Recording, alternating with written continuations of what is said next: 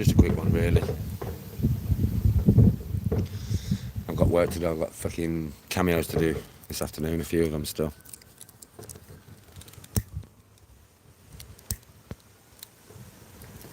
I know a lot of people say that ain't work. It is if you're earning money, mate. So how is everybody, man? You good? How have you all been? What you all been up to? I've had a nice chill few days, to be honest. Cleaning, cooking, washing clothes. Speaking to Toni. She's loving her life. Yes, Kingy. How you doing, bud? Sighty.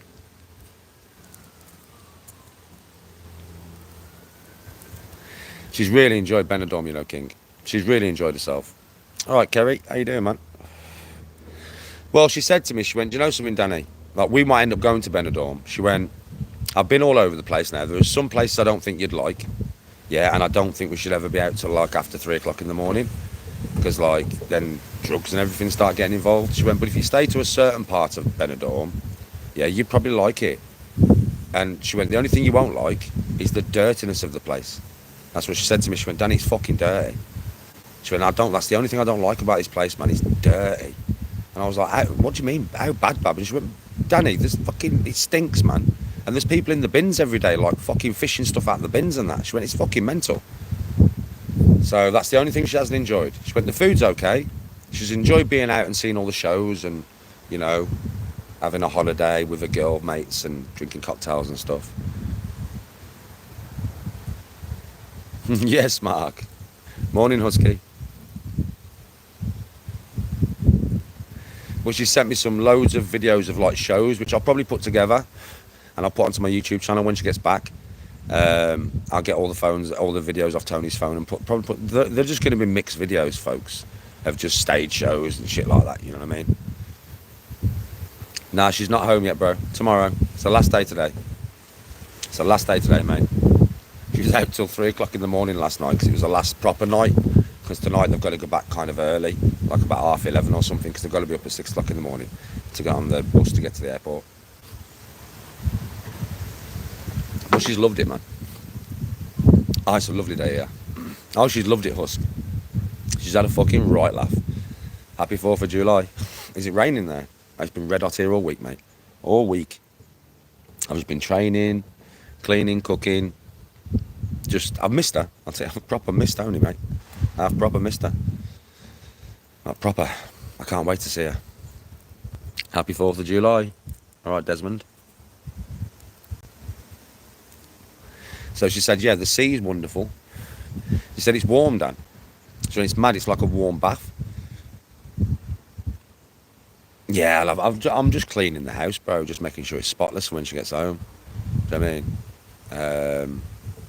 Oh, mate, you're gone.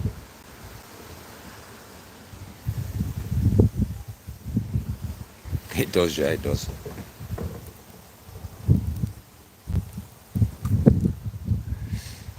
Yeah, she's loved the beach. She's loved the sea. When it's really warm and it's nice. She's enjoyed a lot of the food. She loves the cocktails and the live shows and that.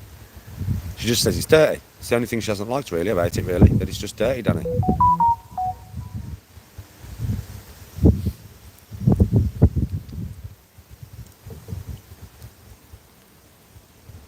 And now we're off to Tenerife. I can't fucking wait, mate. I can't fucking wait, man, I'm telling you. It's going to be a good holiday. Me and Tony's going to have a fucking right laugh. Yeah, absinthe is evil, man. Absinthe is evil. That shit's lethal. Yeah, I'm all packed, Husk. I'm all packed. Everything's ready. Changed all the money into euros. Did that a few days ago. I've bought everything I've got to get. I was going to get to the hairdressers and have my hair cut, but I don't want to, man. You know what I mean? Like, I don't want the skin, you know, the skin on the side of my head, because it's red hot, it's 40 degrees over there, and I don't want the side of my head to burn, and it will. I know it will. So fuck that. I'm just going to leave the hair there. I'm just going to leave the fucking hair here. Fuck it, I don't care. Yeah, I'm just going to trim my beard myself. I will enjoy my time away. Toni's wicked, man. She's loved her life. Oh, I've got cameos to do, bro. I've got loads of cameos to do this afternoon. I put a message on Instagram saying, look, I can't do no cameos for 2 weeks yesterday, and I just got inundated, mate. Do you know what I mean? Birthday cameo, birthday. I've got fucking loads of them to do this afternoon. That is my work, innit? So I can't be on here I can't be on here all day. Yes, Paul.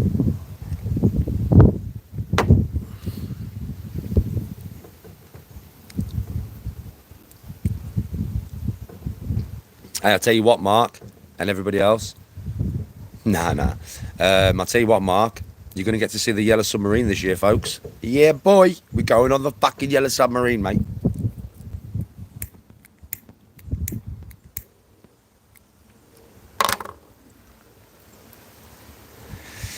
And don't forget, it'll be good, Husk. I might not be able to do it live. I'll try. So I've got 2 phones. So I'll go on this phone live when we go in the submarine and see how long it lasts. But I'll also have the other phone filming so that if it doesn't, I can put it onto, you know, like my channel through video. All right, Dank. We're all going in the fucking Yellow Submarine. Oh, I know he's very obsessed. I don't want to talk about him, bro. I'm past that now. Trust me, chat. Don't ask me about none of these channels. Don't ask me to justify myself in any way, shape or form. Because I'm not. I'm not justifying bullshit. And I'm past it. I'm past it. I don't care what they're saying. I don't care what they're doing. I couldn't give a toss. I honestly couldn't give a toss. I don't care no more. Don't want to talk about them. Don't want them mentioned on my channel. Fuck them. I've had 2 days off, mate, and I haven't even fucking thought about them.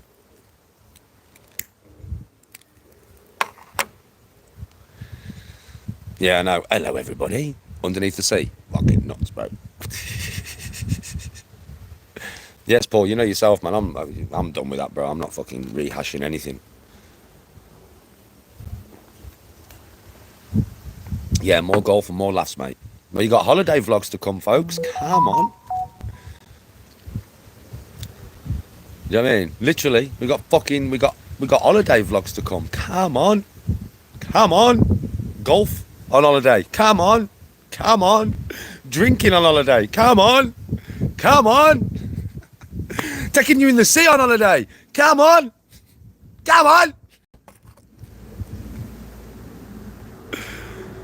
Take you to the caves, Kingy. Take you to the caves. Listen, that depends, bro.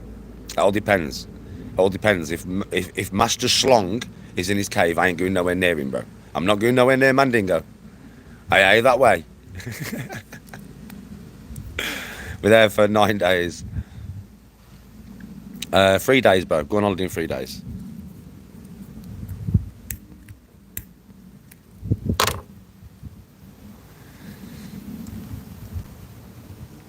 And now I'm just in all day doing washing. Took all the bedding off. Because obviously when Tony gets back tomorrow, I wanted to be able to get in a nice crisp bed. You know what I'm saying? So I took all the bedding off. Took my son's bedding off. So I can wash his bedding as well. And I've mopped everywhere. Cleaned everywhere. My son's spring cleaning the bathroom right now. So, you know, taking everything off every surface. Cleaning every surface with bleach. I've got to make food this afternoon for me and Eve. That's about it, really, man. Everything's done, you know. I've been on this shit all week, man. Like, obviously, I've not been online, have I? So I've just been pottering around cleaning, man. Training, cleaning, cooking. Training, cleaning, cooking. Domesticated, Danny, domesticated. Yes, John. DJ Master Mandingo, bro. We don't need to be going near Mr. Mandingo, like. You know what I'm saying? But I'm taking you down to the rock pools anyway. You know I will. I'll take you down to the rock pools for the day, man. Do you know what I mean? So you'll get to see a lot of that place. Get to see me jump into the rock pools and that, yeah. You get to see quite a lot of that place. And yeah, I've got loads of footage on my phones already that I could upload today. You don't understand how much footage I've got on these phones to upload, you know. Well, Ron, yeah, that's what it. You know what I mean? Yeah, I've cleaned everywhere, bro. It's spotless, mate. That fucking house is spotless. You know something, bro? Like, Tony's been on holiday. She's had a lovely week and that. And she hasn't had to do no cleaning or no cooking or fuck all. I mean, I always cook and clean, don't I? Yeah, but not to this extreme, I don't. I do cook and clean, but not like this. Yeah, but I just thought to myself, you know, she's away on holiday. So when she comes back, I'd just like it all to be done for her. So she doesn't have to do anything. So she can just chill for 30 hours. And then get back on holiday again. Yeah, of course I will.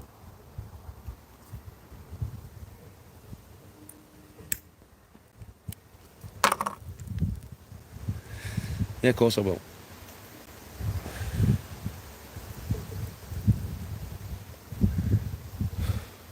She will, Ron. She sent me a message this morning saying, "Good morning, Danny." I was like, "Good morning, Bab. How you feeling today?" She was like, "I'm tired, but I'm good." I was like, "Okay." So what are you doing today? I told her what I was doing today, and she was like, "I fucking love you." I was like, "I love you as well, Bab."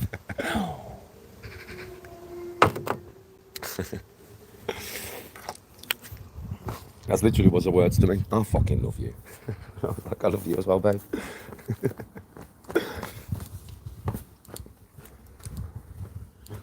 When she gets back tomorrow, I'm going to take a suitcase off her. I'm going to wash her clothes for her. And then she's going to go and get up the stairs in bed. I'm going to go upstairs in bed. And then jumps a fish. Yeah, look. My stuff's on the side over there, but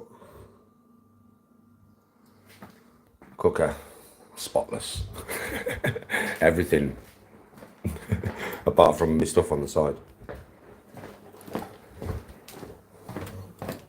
Oh, floors as well. Floors, shiny and mopped. Floors, shiny and mopped. There's a mop bucket, look. Floors, shiny and mopped. Front room, clean as fuck. Mopped, hoovered, clean as fuck. I told you, orgasmic. Mirrors cleaned, fireplace cleaned. TV and everything. Look how shiny it is, cleaned. Everything cleaned, everything cleaned. Windowsill, look. Cleaned, clean. Look how clean it is. Look how clean the windows are. Look at the fucking windows, man. I've been on it. I'm not joking. I wore gas in, I don't lie, do I? I've been on it, mate. I've been walking on it. All week, man's been on it. All fucking week. Look here, look, look, look, look. Look, look, look, look. Look, even the windowsills. Clean as fuck, mate. Even the windowsills, bro. Man's been on it, you know. Man's been fucking on it. Oh, shit. Yeah, man's been on it all week. He's been cleaning like a motherfucker. I told you I don't gas, so we're chatting shit to you, man. I've been cleaning like a motherfucker.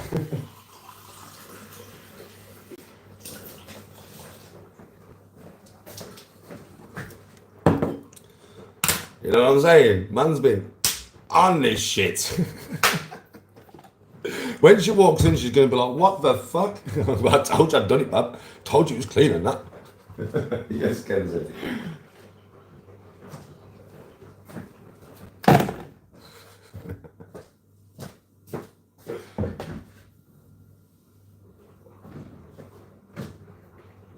You can hear the washing machine. That's washing that I'm doing. That's the bedding, that is. That's the bedding in the washing machine.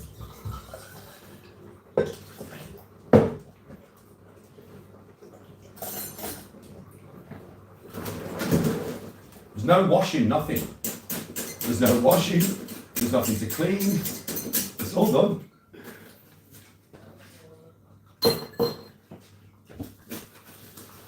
And when she walks in, mate, I'm going to make her a cup of coffee, take her stuff off her. Wash that, put that out on the line, while she goes upstairs and has a relaxing bath. She can get herself in bed, and then I'm going to order some food, put a film on, and we're going to spend some time together.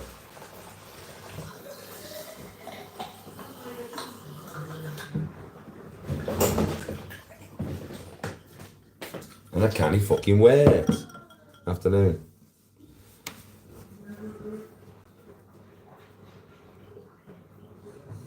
Yes, Warren. It's been, you know something though, bro, this has not been done today. Bro, I've been done this all week. So it's not like that I'm not saying like I've been cleaning every day all week. So the house has been like this all day, every day. No mess. No mess, bro. And then what I've been doing is I've been keeping the house clean, just normally, like you normally would. And I've been doing washing and drying and stuff. But then, throughout the day, I've been finding something to do with my spare time. So, like the front room windowsill and the window frames and the windows. Yeah, I'd cleaned up in the front in the morning. I'd done about 2 loads of washing.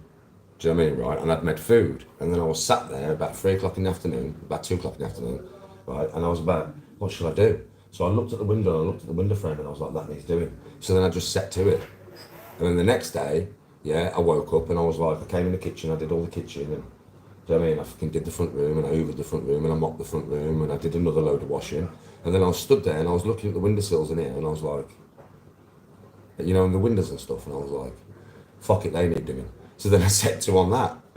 So that's what I've been like since Tony's been gone. And in between that, just training and cooking, you know what I mean? I haven't been anywhere, you know. I've not been anywhere. I went out once to Muriel to get this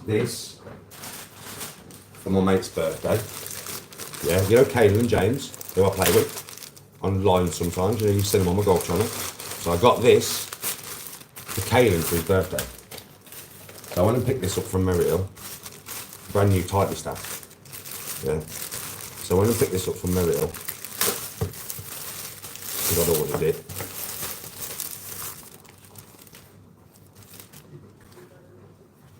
Look, it's got the ball marker, look.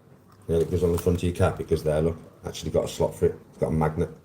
So yeah, I got Caelan that. Nice, isn't it, that? Nice at that, mate. So I got Caelan that for his birthday. So I had to go to Muriel and pick it up. It's not easy, I'm not going to give it to him until I get back, but... So I got Caelan that, so I had to go to American Golf to get that. And then I had to go and change some money. So I went and changed some money, and I went to Asda shopping, yeah, for me and Ethan, get some food shopping and stuff, and bought gas and electric, and that was about it, mate. You know what I mean? And then I haven't left the house. I've just been in the house playing and cooking and training.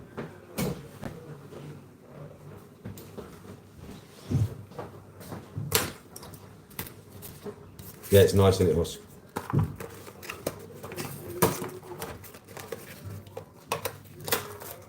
Ball markers on that tag at the back one. So you put it on yourself. I'm not going to take it off. There's the ball marker. There it is, look. But he'll have to take it out, and then it'll just it'll be a magnet, and it'll stick on the front of his cap here. I need to get myself a cap with a ball marker when I'm playing competitions, and just have it as my competition hat. So I've always got a ball marker right here, because when I'm in competitions, I'm always having to carry 20p coins in my pocket and stuff. Yeah, because I have to mark my ball every time it goes on the green and pick it up. I have to. It's competition, right? So I'm always having to use 20p pieces in that. I need a proper ball marker. And if I get one that I have had ball markers, you know, that are loose, and I always leave them in my pocket and stuff, and then they get washed in the washing machine and they get lost. I need one that sticks to my cap, because then I'm never going to lose it, am I?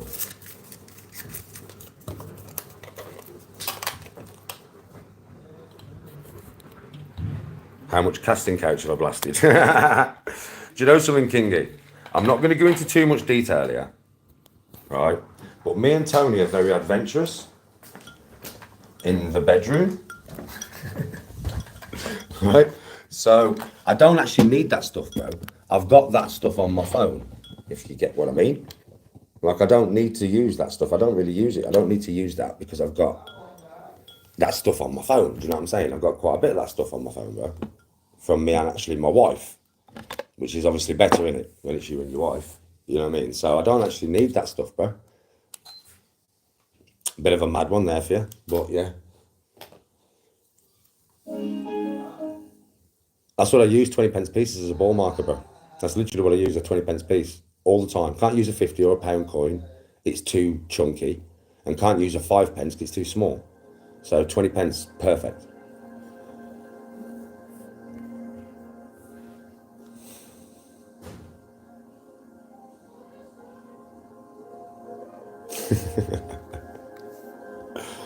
Tony, why are you late? Boys more suited to you.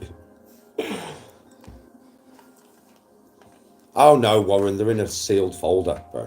That kind of stuff is obviously in a sealed folder on my phone, isn't it? It's not on this phone. I've got 3 phones. So I've got one phone that is my old phone that I don't really use. And it's my iPhone. So on an iPhone, you know, on an iPhone, you can have a folder where stuff's in there that you need to put your fingerprint on, yeah, to access the folder. Yeah, so so they're all in my iPhone, mate. None of them are in this phone or my other Samsung. They're all in my old phone. And if we do like make anything like that, then I always transfer it to my old phone. You know what I mean? They always stay in the same place, but so yeah, there's none of that. They'd never get leaked or anything like that, bro. That's impossible. I'm not daft, like, you know what I mean? She's my wife, mate. I'm not interested in nobody else seeing anything to do with my bloody wife. I'll tell you that now. She's my wife.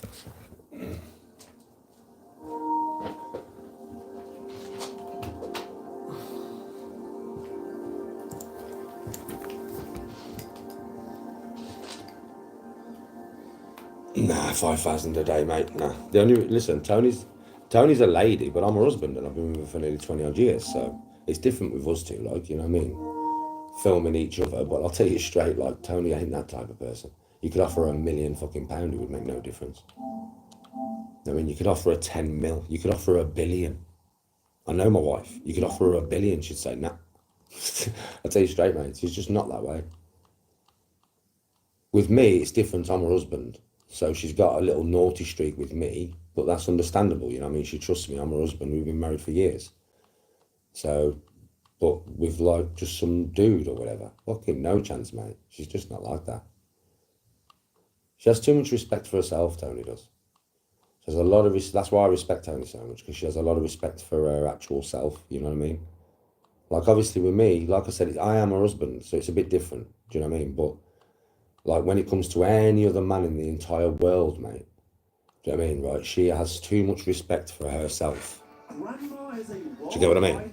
That's why loads of people, since she's been away, has tried to wind me up by saying, oh, you know she's doing this, you know she's doing that. And have you noticed, I'm not even stressed. It's not even stressed me. When people have said this to me, it's not even bothered me. It's just like water off a duck's back. Do you know why that is?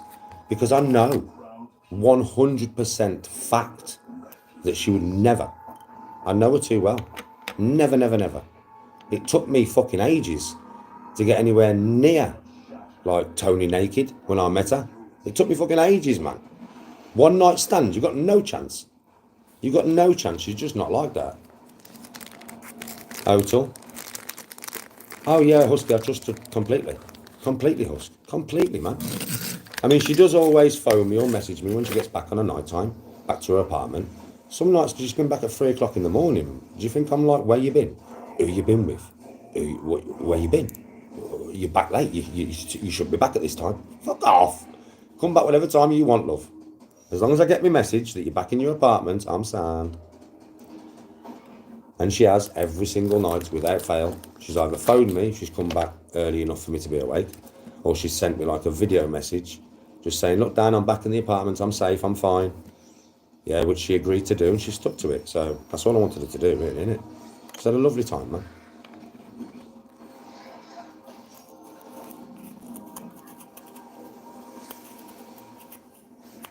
How was that car crash taking them poor football brothers? I don't know what you're on about, Hondaker. But if somebody's died, R.I.P. and much love to the family. Oh yeah, Warren, it was a lot of work, bro. A lot of work. I was talking to Tony as a friend, mate, for a few months. Yeah. And then that New Year's Eve, when she snogged me in front of my girlfriend, and me and my girlfriend split up, and she kicked her then boyfriend out, right? And we started like kind of courting, yeah. During that courting process, bro, it was nearly 2 months, bro. Nearly 2 months of seeing her every day before I got anywhere near her naked. No joke, bro. That's how long it took. I think it was like 6.5 weeks, I think, something like that. Of seeing her every fucking day, bro, before I got anywhere near her naked. That's how I knew she was a keeper. That's how I knew, bro. Because no bird up till that point in my life had ever gone more than a week. So any bird in my life up to that point, mate, if I'd seen them every day for a week, I mean, some of them it was just one day, right? Some of it was a one night stand. Some of them 2 days, but never more than a week. So with Tony, when she made me nearly wait 2 months, bro, and I was seeing her every single fucking day, yeah, I knew. This woman will not give out. This woman is a keeper. She respects her body. She won't give that to anybody. That's the type of woman you want to marry, innit? Diego Jota for Liverpool just got married 28th Premier season. Oh, fucking hell. Oh, no way. So that's what I don't follow football like that. So I didn't know who Diogo Jota was. I didn't know. But somebody's been saying RIP in my TikTok and I didn't know what it was on about. I didn't know if it was trying to troll me or whatever. Fucking hell, I didn't know that. Yeah, RIP. RIP to both brothers, man. And much love to the families. That's horrible, that's terrible, and that's way too young to be taken. Fucking hell, man. Yeah, for his wife, his kids, his parents, the whole family that's left behind, innit? That's a terrible, terrible shame. I mean, the mother and father, to lose 2 sons in one hit. Fucking hell, man. I can only imagine what that feels like. Well, I can. I've got kind of an idea, but I didn't lose 2 at the same time, did I? So I can only imagine what that feels like. That has got to be pain on top of pain on top of pain on top of pain, man. All love to the mum and dad. All love to the family. And wherever the lads are, I hope they're together. Being brothers.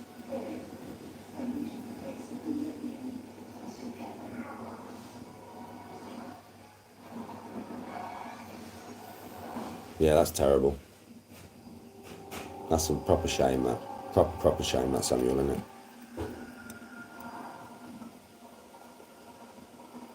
Oh, yeah, Warren. She did. Yeah, she did, Warren. Yeah, she did. In front of my bird, bro. Just grabbed me and stuck her tongue down my throat. And I proper liked Tony, so I kissed her back. I'd never kissed up to this point. We'd never had no kind of touching like that at all, bro. Nothing. I'd spoke to her for a couple of months and had cups of tea with her and got to know her and become friends with her. But not fucking nothing. And then all of a sudden, she just grabbed me and snogged me in front of my missus. You can imagine how that went down. Shelley was literally like, you've been shagging her, blah, blah. I was like, I haven't touched her, I haven't shagged her. I've had some cups of tea with her. I've chatted to the woman, but I haven't done anything. She didn't believe me. You can imagine. I mean, she just did not believe me, but she's in her rights not to believe me, to be fair, if you think about it. You know what I mean? We've gone to a New Year's Eve party to a woman's house who she doesn't know, yeah? And at the end of the night, said woman has just grabbed her boyfriend and stuck her fucking tongue clean down his throat, and her boyfriend has not pulled away. Her boyfriend has like, briefly kissed her back. You know what I mean, right? So you can imagine. I can see it from Shelley's point of view, to be honest with you.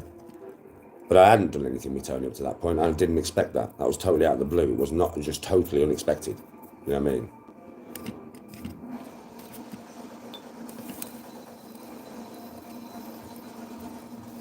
His funeral's today. The family's going to go through it today. It's going to be a hard day for the family today. Very, very hard day. Really hard day.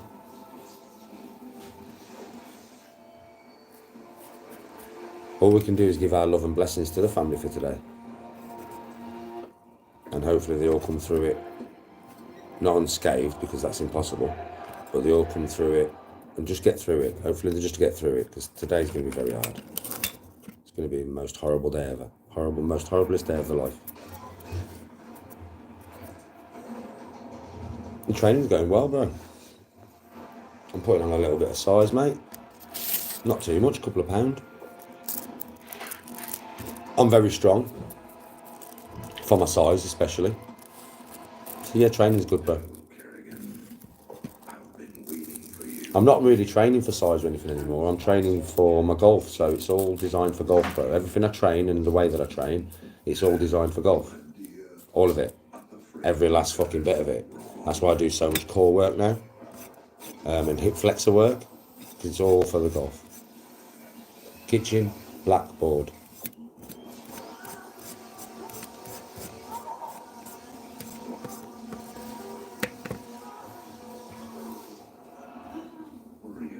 No, I'm not getting to know Misfit scene, bro. I don't know who's told you that. I'm not even interested in it no more, buddy. That's the old me. Raged, always wanted to fight. I'm a bit different now, Jordan. I am basically playing golf and relaxing in my life. Chilling. I mean, my brother came round to see me yesterday. And I gave him his birthday card.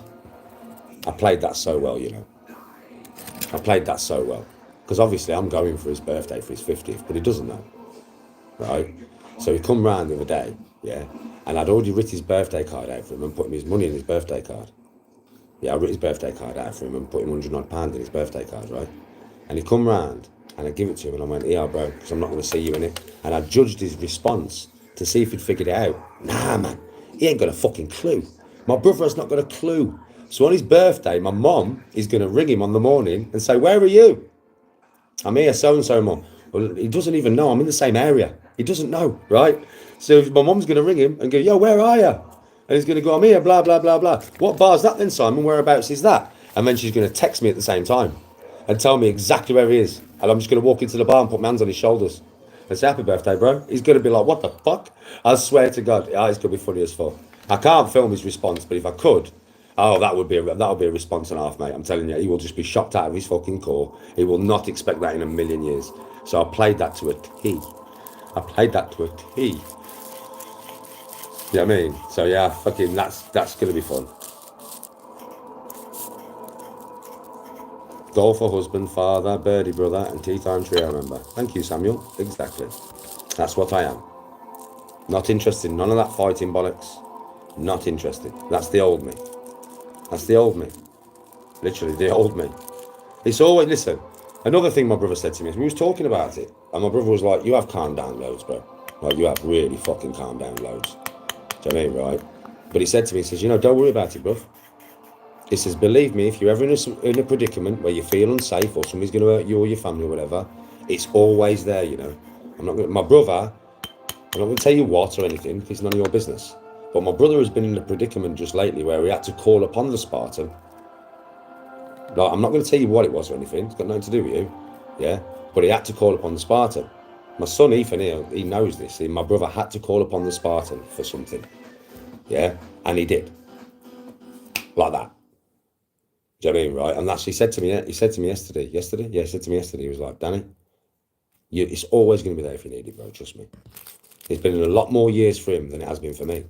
Since he's had to go fucking berserker. It's been a lot more time for my brother.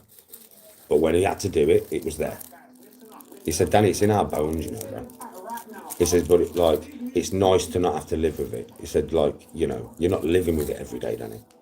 You're just not living. It's not there, like. It's not there. You know, that fucking anger, that rage. I'm not saying I can't call upon it when I'm training and stuff, because I can. Do you know what I mean? But it's not like the same. Because it's not something that, like, that's the best way to put it. It doesn't escalate. I can call upon a little bit of anger to lift more and to do more. Yeah, adrenaline. But it doesn't turn into then me raging. I do the set, I put the bar down, and I'm like, back to normal. Do you know what I mean? So it's very good that I can use it when I need to use it for certain things. But I don't live with it. Do I fuck? Nah, I don't even think like that no more. I get up every morning, yeah, and I'm just chilled.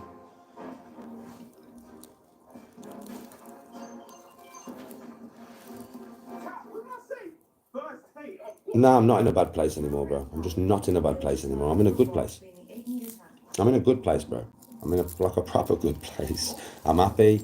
I'm happy with where my life's going. I've trimmed down quite a lot for my golf, which was my aim. Maybe not to trim down quite as much as I have, like, but I have trimmed down for my golf, which was my aim, because it's better for my swing, and everything I've set out to do, really, do you know what I mean, is in the process of being done or has already been done.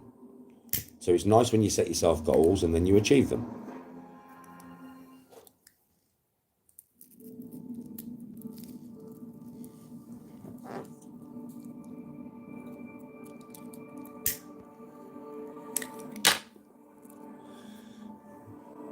Nick or Nate Diaz? I'd say Nick's more skilled, but Nate's more brutal. That'd be a hell of a fight to watch. Listen, why does it always have to come down to how hard I am or how hard I'm not? Why can't you just come in here and have a normal conversation? Like, I'm not here professing to be hard, am I? I'm not here fucking shouting and screaming at the screen. I'm just having a chat. So why can't you just come in here and just have a normal chat? I don't mind people asking me like Nate Diaz and his brother. That's just a normal question you can ask someone. But when it comes to, oh, you can't fight sleep, or you've never had a fight in your life, or have you ever fought anybody, or how hard are you? How hard are you? Have you got any proof? Well, I don't care about all that, man. I'm just in here having a chat. Why does it always have to come down to that? I don't talk about that shit no more. Come on. Fucking hell.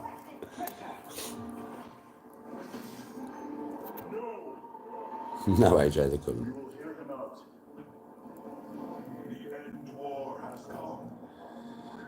Respect, Samuel. Barry?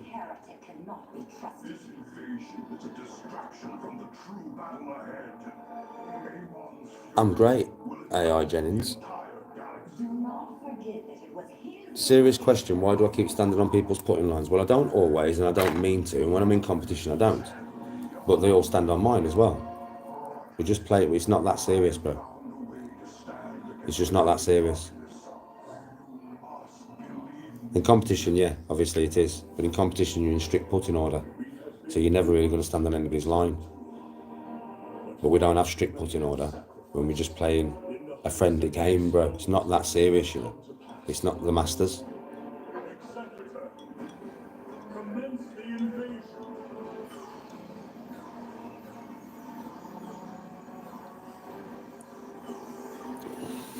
I know, Barry.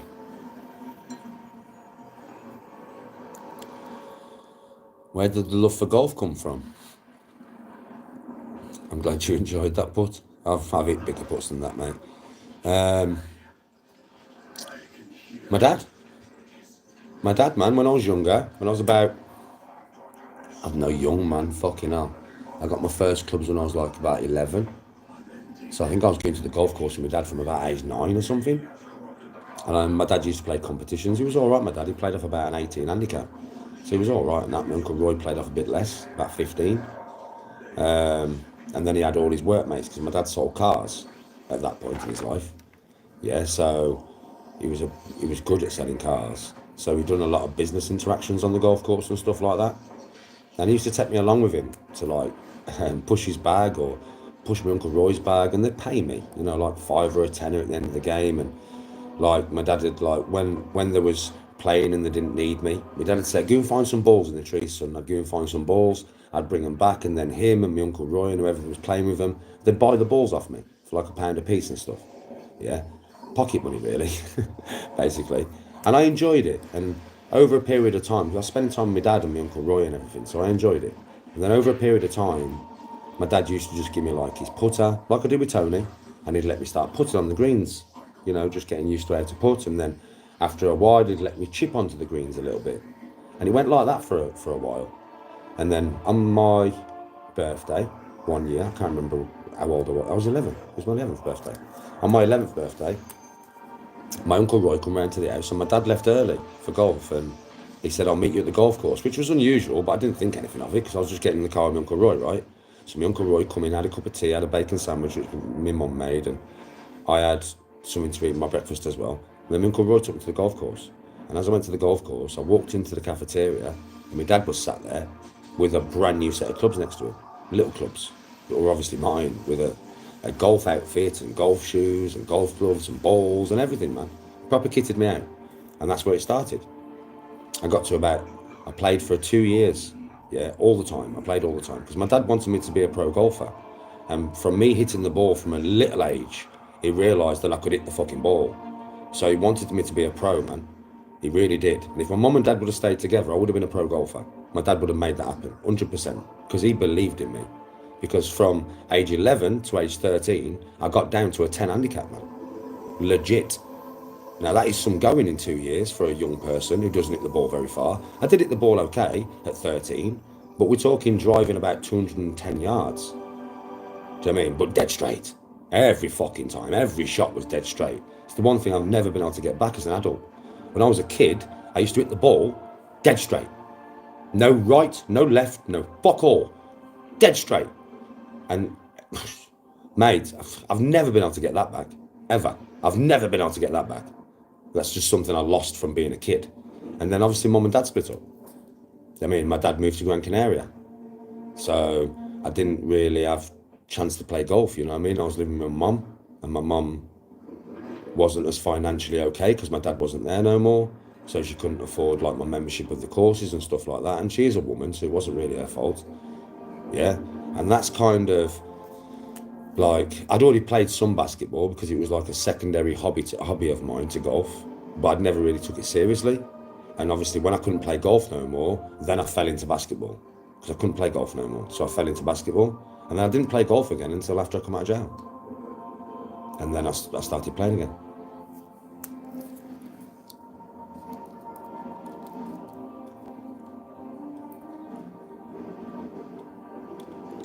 Well, I push it to the right because I have a different body now, but the same swing as when I was younger and I played. I was better than what I am now, but I was 15 and a half stone, so I was much bigger. I was 3 stone bigger than what I am. Yeah, and with that, I had different dynamics, different power, different hips, different shoulders, everything. Right. So I'm like kind of trying to work with the same swing, but with the different body mechanics that I've got now. So it's a learning curve. It's getting back. I've got to get to a new place with my body and my swing, but it's not quite there yet. It's getting there though. It's getting there, but it's not quite there yet. But you know me, I'll just keep going. It's one of them ones. I'll just keep practicing and keep playing and keep practicing and keep playing. I'll get slightly better and slightly better as I play. It's just practice, right? Practice makes perfect. So.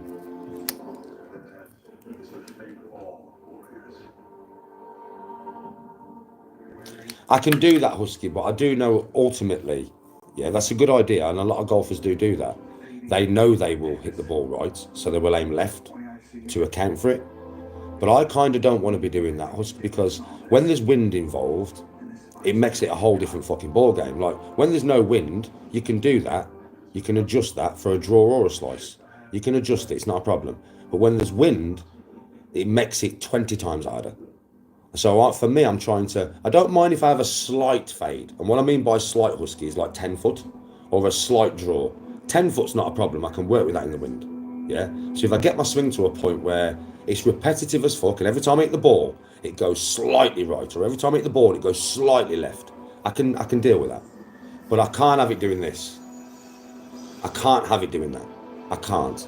So I've got to get my swing to a point where I'm either hitting it dead straight or virtually straight. Which is why I'm always changing stuff and always working on stuff, because it's obviously not there, is it?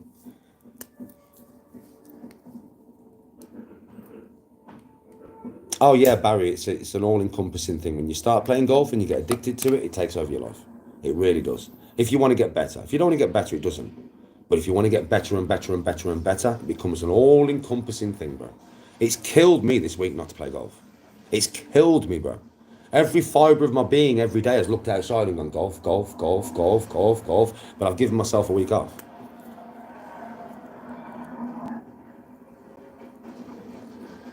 Yes, Cupid melts.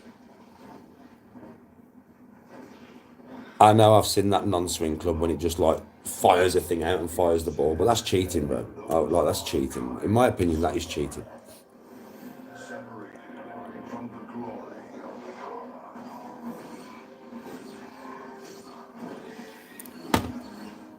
And you could never play a competition with that, you know. Never, bro. Seriously. You wouldn't be allowed, bro. They wouldn't allow you. There is strict things like a chipper. So you have like a putter.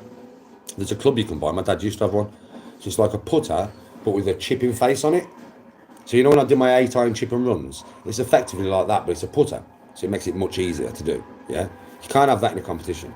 You can't use that club. You can't go over 60-degree loft neither. You know, like I have a 60-degree, well, I have a 58, but my old one's a 60-degree. So I do have a 60-degree lob wedge as well, yeah? You can't go over that in competition. You can get ones that are 70-degree, but you're not allowed to. You're not allowed to go over a certain degree. You're not allowed to have over 14 clubs in your bag. You can only have 14 clubs in your bag when you enter a competition, or less. Kind of no more than 14. So there's certain things in golf that all these cheating aids and stuff that you get, you can't use them in a competition. You're not allowed to. So there's no point. What's the fucking point? No, I'll never be professional, bro. I'm not good enough.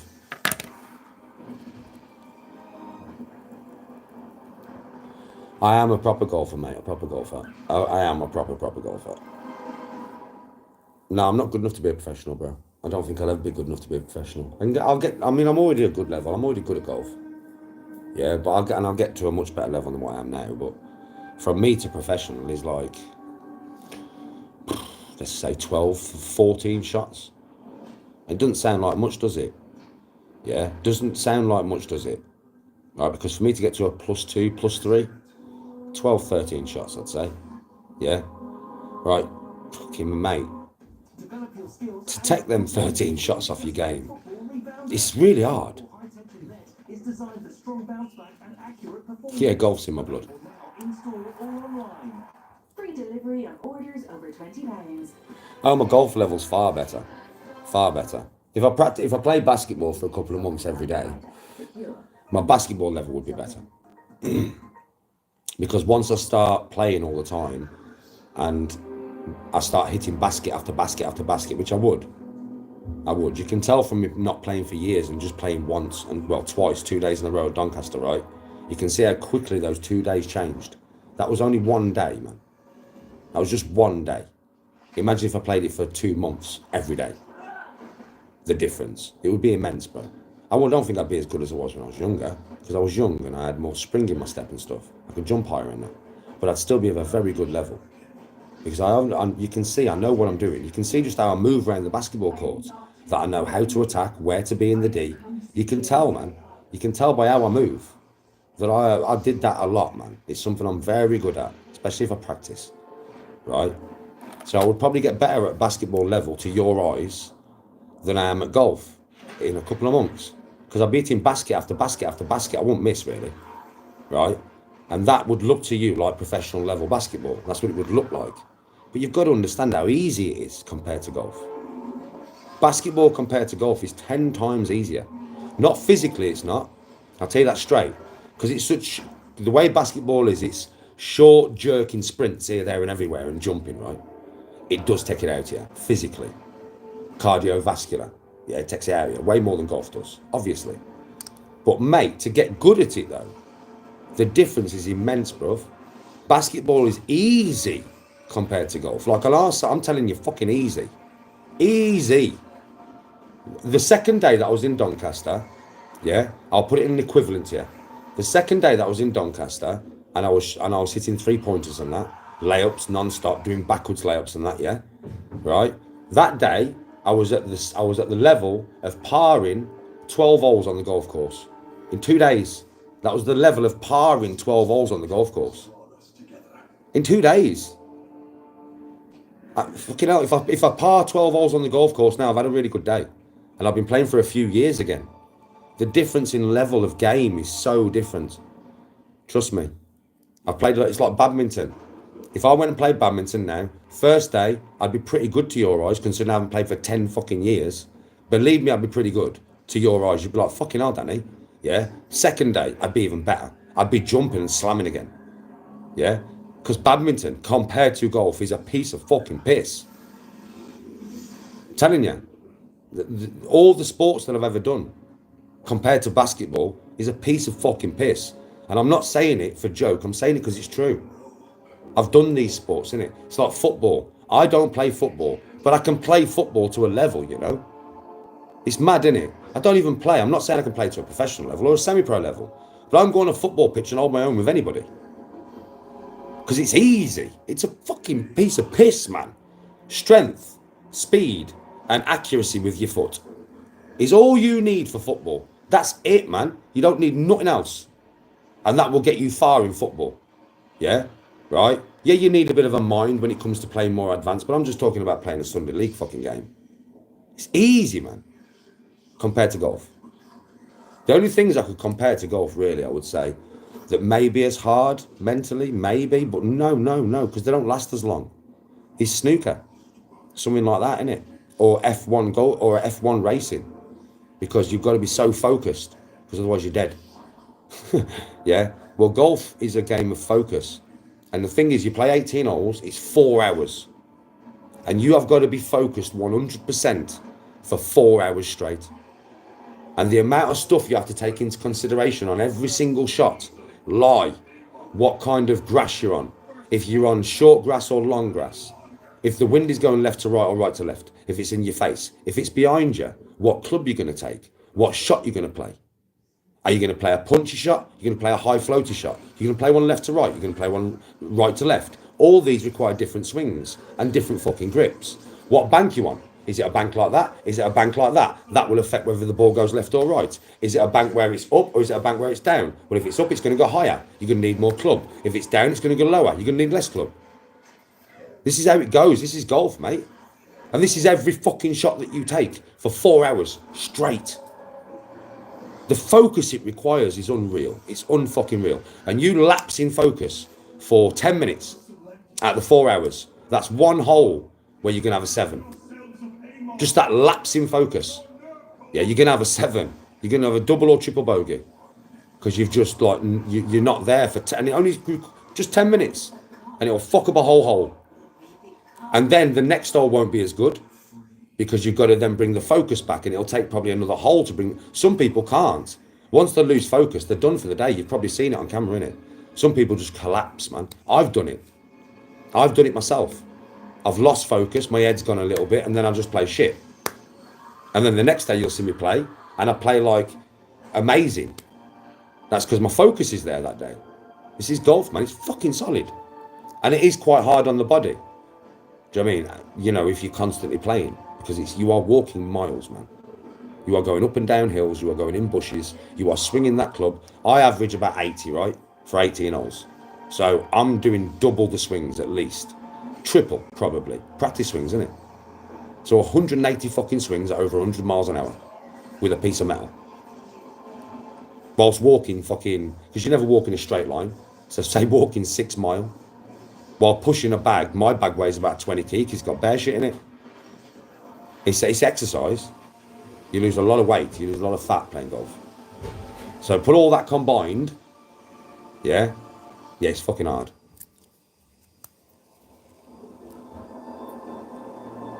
No, I'm not a pro.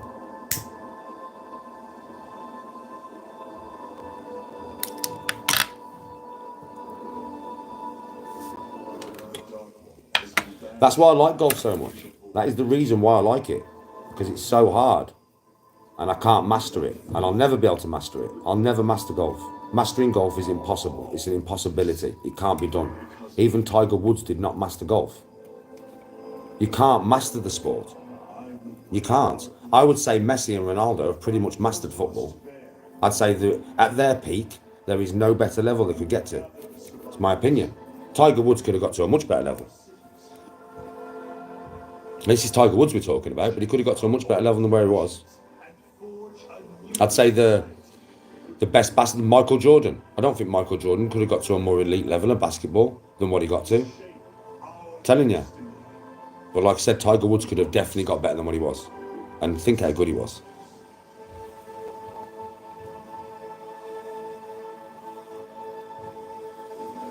I bet you that's quite hard, Husky.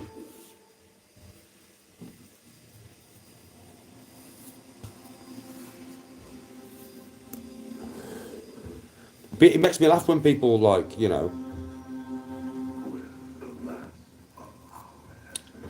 Who? Pro Bro. Yeah, he's having a few weeks off. Pro Bro's having a few weeks off, mate. He's resting. He's played so much golf. He's wrecked himself. Basically. That's what he's done. He's gone at it too hard. Which I can understand because I'm the fucking same, mate. That's why I've had a week off. Because when Pro said to me on Sunday, Danny, I'm having a couple of weeks off, man, because I've gone at this too much, man. I'm fucking wrecked here. And I would look at him and I was like, good idea. Do you know what I mean? I swear. Because I've done the same. I've gone at it that hard that, like, I can feel things starting to just ache for... Well, they're not now. Well, they are because I've been training, but you know what I mean? That's training ache. But I'm feeling things, like... And I'm thinking, I need to have a bit of time off, man.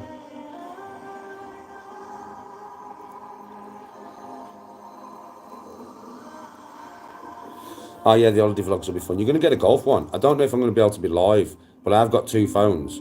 So I'll probably get Tony to film a video on the golf phone, and I'll go live on this phone. If it lasts while I'm out, it lasts while I'm out, right?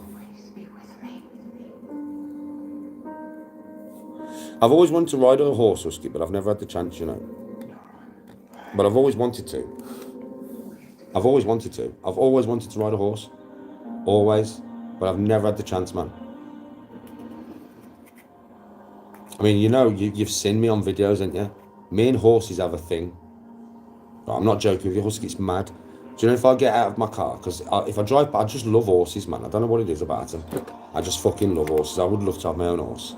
I'd be fucking riding that thing everywhere, bro. I'm not even joking with you, I swear to God.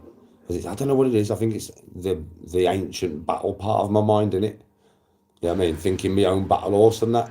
You know what I mean? Call him fucking Zeus or something. I'd call him Odin. You know me, I would definitely call him Odin. Right? Yeah. I'd love one. I really would. I'd love to ride a horse because I think it'd be fucking mad. I've just never had the chance. But whenever I see a horse, I pull over my car, man. I get out of my car and I go and say hello to the horse, man. And they must be quite intelligent and they must be able to recognise if somebody means them harm or they're nasty or something. Because I have nothing but love for animals, yeah. Right, so when I get to the fences and that, I'm like, here, boy, come here, boy. Their ears prick up. It doesn't matter what horse it is. These are horses I've never met before. And they always come over to me, husk, man. And I give them some grass, and if I've got any munches in the car, I give them some munches and that. And then usually they'll let me, like, like nuzzle them. Like put my head on the nose and stroke the sides of the head like this. Yeah, and they just let me do it. So they must be able to sense that I'm obviously not there to cause them any harm, or I'm just there because I love horses.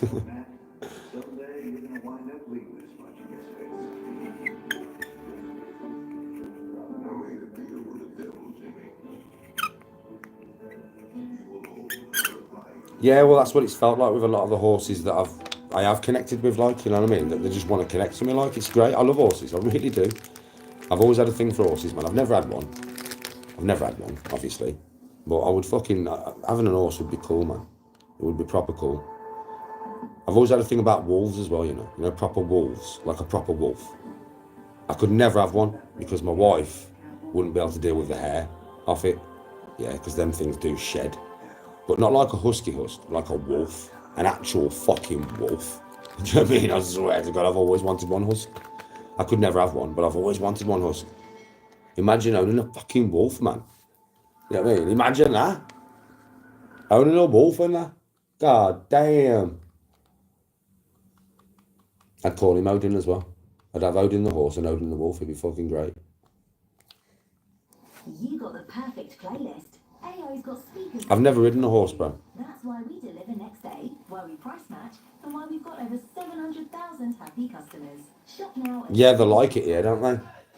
They like it there, man. Do you know what I mean?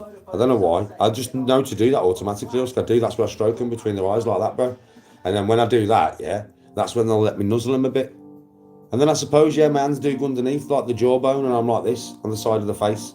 You know what I mean? They fucking love it.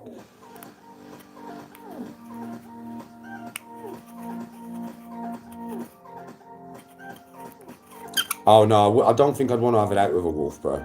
I'll tell you that straight. I think I'd raise my wolf to be a nice wolf.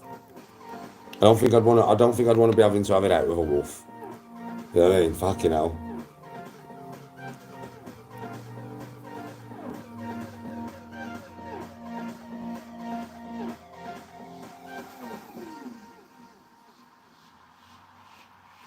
Could I connect with a badger? Oh, I don't know. Never tried.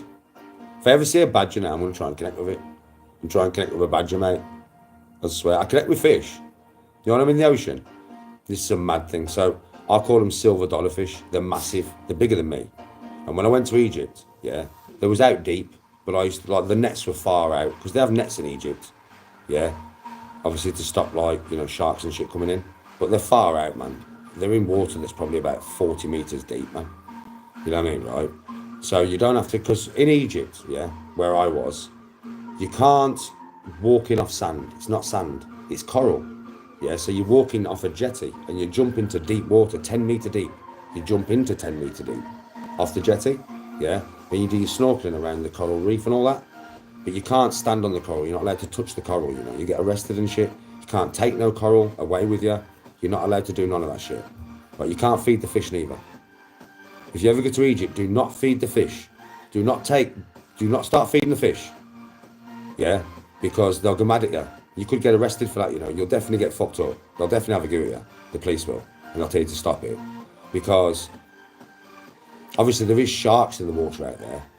And if you start feeding the fish, it causes a fish frenzy. And the sharks can sense the frenzy. Now, even though there's nets, them sharks, if they want to, will bite through the nets.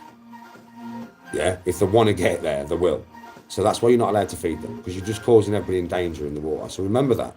If you ever go to Egypt and you're in a place like I'm describing, and there's no beach, and you have to jump in off a jetty into the coral, do not feed the fucking fish. You don't need to anyway, there's thousands around you. But anyway, me and Tony was there for 10 days, yeah?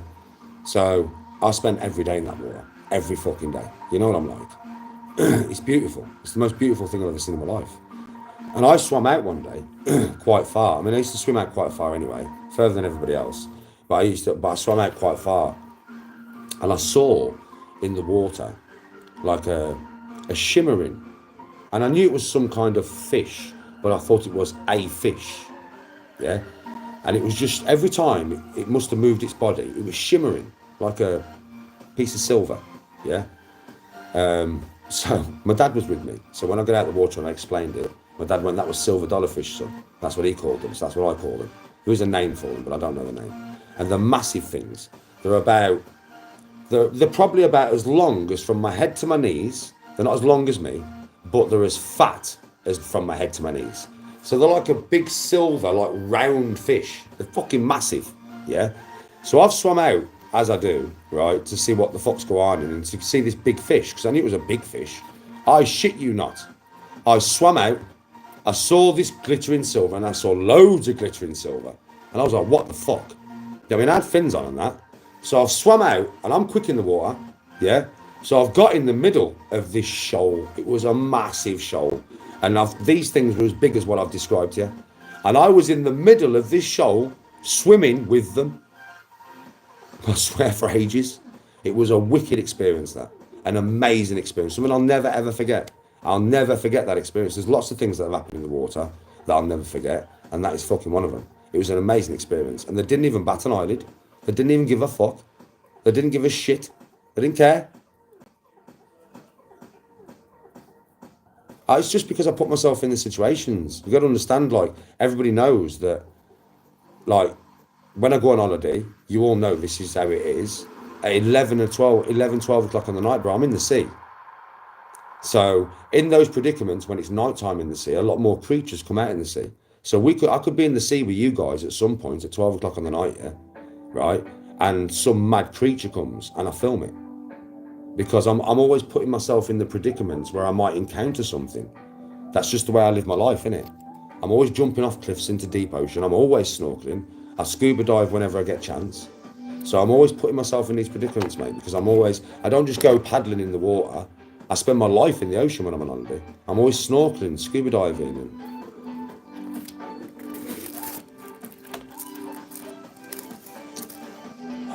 whatever.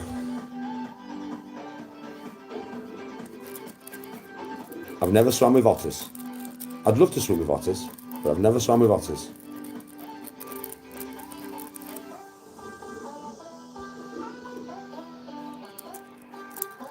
I've never swum with sharks neither. That's something I'd like to do, as mad as it sounds. I'd like to swim with sharks, maybe.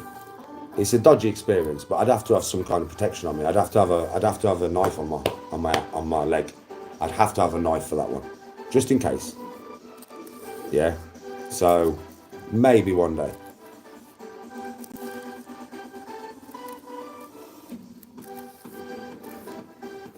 Yeah, husky, swimming with sharks would be an experience, but you'd have to have some protection there just in case one of them looked at you as a meal. But there is sharks out there you can swim with that are pretty harmless. You know what I mean? Like, they're not really, like tiger sharks, for instance. Nah, you would never want to swim with tiger sharks, I'm telling you, right? Or bull sharks. Bull sharks even worse, I'm telling you. Great whites, you would think great whites aren't even the dodgiest to swim with, you know. They're not, because they're not that aggressive unless they're hungry. Really, I swear, because they're the biggest fucking predator in the ocean. That's like deadly. You know what I mean? So they know nothing fucks with them. So I've read about great whites. They're quite docile, you know, unless they're hungry. Basking sharks, they're massive, but they're harmless. You could swim with basking sharks. They wouldn't hurt you. They wouldn't even bother you. They just wouldn't. Oh no, bull sharks are a no-no. Bull sharks are a no-no. They're the one you'd never swim with. You never go in the water with bull sharks. Because they're just aggressive as fuck, man. They're really aggressive husk. They're the most aggressive species of shark.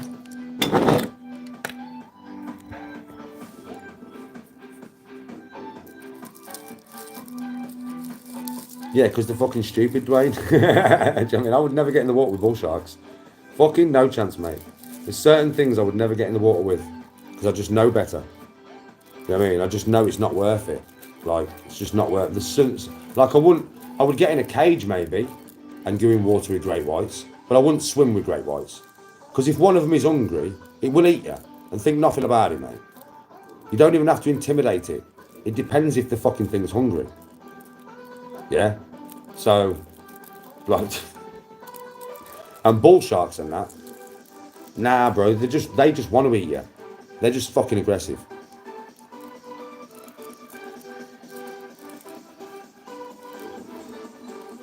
Bird eating spiders is a no. I like crocs, man. Yeah, saltwater crocodile, no. Do you know what I mean? But I do like crocs, to be honest. I don't know what it is about them. I think they're cool. I've always liked crocs. I hate spiders. I like scorpions. Ain't that a weird one? You'd think I'm freaked out by spiders, but I'm not freaked out by scorpions. Ain't that a mad one? Work that one out.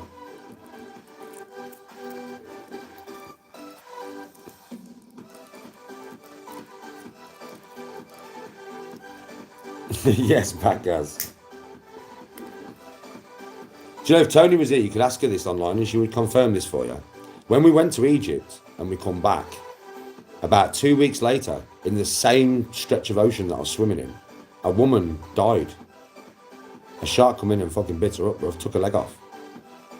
Literally took her leg off, I think. And she died.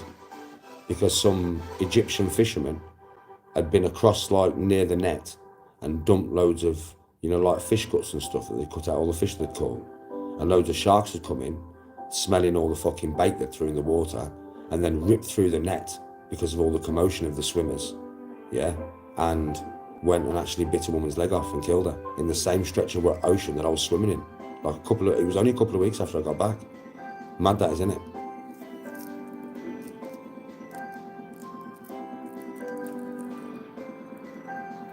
And another mad thing as well. I went on, do you remember when it was a bit, I think it made the ride more scary. Do you remember at Alton Towers when the Smiler, when it crashed and fucking fucked up that woman and that, yeah? And loads of people got injured. And then they put the Smiler back on. Well, do you know when you put the Smiler back on? Me and Ethan went on it. Bruh. Because I knew what had happened, yeah? Right? I was sat on that fucking thing and I was thinking, goddamn, this thing's already crashed once. And I swear to God, when you go on the Smiler, it takes you forward and it takes you backwards. Yeah, and do you know some of the bends? I'm not surprised, man. It feels like the thing is going to come off the tracks, man. Some of them bends, I was pretty sure, here we go, I'm coming off the track. I swear, it just felt like the thing was going to fly off. It did not feel safe. That ride does not feel safe. The Smiler does not feel safe.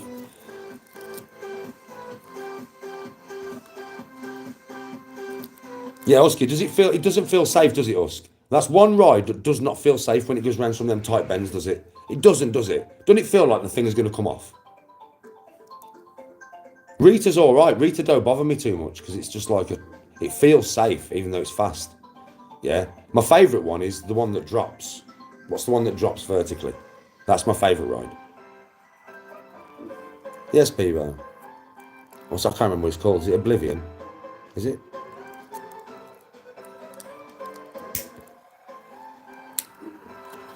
The coolest ride I've ever been on.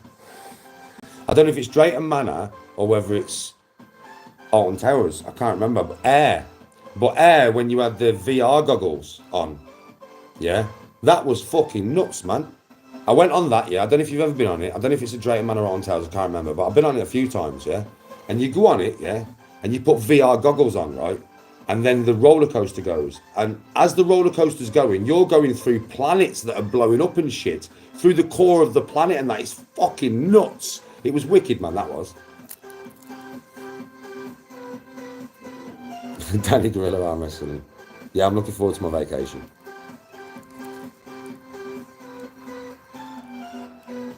Yeah, that's it then, Husky. It's Alton Towers.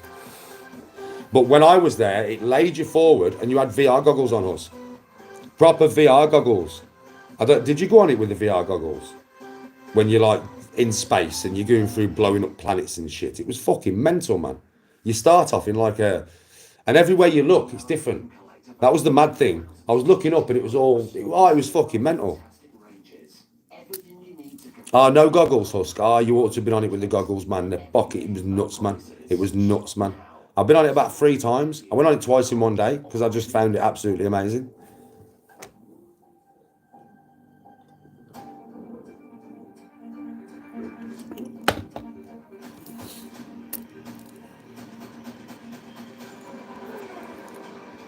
Never been to Disneyland. Never been to Disneyland. Well, I wouldn't now. I'm an adult. There's no point in me going to Disneyland. But we was going to take the kids there when we was younger, and we just took them somewhere else. Can't remember where we took them.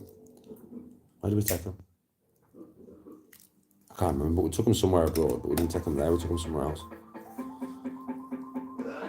Gumbit, Turkey.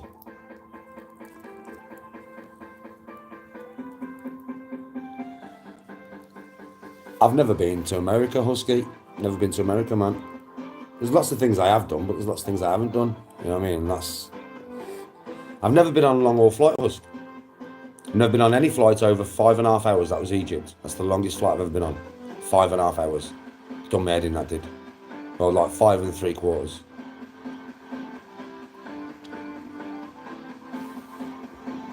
Teacups. Teacups are cool, bruv. The fucking waltzers. You get a geezer behind you on the waltzers, the ones that will spin you, yeah? And that shit's fun as fuck, man, I don't care. It's one of the oldest rides going, and it's one of the best. The waltzers are awesome. You got some banging tunes in there, and the geezer behind you will spin the shit out of you, yeah? It's fucking awesome, bro. Just don't eat no food before you go on it. Make sure you got an empty stomach, that's all I'm going to say, innit? Bumper cars, though, they're fun, man. It's a golden oldie. But you can't beat some of these golden oldies, man. It's fucking fun.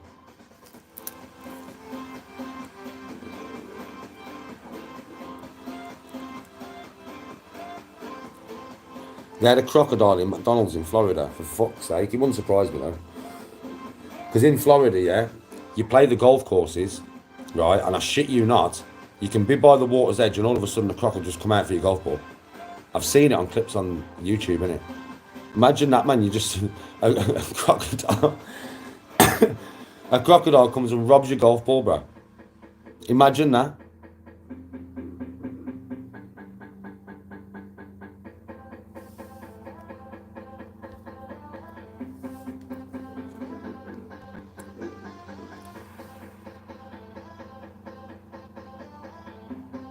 Oh, yeah, that's what I mean. Go on with an empty stomach. Whenever we get to the fair, if I'm going to go on the waltzers, bro, I'll go first. You know, first thing is I go on the waltzers, bro. So I ain't nothing. As soon as I eat one of them burgers with them onions and that on, bro, I ain't going on no waltzers.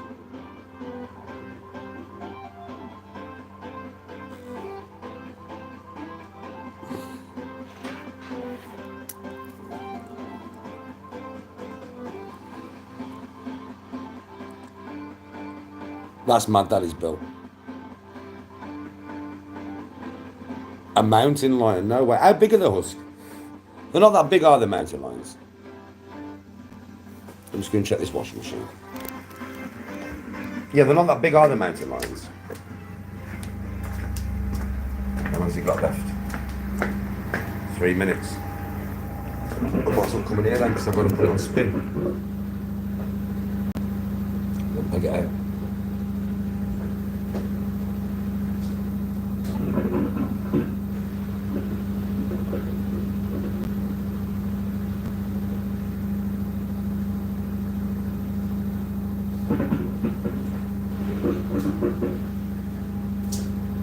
Whatever lives you get off me today, by the way, will be the last lives you get off me till I'm on holiday.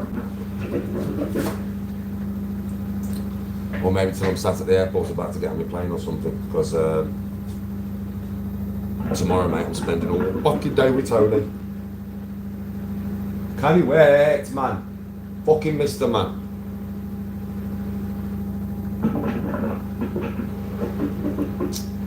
What's my opinion on Sean Atwood? Everybody always asks me this, man. Listen, Sean, with me, was always sound, bro. Always sound, right? Obviously, I did the podcast with him, and then we went on a 2-week holiday, and he was like, Danny, can I come for 4 days while you're on holiday? I was like, yeah. You come on holiday, he was sound. Do you know what I mean, right? So I can only give you my opinion of the man from my experience of the man. And my experience of Sean Atwood is his sound. There's nothing wrong with him at all, from my experience of the dude. You know what I mean?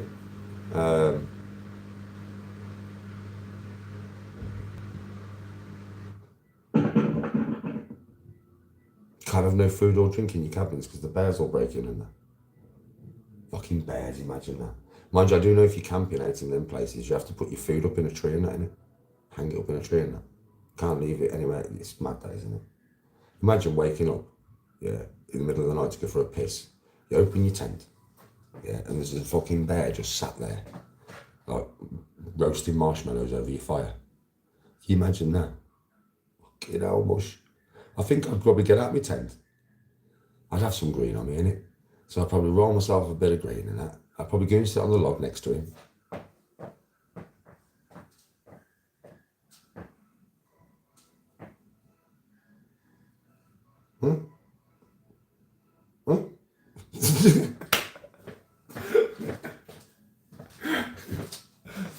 I'd just mosey up. I mean, nice and quiet. I mean, make myself as small as possible so I ain't no threat in there. I mean, just be like,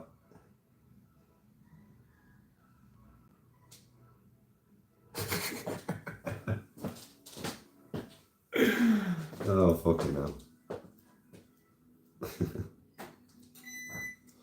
Alright, put this on spin.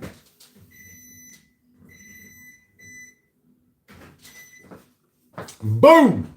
Spin for 15 minutes. And then peg it out. Boom! Peg it out.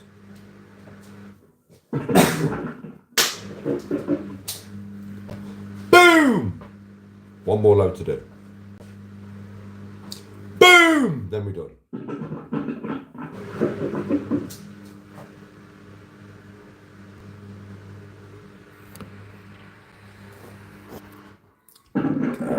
I don't know, bro. I do so many cameos. I don't know if I've done a cameo. I might have done a cameo for him.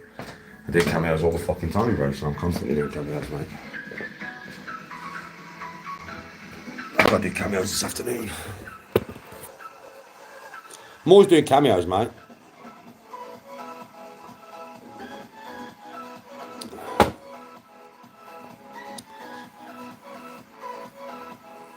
I did see that, Husk.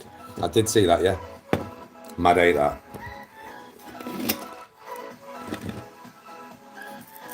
I've refused cameos, yeah, because I won't. I've refused loads. I won't say anything racist, obviously, and I won't threaten anybody. Yeah, and I've had loads of cameos asking me to do them things, so I'm like, no. So yeah, I refuse cameos. Depends on what you want me to say. Depends on whether I'll do it or not.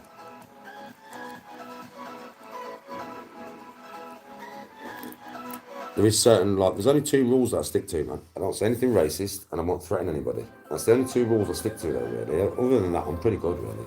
I'll do anything, really.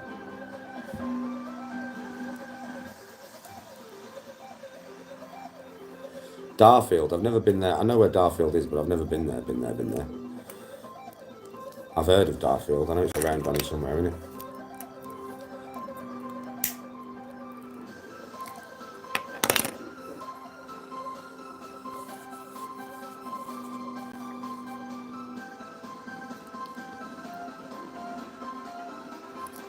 Oh, fucking hell. Mind you, I wouldn't want to see somebody getting eaten by a bear.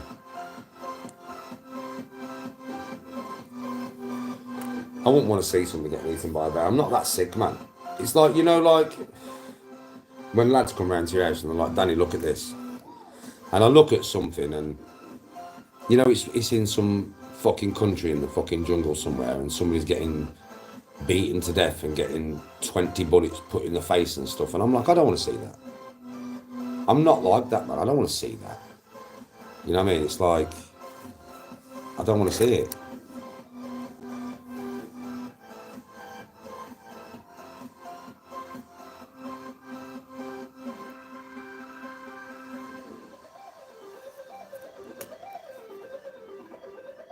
Oh, I just, no, for me, I won't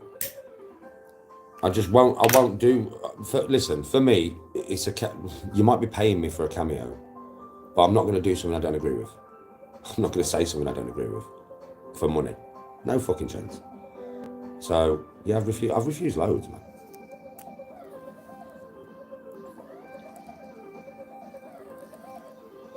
Yeah, I'm the same, but I don't want to see it, bro. I don't need to see that shit. I'm not that kind of sick, twisted mind. I like watching battle scenes out of movies and stuff. Yeah, I do. But I don't actually like to see real people losing their fucking lives, mate. And it's just something I don't need to see.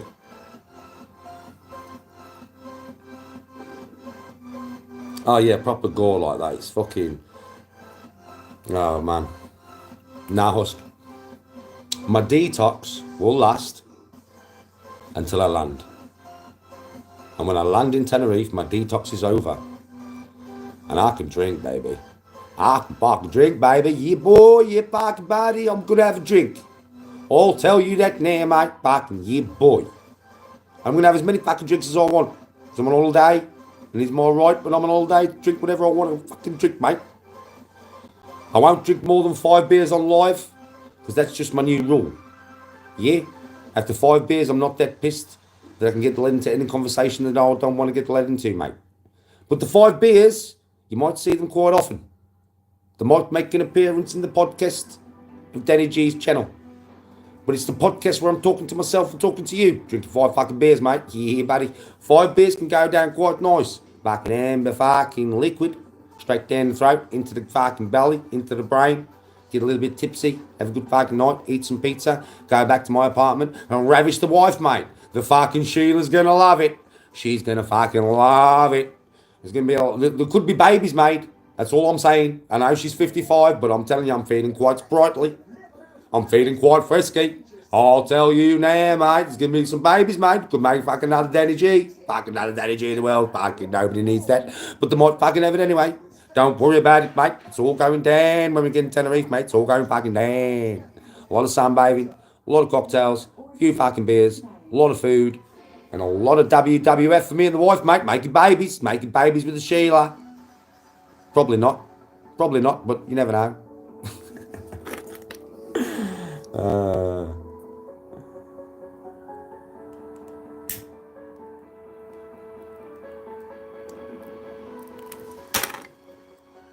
That's kind of how the holiday's going to go anyway, from Koala Keith's perspective.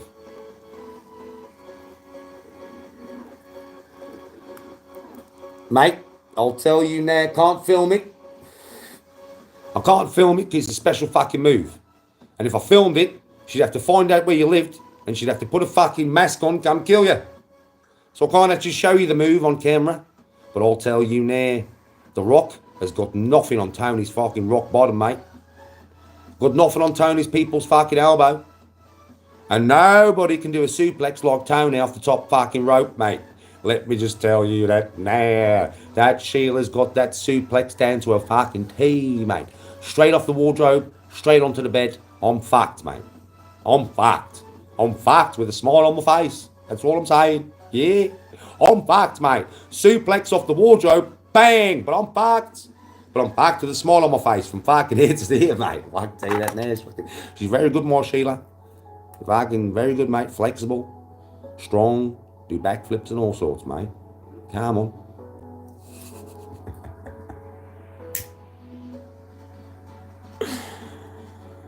Well, Husky, you don't listen. What happens in the sea stays in the fucking sea, Husk. What happens out there in the great blue ocean stays in the great blue fucking ocean, son. You know what I mean? Yeah, buddy, you fucking boy. We won't talk about it. There's only the sea gonna know. Poseidon might be there. He might get a nice view. But he's the only... Aquaman might get a nice view. There might be a merman or a mermaid out there that gets a nice view. But that's the only people who are going to get a view of what me and Tony are going to do when we're in the big blue. You know what I mean? Fucking too right, mate. Oh, man. I've not gotten rid of most of my mods. I've got a few left. The ones that are left are the mods, mate. Alright? No new mods being made on this channel. I can actually mod it myself. I've realised that you can just press a button and it's fucking done, mate. But I do like the mods that are here, so, you know. But no more being made, don't need them.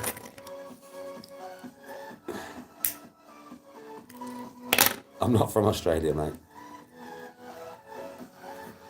However, qualified keys from the outback.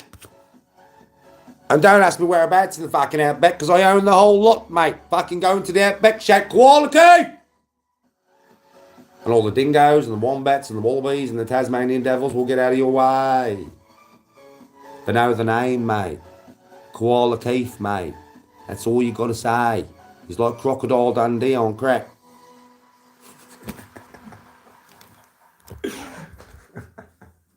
In fact, fucking Dundee learned everything from fucking me, mate. Yeah, he fucking did. I'm gonna do some press ups, man. And I'm waiting for that fucking washing machine to do its thing, mate.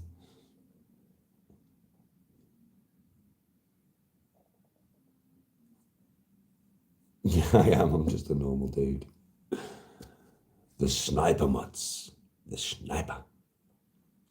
Yeah, Crocodile Dundee's a tank, innit? Good movies, then, mate.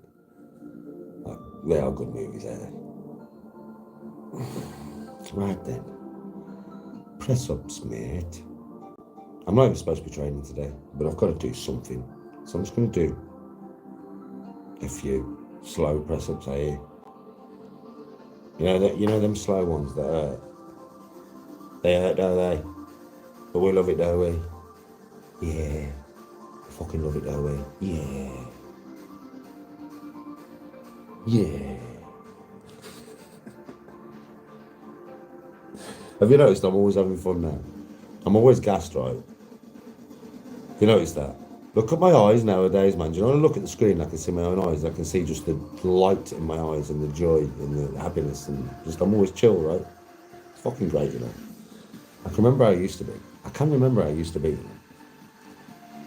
It's like fucking chalk and fucking cheese, I tell thee. It's like chalk and cheese, this man, to old man. Old man's no good, mate. He was near good, mate, I fucking tell thee. This new man here is fucking rare good. He's fucking rare good. And he keeps getting better every day. Aye. Right.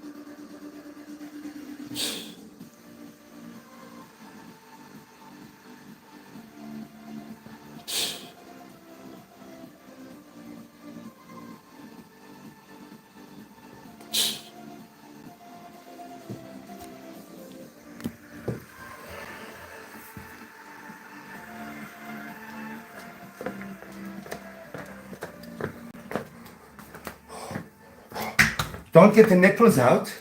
You'd get banned. Fucking hell. Not allowed to get the nipples out. Right. Head washing out. And then eat some food.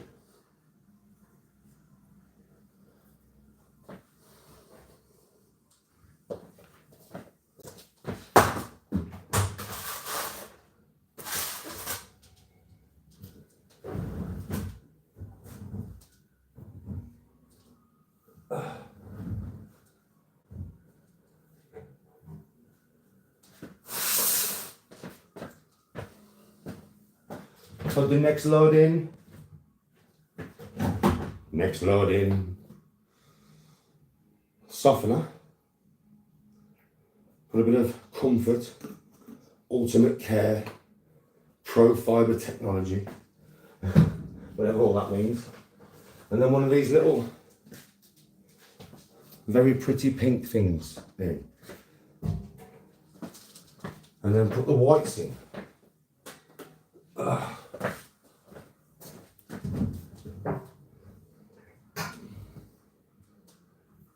And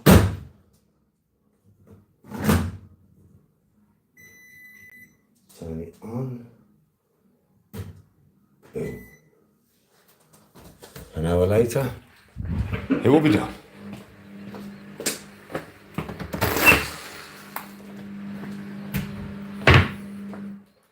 Right, now, take the washing out.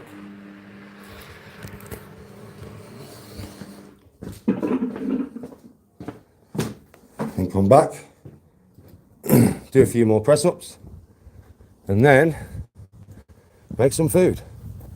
Job's a fish. Bob could be your uncle.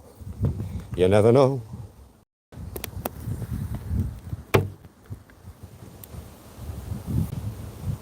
Time to be pegging washing out.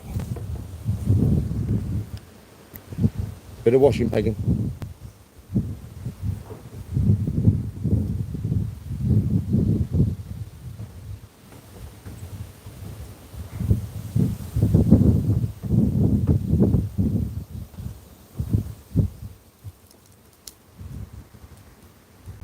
In this weather, you know, it dries fast, man. Shit dries quick.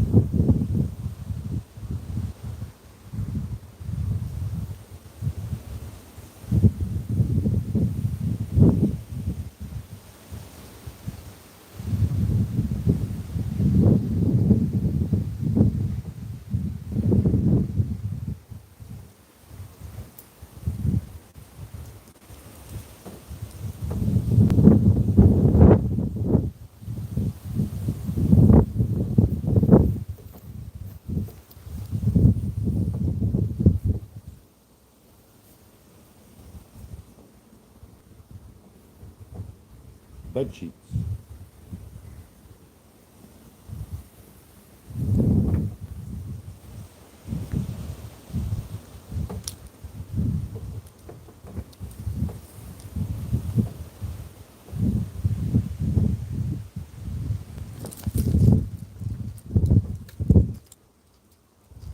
Oh, come on, that's it.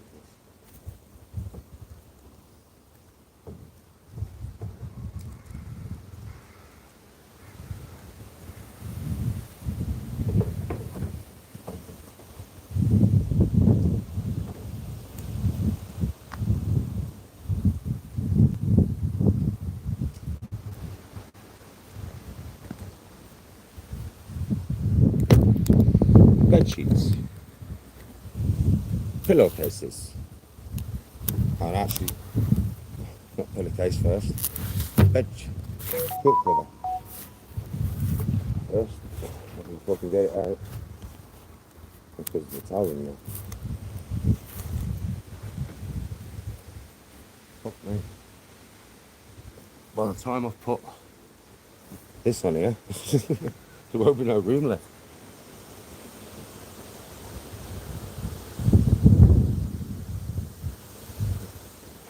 Sheets, fucking living life. Just to make sure that puppy's down dead. I want to go now. Right. Quilt cover. I don't take the piss, man, because this is the first time thing for me. But, you know what I mean? I don't normally do the bedding. So I'm just giving it the best shot. And it seems like I'm struggling, and I am a little bit, I'm being honest with you. like I said, how you used to do it this much. Taking out clothes, a lot of these things taking out bedding.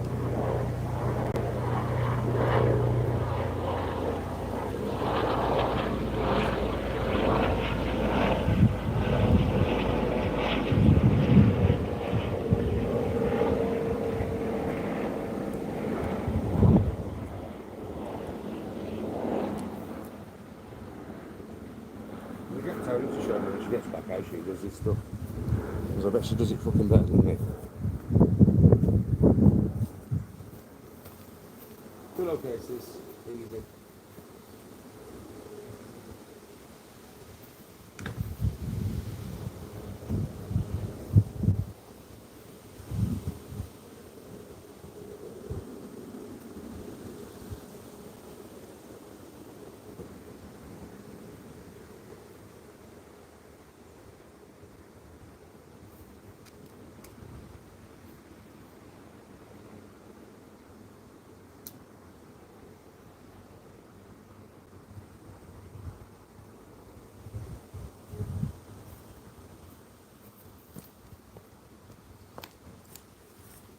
Another pillowcase.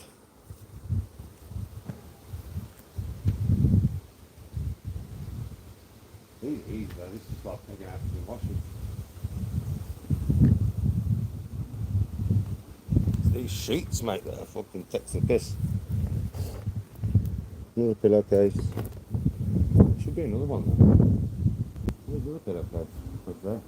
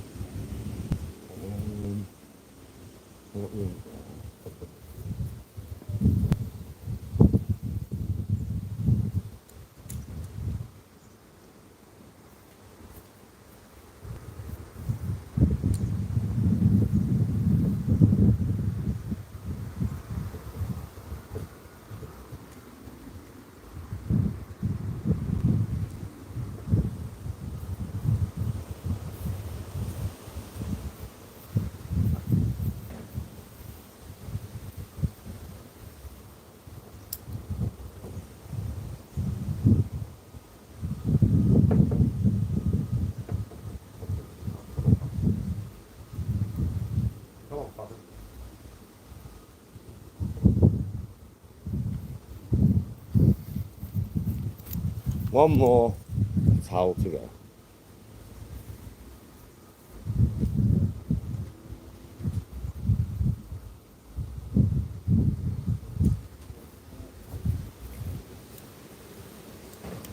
There we go. That load done. Fucking stuff all over here, bro. That's that load. Innit? That one's done, innit? On to the next. Shouldn't take long to dry out here, man, 'cause it's fucking hot as fuck. Shouldn't take long to dry out here, to be fair. Right now, make myself some food. Simple food. I'm just going to wheat mix. Oh shit.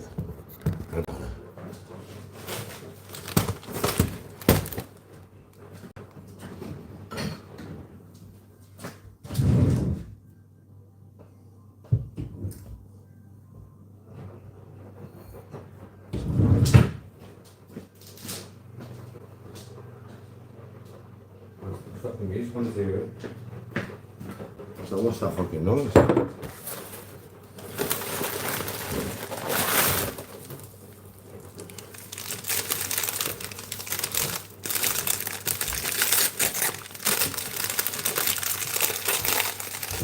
And I'm making for dinner like a full cooked English breakfast. Hash browns, sausage, bacon, egg, toast, mushrooms, beans.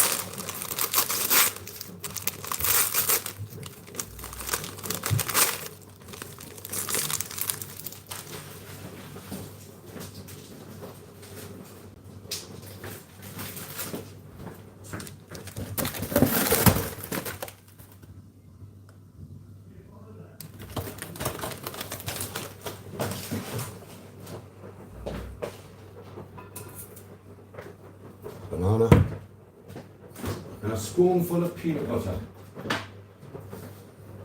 Helps the medicine go down, medicine go down. Just a spoonful of peanut butter, helps the medicine go down, the medicine go down, the medicine go down. Just a spoonful of peanut butter helps the medicine go down in the most delightful way.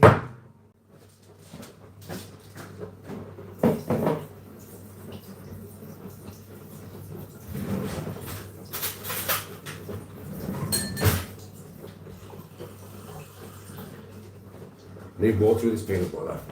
It's dry as fuck, bro. Don't matter, because I'll just eat it anyway.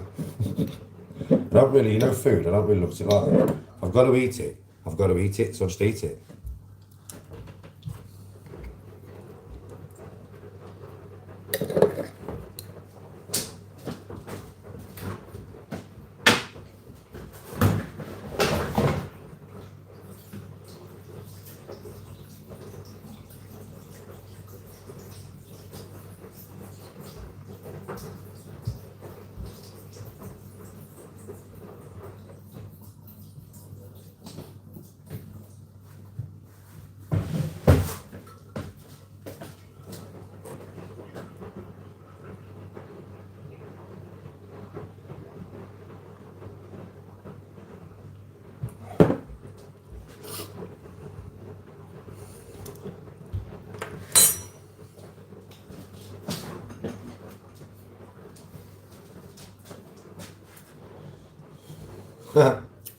Snap.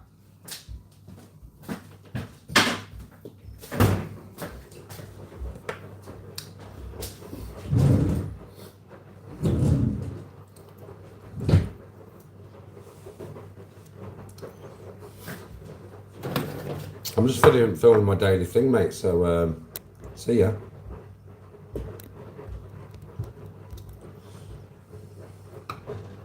Fish chips and mushy peas. That's a meal of legends, mate. Meal of legends.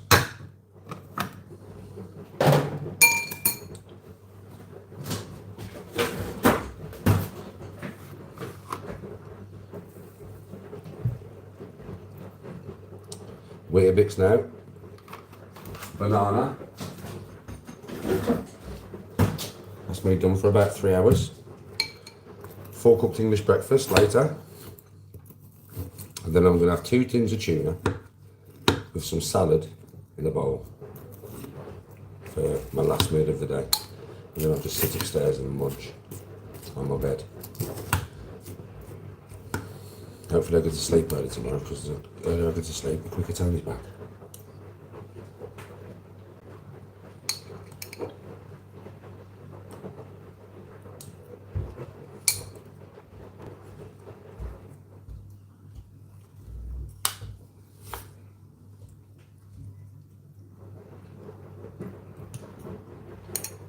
Well, yeah, I'm picking it up.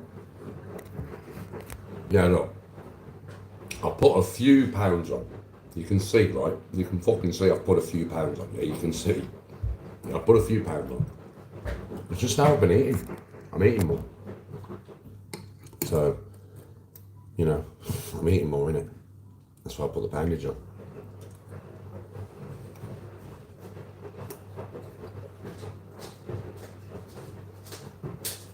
Oh, no, man.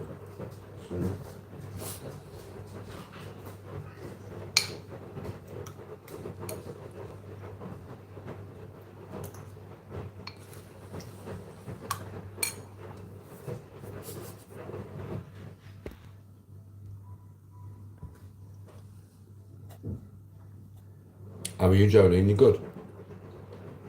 I'm good, man. Munching my Weetabix, having my breakfast, doing the washing, doing the cleaning, doing a bit of training. You know what it's like.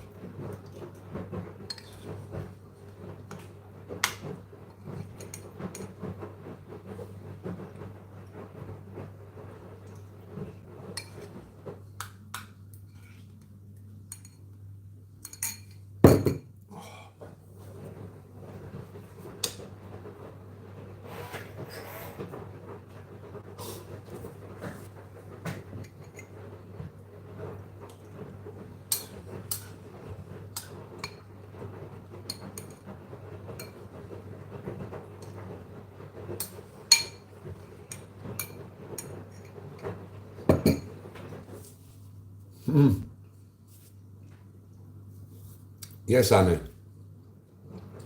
Getting the pie and chips from Queen's Head. Fair play. Nothing wrong with a bit of pie and chips from Queen's Head, man. Been a long time since I had pie and chips from Queen's Head.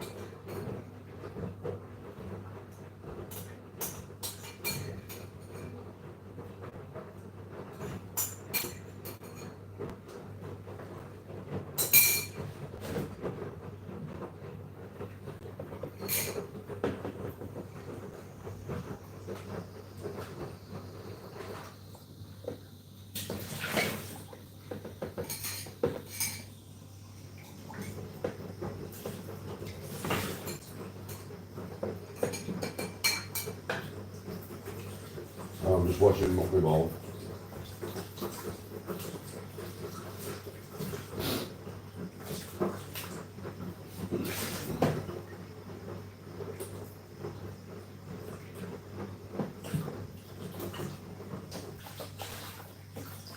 Lost my fucking t-shirt. I had a t-shirt on this morning. I was fucking out there on the table, all them.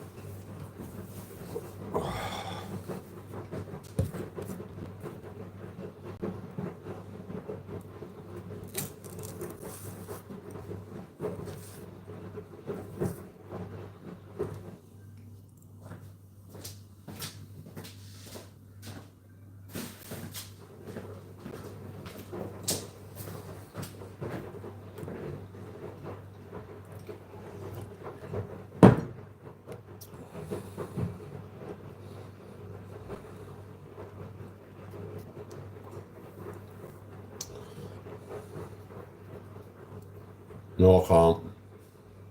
I'm missing Tony. I am missing her.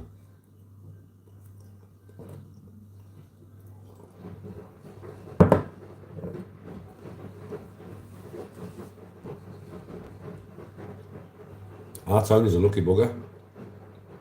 She's coming back from Benidorm. I'm going to buy her a nice takeaway in bed, watch some films and stuff, wake up, get everything packed, ready to go again. Tenerife.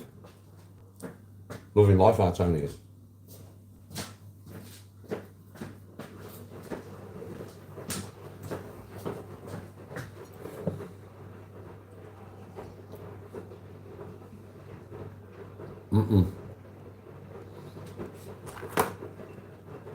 Snails? No.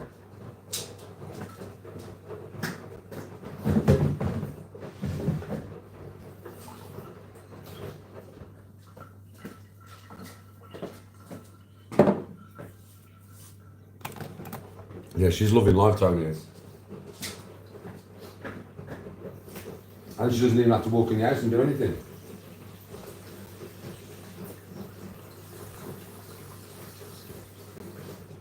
Toni's gonna love life, man. I swear. She'll be treated like a right queen. Bless her. I love her though, I don't mind. And she'll walk in tomorrow to a house that is absolutely spotless. No washing, ironing, nothing to do. Yeah? When she walks in, I'll make her a cup of coffee, she'll go and sit in an absolutely spotless living room. I'll take a suitcase off her, I'll come in here, I'll separate her whites from her darks, and I'll wash her clothes. I'll put them out on the line. While I'm doing that, she'll go and get in the bath. Yeah, get out of the bath, go and put her pyjamas on, go and get in bed. Then I'll order some food, we'll watch a film, and we'll get up the next day all excited together. I'll make breakfast, and then we'll be trapping to the airport and stuff. So she's loving life, mate. Toni's loving life right now, bless her. But I'll start the holiday off in a good way. I mean, because she won't like to come home and do anything. And she's been on the girls' holiday, she's been out to God knows what time every night, so she'll be knackered. So the last thing she needs to do is come home and do anything. And then she gets to 9 days to Tenerife. She's really looking forward to that. She can't fucking wait. She's proper looking forward to it.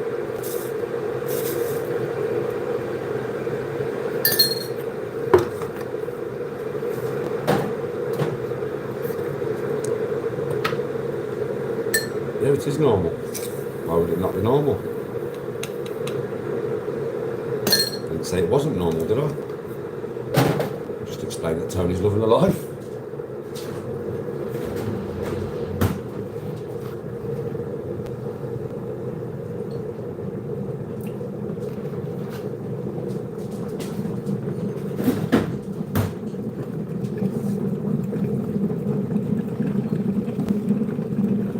Oh no, I'll do some vlogs.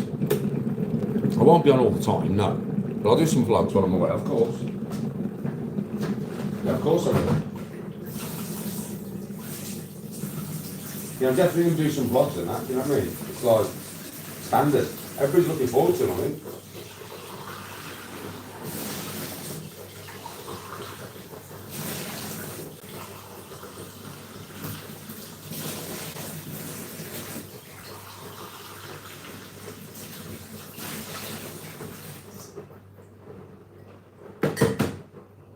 Yeah, everybody's looking forward to the vlogs, man, so I'll do the vlogs.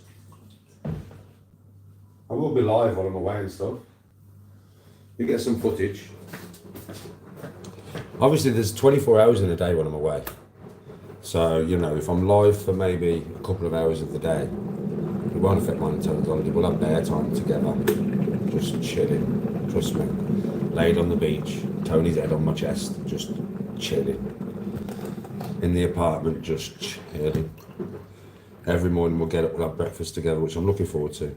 I always make breakfast. I always make it. Well, you know this, you've seen me do it every morning. I always make breakfast. We always have the same thing, you know. We always have the same thing. Bacon, eggs on toast with tomato. Always. Yes, it's easy to make because we just have the same thing every morning. And then, yeah, we get to sit there and chat and discuss what we're going to do for the day. It's always a nice time for me, that, you know, when we just sat there discussing what we're going to do for the day. I like it, I have a big smile on my face. Because I let Tony make most of the decisions, because me, I'm happy, man. I make fun out of anything, really. Do you know what I mean? Out of fucking anything, mate, I make fun.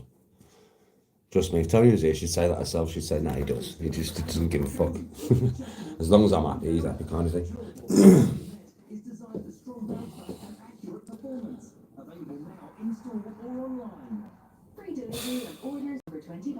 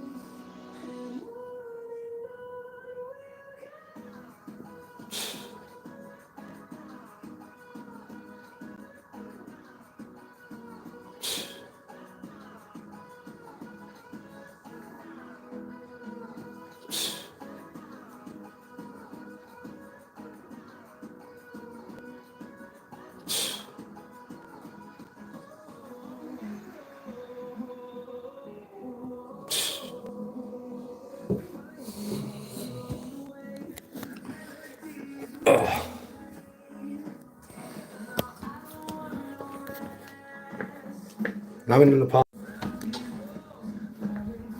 Me and Tony are always in an apartment, mate. Oh. I'm not supposed to be doing any training today. I'm always fucking training. Oh shit, that's a bit too crazy.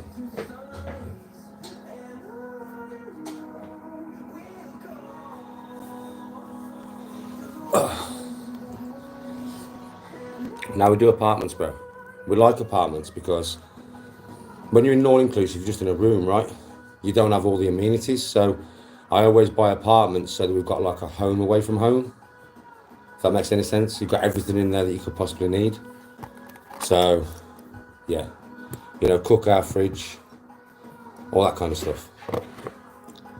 Because if you go, we used to go all-inclusive when we was younger, all the time. And then sometimes we went to places where the food was just shit. They like it, you know what I mean? Neither did Tony. And Tony's very funny when it comes to food, mate. Very funny. So,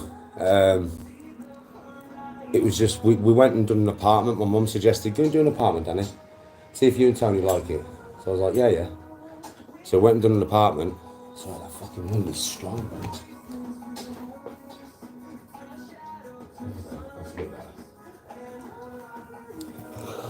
So yeah, we went and got the first apartment and we enjoyed it because we can go to the supermarket and buy everything that we want. Do you get what I mean? We still go out for meals and stuff, but we tend to go out for like one meal a day. Yeah, and the rest of the time we'll eat in the apartment. But we've got everything that we want. You know what I mean? So yeah, we prefer apartments, mate. We used to, like I said, when we was younger, when me and Tony first got together, I'd say for the first, I mean, my wedding was fully inclusive. So I would say about 10 years. I'd say we've been doing apartments for about 10 years now. Yeah, I'd say about 10 years, something like that. I don't know the exact dates, you know what I mean? But something like that. And we haven't looked back.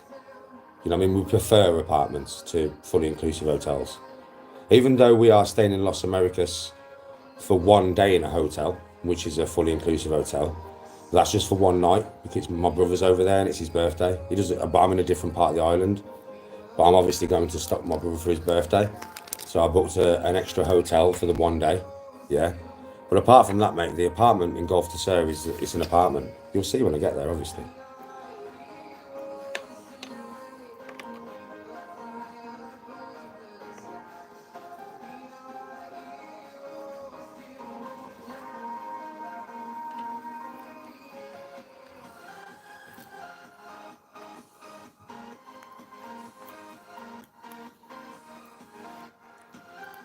How do we do an all-inclusive wedding?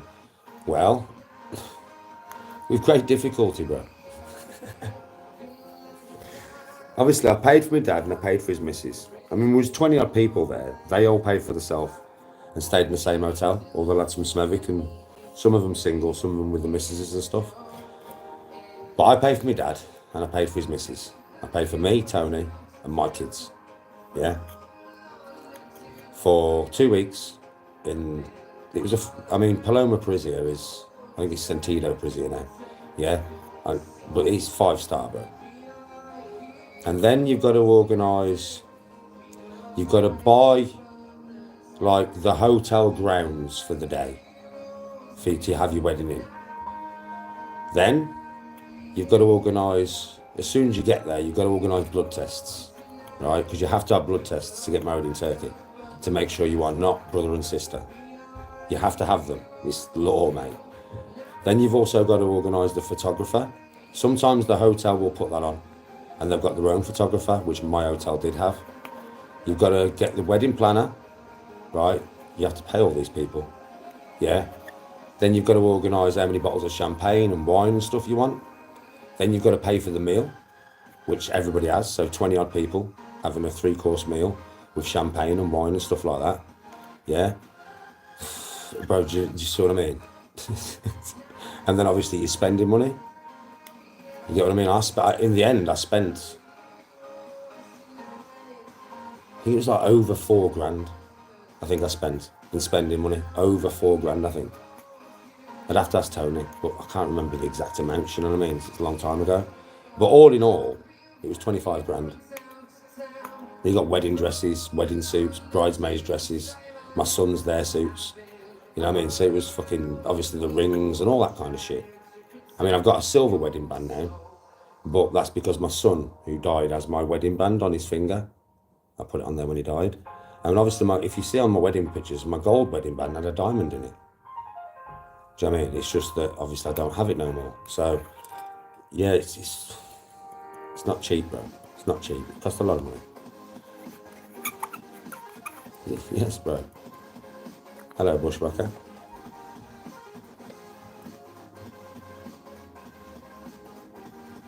The wedding photos were, I can't remember the exact amount. I know that there was way over £1,000 there. I know that much. I'm pretty sure there was between 12 and 1,500 quid for my wedding photos, which you've seen, right? You've all seen. They are top quality, right? They are amazing wedding photos, right? But I know there was way over £1,000. I know there was. I just can't remember the exact amount.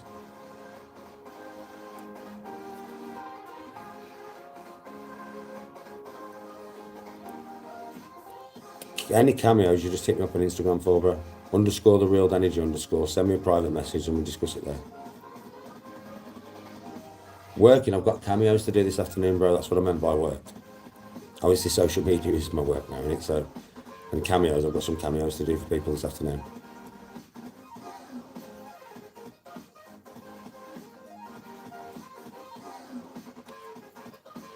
Now, anybody wants a cameo, by the way, this afternoon is your last chance to get one. I'm not doing them on holiday. I'm on holiday. I'm not doing no cameos or nothing. So anybody wants any cameos, today's your last day to get one. Because you won't get one after today for a few weeks. If you don't have Instagram, then you won't be able to get one. Husky, speak later, man. Have a good day.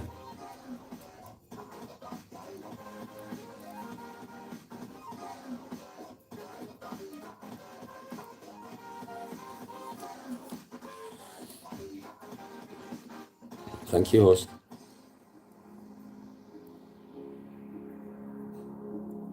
I don't really get my weapons out nowadays anyway. I've got them out enough in the past. Everybody knows what I've got. I don't need to keep getting them out. It's one of them ones, man.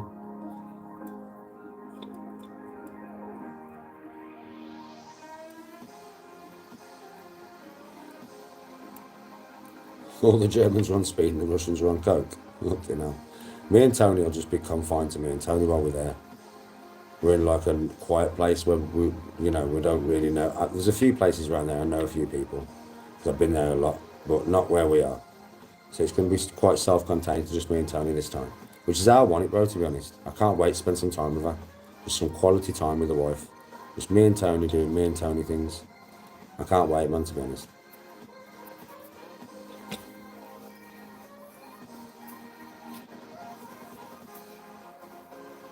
Stage 6, just hit me up on Instagram. Ask me there.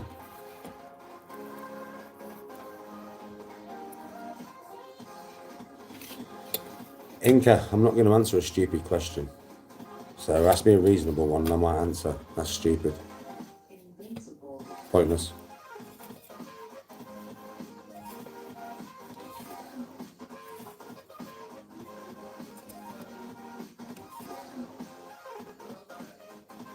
What's my best round?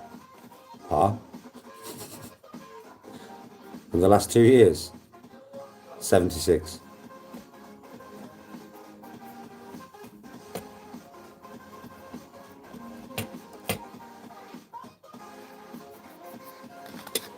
Yes, Dean.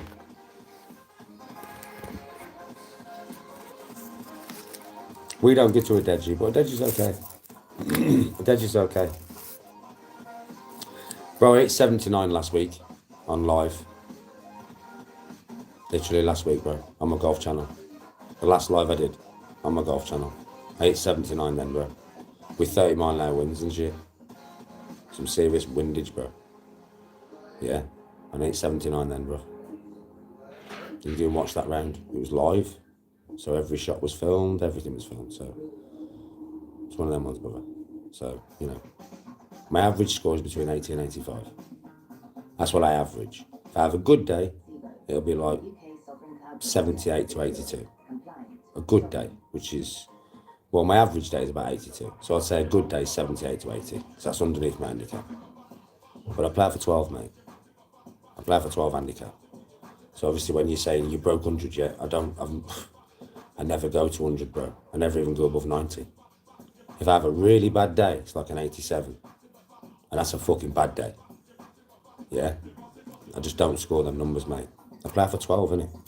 So, you can imagine why I didn't have no reaction to you when you said it. It's not going to insult me when I know what I score. You get what I mean? If you would have said to me, well, it wouldn't insult me anyway, but if you would have said to me, you broke 80 yet, that's different. Pro, bro, I've seen him, I'd say average between 68 and 72. I would say, for Pro Bro, from all the rounds that I've played with him. And I'd say Witty is between 78 and 82 every time he plays. And I'm obviously between 80 and I'd say 84 every time I play.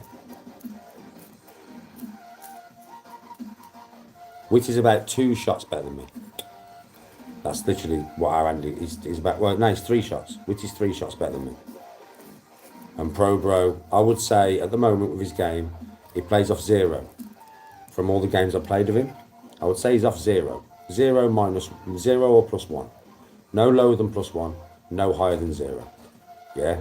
So he's much better than me, Witty.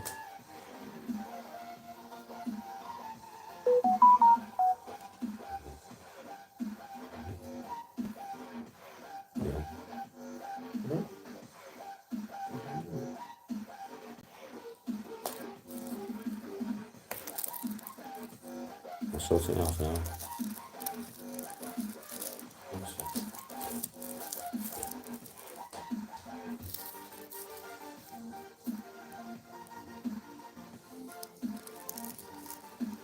Right, Ed, I'm going to say something now, right?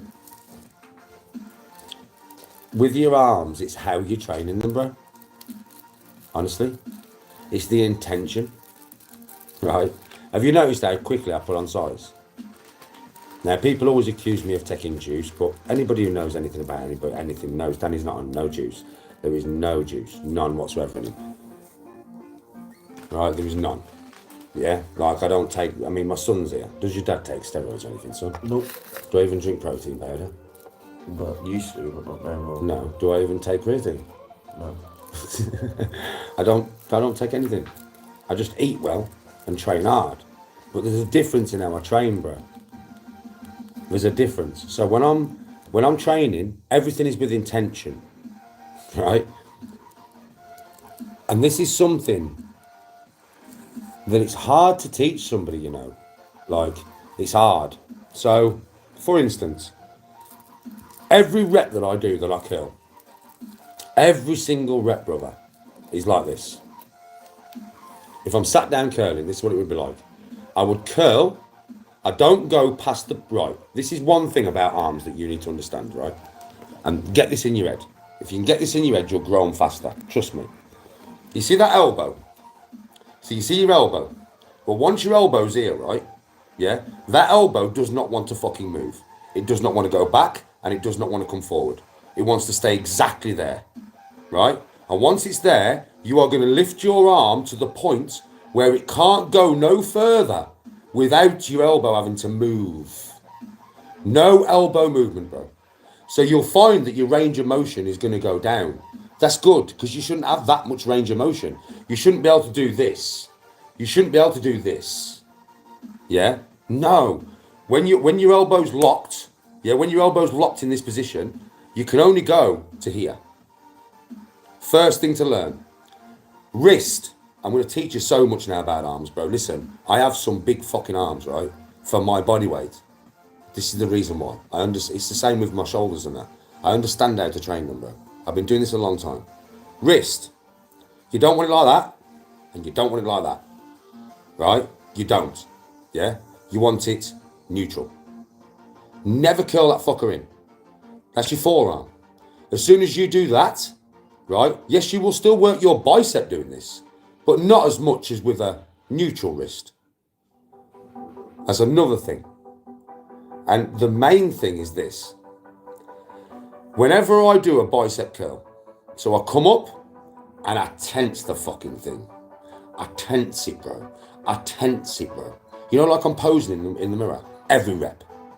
Whenever you see me bicep curl, bro, and you see me come to the top and pause, same when I'm doing side lateral raises and I pause.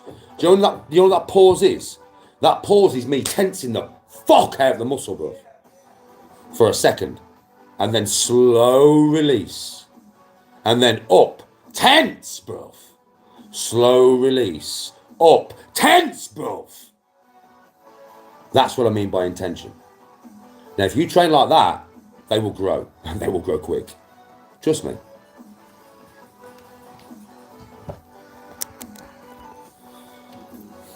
I hope that helps. Is Neil still your tattooist? Well, Neil's the one who started that on my arm, but I can never get in with him, bro. You know, he's like booked up a year at a fucking time. So I can never get in to finish it. So yeah, Neil would be my tattooist if I could get in to finish it. No worries, Ed.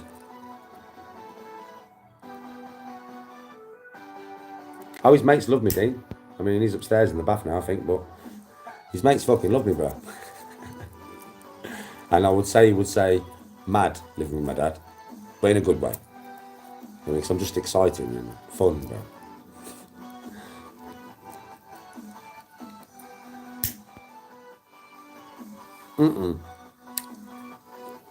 That GoFundMe was set up right at the beginning of my YouTube journey, when I didn't really understand much about YouTube. And everybody was telling me to do one, to do my training course. So I just did one because it was just like, you know, I didn't really know anything. But that was at the beginning. That's years and years and years and years and years ago, that. And I've never done one since, have I, for anything, really? Because I realised that there's a lot of vulnerable people on YouTube that, you know, would donate to somebody even if they didn't have the money to, if they liked them, because they'd feel it, they had to. And it took me a while to realise, you know, the vulnerability of YouTube and some people on here. And that's why I've never done one since. Honestly. Because, nah, fuck that. I don't ask for donations, do I? Ever. Right? If you donate to me, that's off your own bat. I'm not asking you for your money. I'm not, because I don't know who you are behind the screen. I don't know how vulnerable you are. And I don't know what financial situation you're in.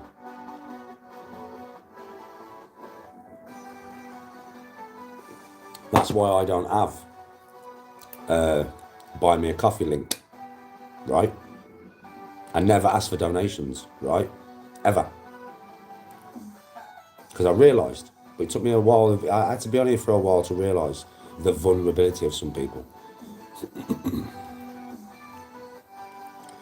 Wrist position really makes a difference, bro. It really does. Yes, Carl.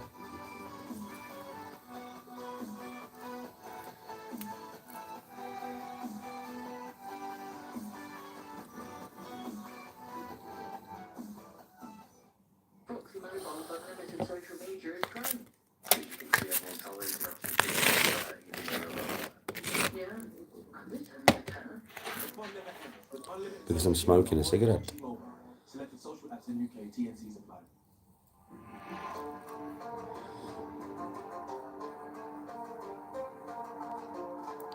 Your wrist position, as soon as you do that, you engage your forearm.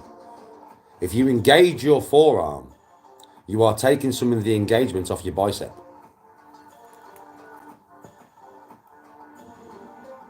It's that simple.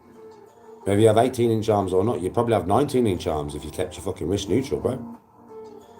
Honestly, think about it. Think what I've just said to you. I don't want to train forearms right now. I'm training my bicep. So why do I want forearm engagement? I'm going to have some forearm engagement through grip anyway. That's standard. But I don't actually want to tighten my forearm muscle into a position, yeah, where it is tensed. Because then obviously the blood is going to go there. And I don't want the blood to go there, do I? I want the blood to go there.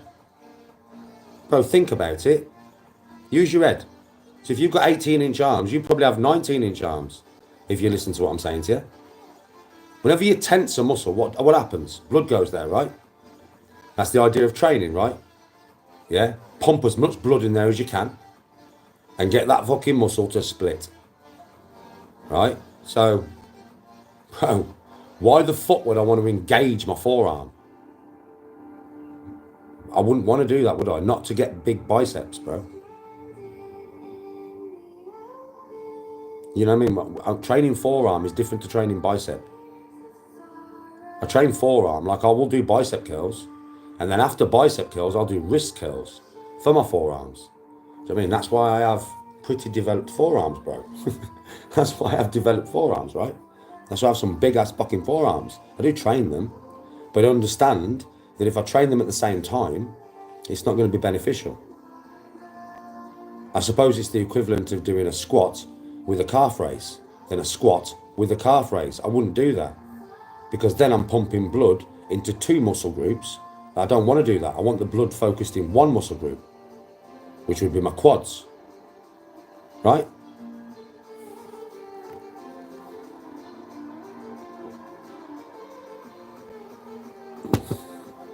No mind bending, I've just been training all my life. I'm the smallest now I've ever been. I'm usually way bigger than this.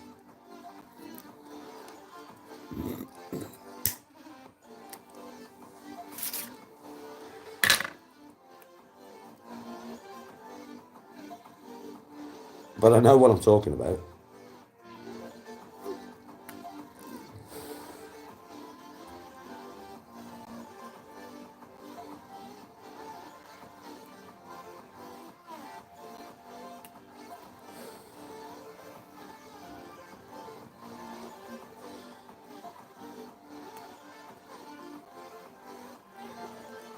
It's like when I do them press-ups. People take the piss out of them press-ups, yeah? Bruh.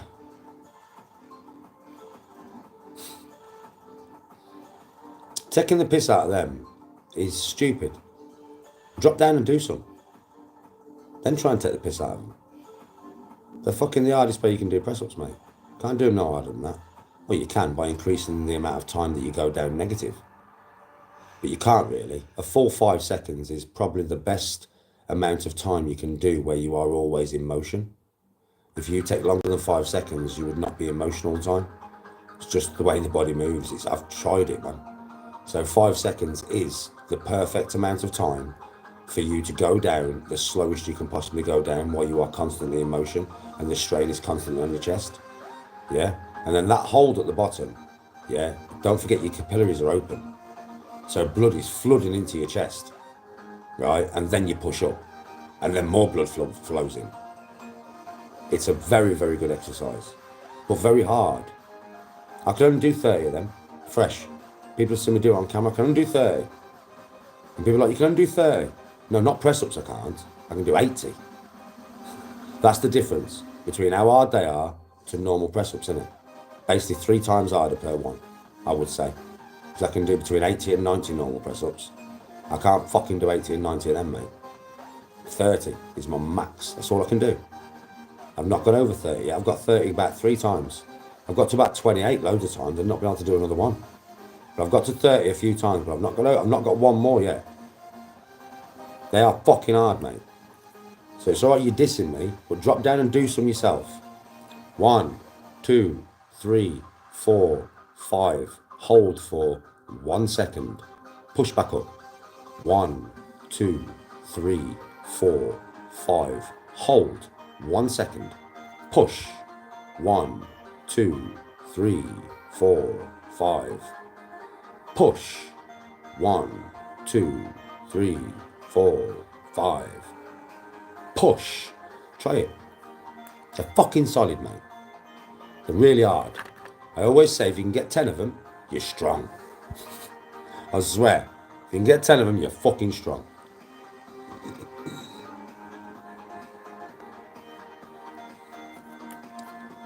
But I don't do them with knees. Bro. Are you stupid? Do you want me to get down? Listen, I've done some on this live, mate, where you've seen blatantly I'm not on my knees, mate. Why would I go on my knees Because I'm a fanny. I'm not a fanny. I do everything correctly, bro. So rather than come in with your waffle, which you know is waffle, hoping that I'll drop down and give you some, I'm not giving you fuck all. Bro. Wasted effort. Wasted.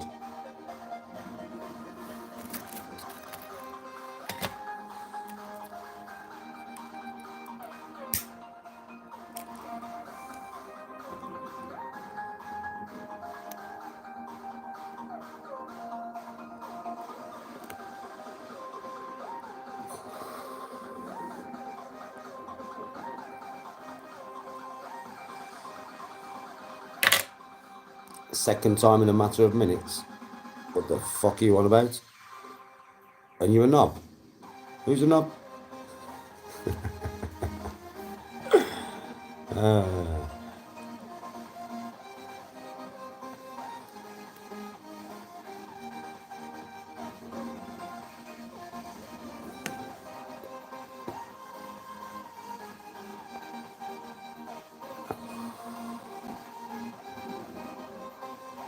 No, I've never bare knock a box, bro. No, you didn't, Finbar. You've never seen me do them on my knees, mate. Never. What you see in a reflection in the fireplace is not me on my knees, mate. I've never done them on my knees. I don't need to. Why would I do them on my knees, right? And do 10 or 11 reps when I can do 30 on my feet? Does that even make any fucking sense to you, you dumb fucker? I think you must be dumb, bro. Fuck me, clip channels can really make you believe something that is just not true. Well, that's on you, mate. That's on you, innit? So I can do more in a proper press-up position than I can on my knees. Does that make any sense, bro? Ha. Ha. Ha. Well, in that case, what would be the point in doing them on my knees if I can do more on my feet? Ha.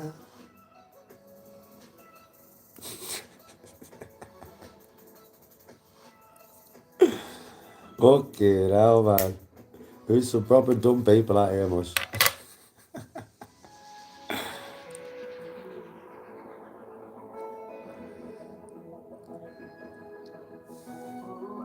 Everybody's jealous because they can't do them. No, why would I want to fight? I'm not interested in fighting.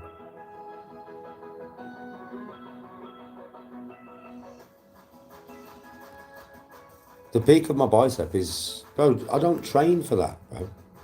You got to understand, Jay, you know this, you should know this from watching me, bro. I don't give a fuck how this looks. I don't train for that, bud. I train for what it can do. This is just a byproduct of my training. How I look, bro. It's a byproduct of the amount of training that I do. Yeah? But it's not about what it looks like. I wouldn't give a fuck if I didn't look like this, but I could still do the same stuff.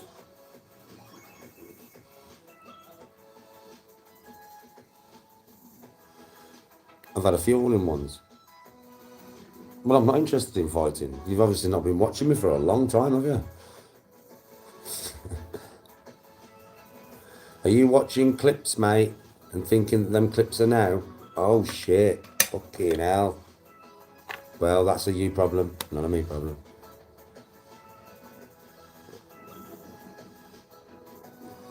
Yeah, because somebody wanted to know how to grow their arms.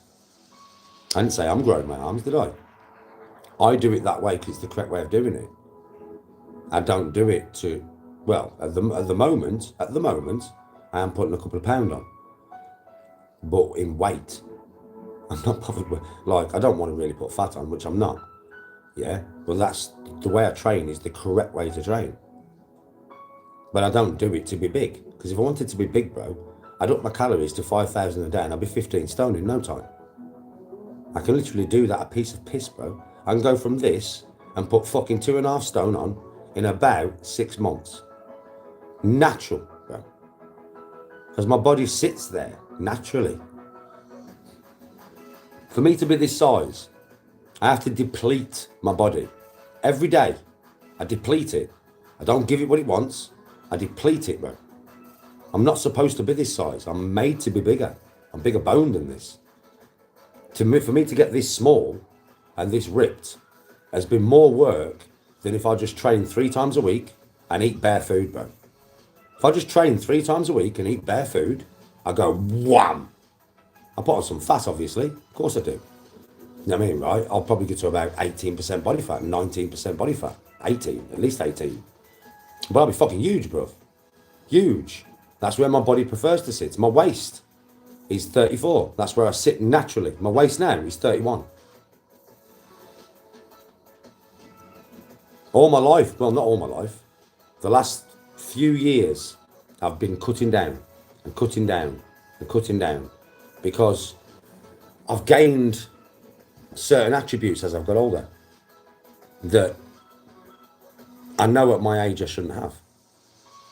I know this because I'm surrounded by people who are my age or younger than me. Some of my mates are like 38 and that, 39, 37, 36. You know what I mean, right? And they are fucking, Jesus Christ, I'll run rings around them. I'll run rings around them. I'll run rings around them in any sport, any activity, any cardiovascular, doesn't matter. I'll run rings around them. I'll run rings around all the, like my nephews and that, yeah? I'll run rings around them. My sons, I'll run rings around them. Now, if I was 15 stone, I wouldn't run rings around them. The only reason I can do that is because of how light I am. I've found that the lighter I get, the easier and faster I can move. And the more cardiovascular fitness I have. Like, you know, this is no joke. I could literally stand up right now and go and run for 3 miles, a piece of piss, up hills and everything. It wouldn't even tax me too much. Do you know I mean? You know I can do that. And I could talk to you on the camera while I did the whole fucking thing. That is some cardiovascular health, you know. Even though I smoke the green in that. Think about it. It's hard enough to run 3 mile up hills and shit, right? Without talking to the camera for the whole fucking time. How many times have you seen me do that? I talk to you for the whole run. Whilst I'm trying to breathe and run. And that's true. Because you've all seen me do it loads of times, right? It's not easy. Try it. Try it. Next time you go on a 3 mile run, yeah? Up hills and shit. Phone your missus. And speak to your missus for the constant time that you're running. Yeah? And do the run. You'll see just how hard that is. It's fucking not easy, mate. It takes some right breath control. Swear to God. Now, I wouldn't have that, you know, if I was 15 stone. There's no way. There's no way I could run 3 mile and talk to you like on camera for the whole run if I was 15 fucking stone. There is no way. I'd be carrying weight. I swear, I'd be too big. Yeah? My cardiovascular health would not be as good. I know that. I wouldn't be as flexible. I would be, my knees would be going because I would have been carrying the weight for too long. I see all this happening with people that have been in my life all my life that are younger than me, but they have trained 3 times a week and they are wham. And now they're getting fucking health problems, mate. Loads of them. And I'm the only one out of all of us that have thought, fuck that, I'm going to go the other way. I'm going to rip up. I'm going to get smaller. Because they're big. And they've got knee problems, back problems, fucking hell, man. They can't run more than fucking 500 metres, mate.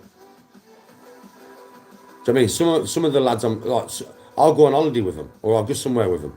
I'll go, let's go and climb that mountain. I'll be up there, man, like a whippet, straight up there. I'm sat at the top for like 20 minutes, man, until man come over the top, dying of heart attack. And they're fucking 10 years younger than me. I'm like, what the fuck, man? So, this is what I want.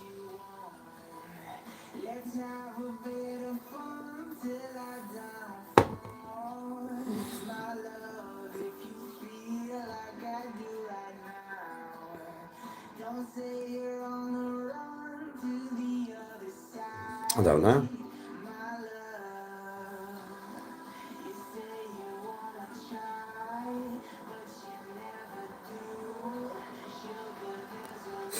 That's genetics, mate. I actually have quite big traps, mate. But not from here. But from the back. Oh, the top of my back and the top of my traps is pretty fucking wham, bro. Especially for my size. Yeah? But some people are just genetically gifted, so they have it from here to here. The geezer who played Bane, Matt Hardy, he's one of them. Yeah? It's just genetics, that, mate. It's just how my body's built. Can't even fool me on that one because I know that for a fact. For a fact. That's all genetics. The way your muscle, like, listen. I can shrug for reps way over 100 kg. Way over. For reps, bro. Strict as fuck. Now, if I didn't have no traps, there's no way I could do that. There's no fucking way, bro. It would be an impossibility. Yeah? So I have very strong traps, bro. They just don't show like some people's do. And I don't take steroids. I'm natural. At the end of the day, I'm sat here now, shrugged to the screen, bro. People know this. How I'm sat right now, my shoulders look really narrow. Look from my chin to my shoulder. But nah, mate. I'm wide as fuck. Just the way I sit, bro. Don't take this as how wide I am, bro. I'm sat hunched to the fucking screen, bro. I'm sat like this, bro. Hunched over and everything. Do you know what I mean? If I sit up straight though, bro, you can see the width, right? If I sit up straight though, bro, yeah? But I choose to sit like this because it's comfortable. Don't get that twisted, my friend. I'm very well built. For 44 years of age, mate, and natural, I'm built. And I know that. I'm totally natural. I train in my house. I don't even train in the gym. Don't take creatine. Don't drink protein powder. Don't even eat as much as I'm supposed to eat. But I'm fucking strong and I'm built, bro. It's that simple. That's all I'm bothered about. Don't care about, oh, how my traps look. I don't care, oh, how my biceps look. Don't care how my forearms look. Don't care how my legs look. Don't give a fuck. I'm strong. And I'm built. That's all that matters. Nothing else matters to me. Yes, Christopher. Oh, here we go. Let's get rid of this knob job. You make another account. Yes, follow me, Global.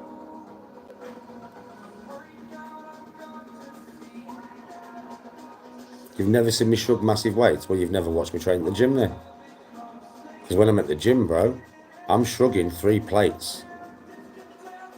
That's what I shrug, bro. 3 plates. For about 4 to 6 reps. That's what I start with as well, you know. Because it always comes at the end of my shoulder workout. Yeah, and that's what I start with. And then I take a plate off, and I go again. And I take a plate off, and I go again. And then I stay with 1 plate. And I just rep out until my shoulders are dying, while my traps are dying. And just burning like a bitch.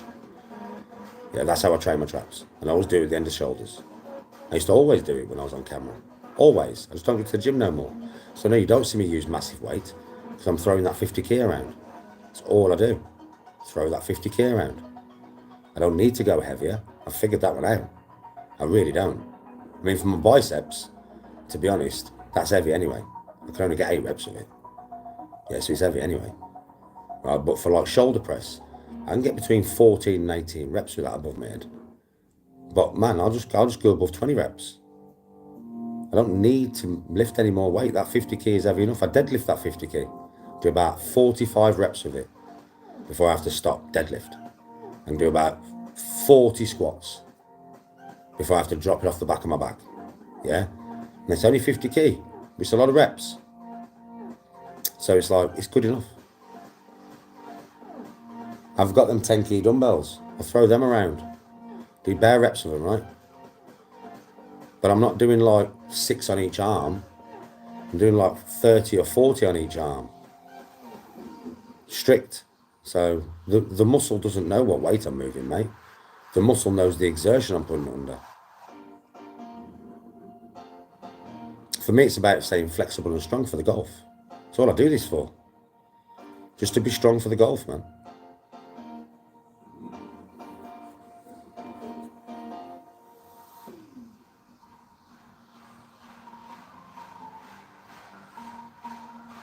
Yeah, it's a bit fruity. Bro, I curl 50k on that bar all the time. All the time, bro. I'm always doing it. But I do know what I can take, bro. I can curl. If I couldn't, Listen, I curl it strict as fuck, bro. For 6 to 8 reps, yeah? If I couldn't curl that strict as fuck for 6 to 8 reps, then I wouldn't curl it, would I? I will only do what I can do. You know me. There's no ego involved with what I lift. I do everything strict. And if I can't do it strict, then I'll do it.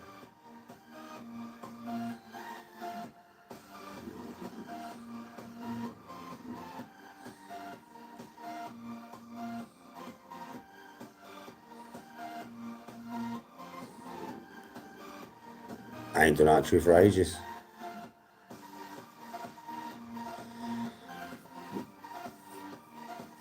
Follow me global, it's mad. It's just like I'm blatantly lying about my lifts, bro. It's like, what the fuck?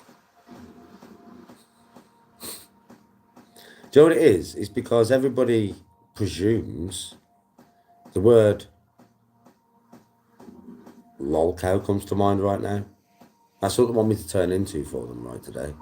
So I go down and I show them I'm doing press-ups and I'm not on my knees. Fuck off. Do you know what I mean? I load up the bar with a 50 key and do 40 shrugs just to prove you wrong. Fuck off. If you don't believe me, I don't care. I don't care. Why are we even having this conversation? I couldn't give a shit. I'm not in your business asking you what you lift, right? I'm sat here doing my own thing.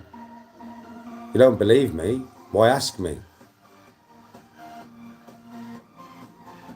Yes, Dan fan.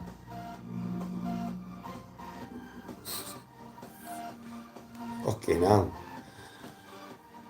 I think we've gone past that point of Danny being led anywhere by you fucking trolls.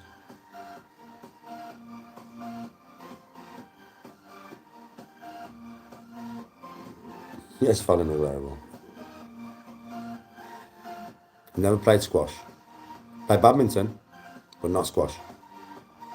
Might be something I'll try at some point in my life, but I haven't yet.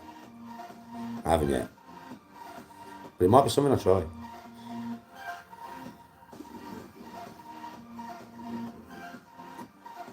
I've been told to try paddleboard because I've been told that it's fun. Yeah, and I'd enjoy it. It's like tennis, but with like a wooden racket, like a, you know what I mean, innit? And you can't use it off the walls and stuff. I bet it is a good workout. I bet it fucking is, Inca. Any of them sports, like, you know, like basketball, tennis, football, especially five-a-side, you know, where you're fucking sprinting constantly, little distances, but fucking fast. I fuck sure done it. That's a proper workout, that, mate. It's still 12, Sam. It's still 12, mate. It's not moved at the moment, brother. Yeah, I put up the wallpaper myself. And no, I'm not a professional wallpaper, as you can tell. Yeah, but I've still got my badminton rackets in there, man. I ain't played for like 10 years, but I've still got my rackets. I used to play all the time with my brother and my dad. All the time. It was like what we did all the time. Yes, Dan. Well, if you play it, you'd smash me. Well, badminton. I ain't played for 10 years, but I'm good, you know, Dan. If it's badminton you want to play me at, I'll probably still give you a game after 10 years, you know, bro, because I'm very good at badminton, bro. I'm very fast. And I'm very, very agile.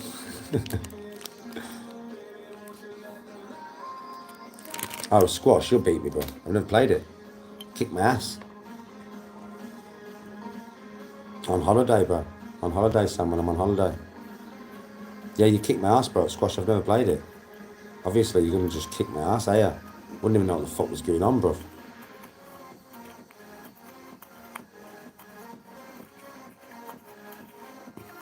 No, I've got cameos to do this afternoon, which is my work, innit?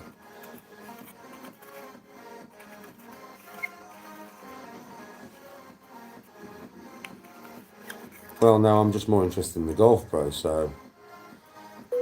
Not really interested in fighting McGregor. You know what I mean?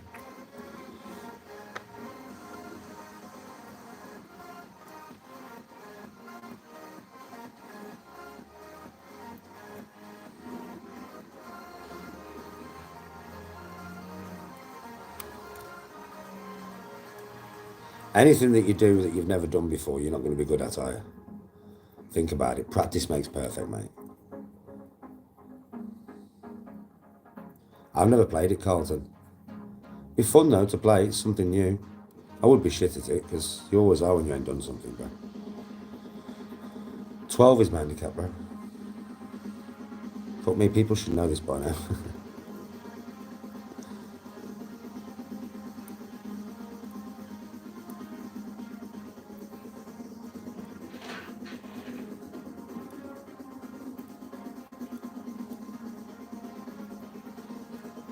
You guys ain't got me for too long now.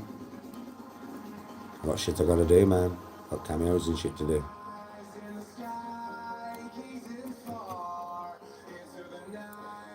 And then just relax. The house is spotless. All the washing will be done. Put the bedding back on the bed. Even my bedroom. That's about it, really.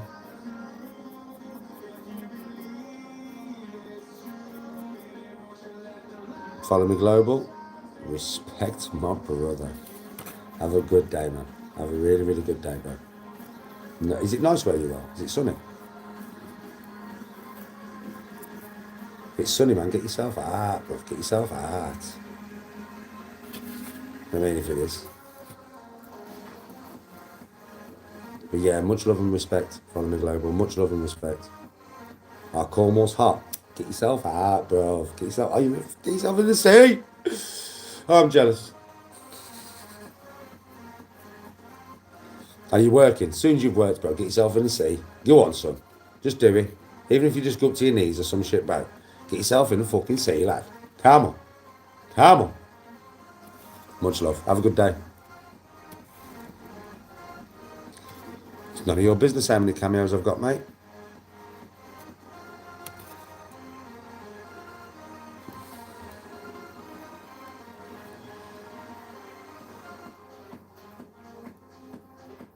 Well, for starters, mate, my name's Danny, not Daniel. Yeah, my name is Daniel, but only my mother calls me Daniel. So address me as Danny. Yeah, and for second, my handicap is done through my society. So it's a society handicap, which is regulated by them after every game, after every competition that I play, and I play a competition once a month.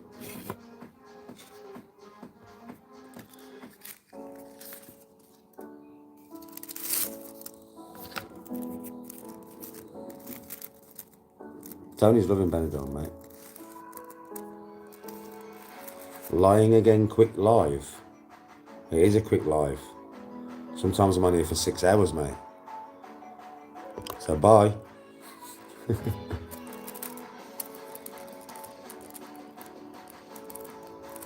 Tony's loving Benidorm. It's the last day today, mate. Tony's last day in Benidorm today, so she'll be loving life at the beach. She'll go out later, have a few cocktails, but she's got to come back early tonight because she's got to be up early in the morning for the coach.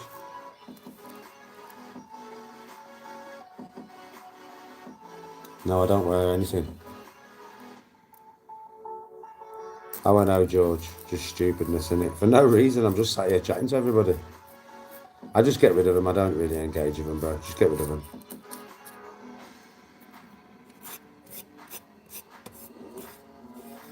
I am here. Ah, come on, not in Benidorm, you mean?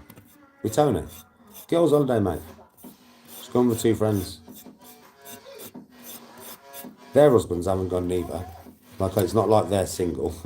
They've got husbands as well. I mean, fuck me, Von's 60? 59. Von's 59, Tony's best friend. And she's been with Gary, her husband, since he was at school.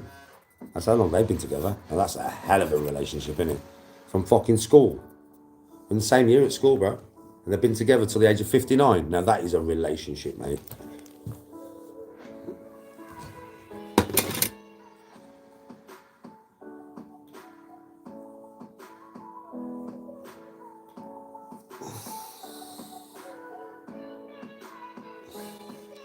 And then Emma has been with her fella for about the last 10 years.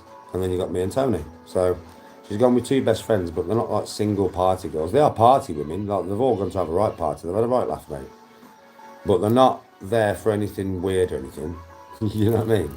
They're 3 happily married women, so they're just gone to have a laugh. And they have had a laugh. They've had a right laugh.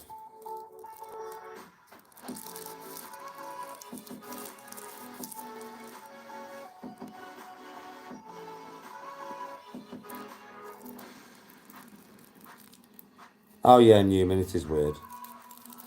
I do need a golf holiday. I'm having one next year, buddy.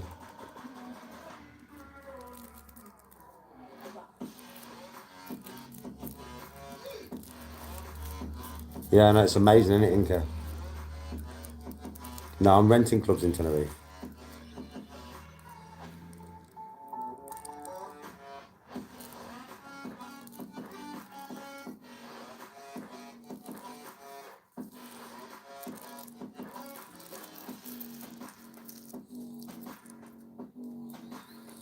Well, you see the same side of her, really. I mean, she just goes out as a laugh, mate. You'll see the same. Listen, do you know why you don't really get to see too much of Toni on camera? I'll tell you why. Because of the abuse she gets, which is understandable, right? Yeah, she's not done nothing to nobody, mate. Right, and then obviously, you know, trolls and stuff that come in chat and they just give her bare shit. So you don't get to see much of her on camera because why would she want to come in and suffer that? It's not her channel, it's my channel. You know what I mean? So why? Why the fuck would she want to suffer that? For no reason. What the fuck? What's Toni ever done to anybody? Nothing. I mean, so that's why you don't get to see too much of Toni. Otherwise, if YouTube, obviously it's a woman that's never done nothing wrong to nobody, so you shouldn't really be disrespecting her. Whatever you think of me is whatever you think of me, whatever. But you should not be disrespecting my fucking wife for no reason. She's just a woman, man. Come on. Because you do, she doesn't want to be on camera. She'll occasionally come on camera, occasionally, but rare, right?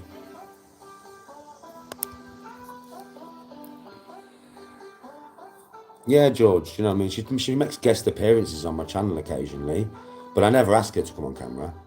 Do you know what I mean? Because I understand if she doesn't want to come on camera.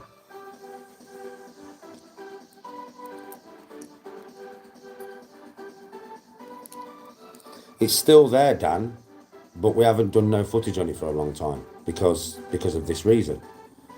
You know what I mean? Like, Toni gets bare abuse, so but that channel is still there, and maybe in the future, do you know what I mean? Right? If YouTube changed and think, you know, something, it is wrong to give a woman abuse, like, do you know what I mean? She ain't done nothing, like, she's just a woman.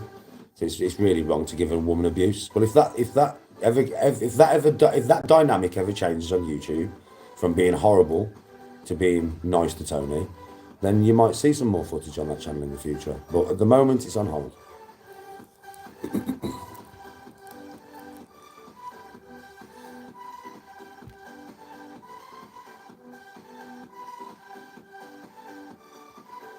Why am I going to get up and kill right now? I don't want to.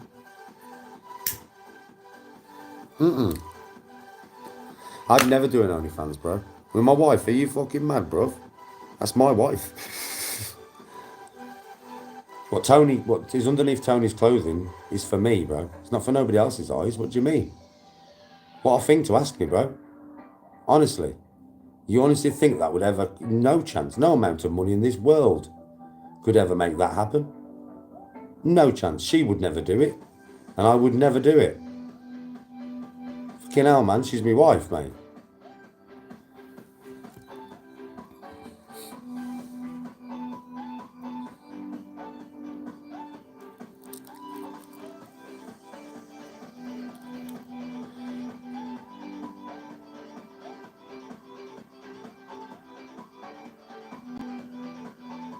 You would see even more of me, George. Yeah, but it's not with me though, is it, George? It's not about the money with me. It's not, bro. I can earn enough money off social media to keep my life going. Yeah, I don't need vast amounts, bro.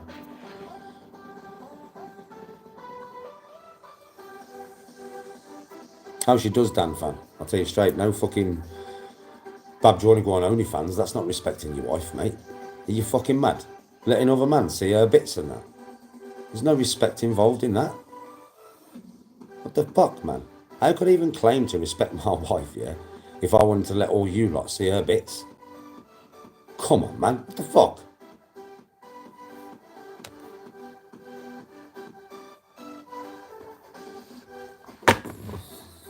No, bro. I'm not interested in taking your challenge. Becoming a lol cow on screen for you, bro. Where you think that your words can make me do whatever. I don't want to curl, so I'm not going to curl.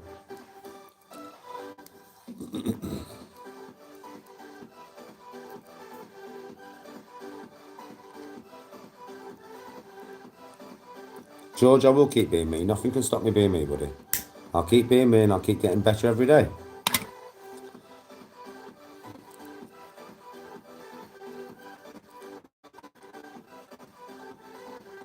John, for me, I don't... Listen, you got to understand, yeah? I can take time out whenever I want to take time out. I can. But what I will say is that the amount of abuse that I have suffered, I mean, yeah, most people, it would do them. Yeah?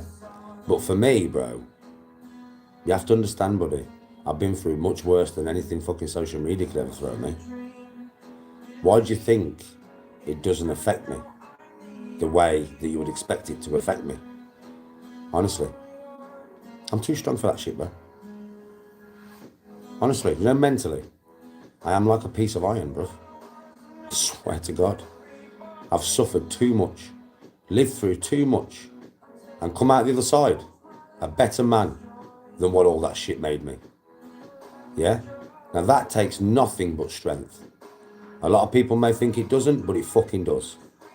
To be like this every day, when the fucking rage machine is fucking banging his hands against the wall and screaming to get out, takes fucking strength of character, bro. And that's where I am in my life now. I have lots of strength of character. And nothing can defeat me. Nothing. Just nothing. Nothing can stop me. Nothing can hurt me. Nothing can defeat me. Nothing. And it doesn't matter what's thrown at me. I am the type of man that will go bang and move on. Bang, move on.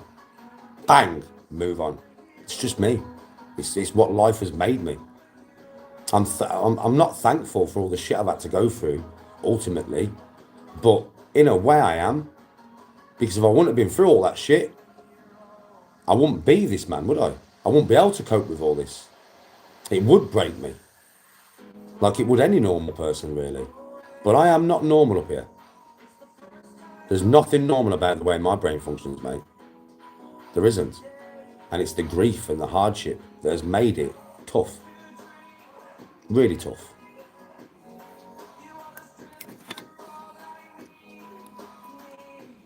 I do run.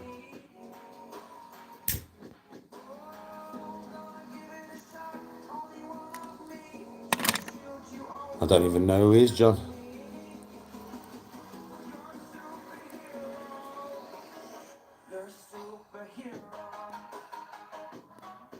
Because I was training the day somebody called out my press-ups. I was training. I was doing press-ups. It's part of my training. I'm not doing curling today. I curled yesterday. So I'm not even supposed to be training at all today. I did 2 sets of press-ups earlier, just so I'd do something. I don't like sitting here and doing nothing. But I really should not be training at all today, because I've trained every single day since Tony's been gone. Every single one. Without fail, like. Hard as well, all day, on and off. And yesterday I did biceps. You saw what I did the 2 days before. You saw what I did. I didn't do biceps, did I? No, so I did biceps yesterday. I did legs and then I did back, mixed with some other stuff. Yesterday I did biceps, mixed with some other stuff, but and triceps. So I'm not going to jump up to prove a point to you. I've curled 50k on this fucking channel, mate. I've curled it on this channel. On this fucking channel. So I don't feel the need to go and prove fuck all to you right now. I don't need to prove something that I know I can do. It's daft. It's just daft, bro. It's not worth my time. So, move on.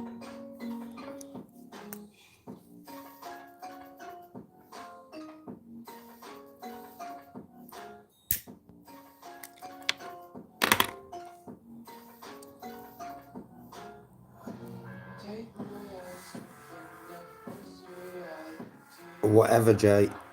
Whatever, I'm not bothered.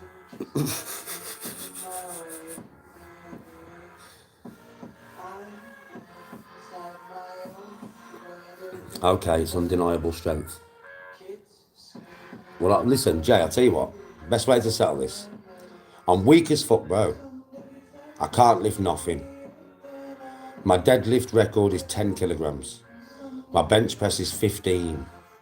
I can curl about 5 kg on each arm for about 3 reps. Yeah, there we go. Move on.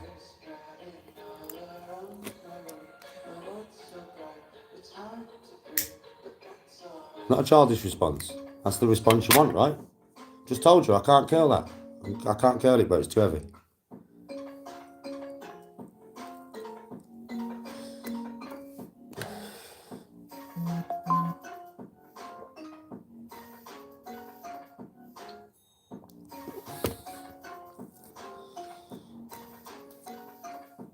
Well, it's the width that you'll definitely understand, though. You understood it, right? I can't be asked talking about this over and over with you for the next 4 hours. You understood it, though, didn't you? You didn't understand it when I wasn't fucking using sarcasm, though, did you? When I was just saying to you, yo, bro, move on. You didn't understand that, did you? You didn't understand that form of English. So I had to give you some sarcasm to get you to fucking understand, bro. And you quickly understood that, though, didn't you?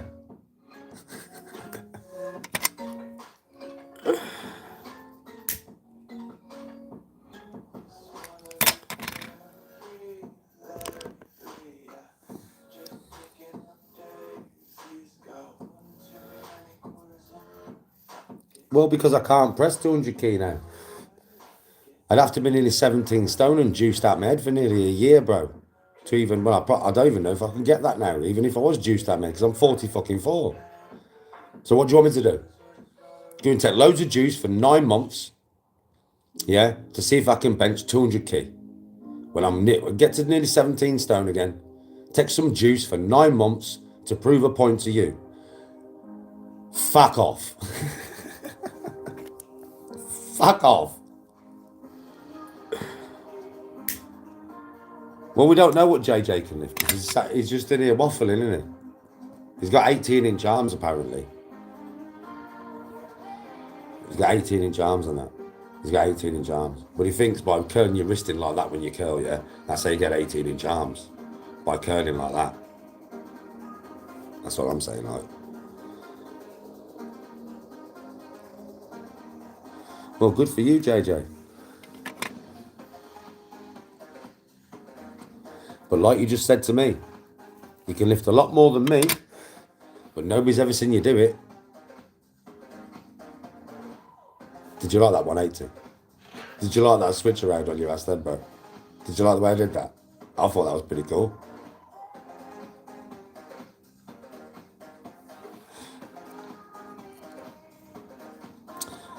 My biceps aren't 18 inches, bro. How the fuck? My biceps are probably about 16 inches now, bro. Fucking 12 and a half stone, mate. No, you're not supposed to have 18-inch arms at 12 and a half stone. It'd be pretty unnatural. I'd need synthol. Get the oil in there.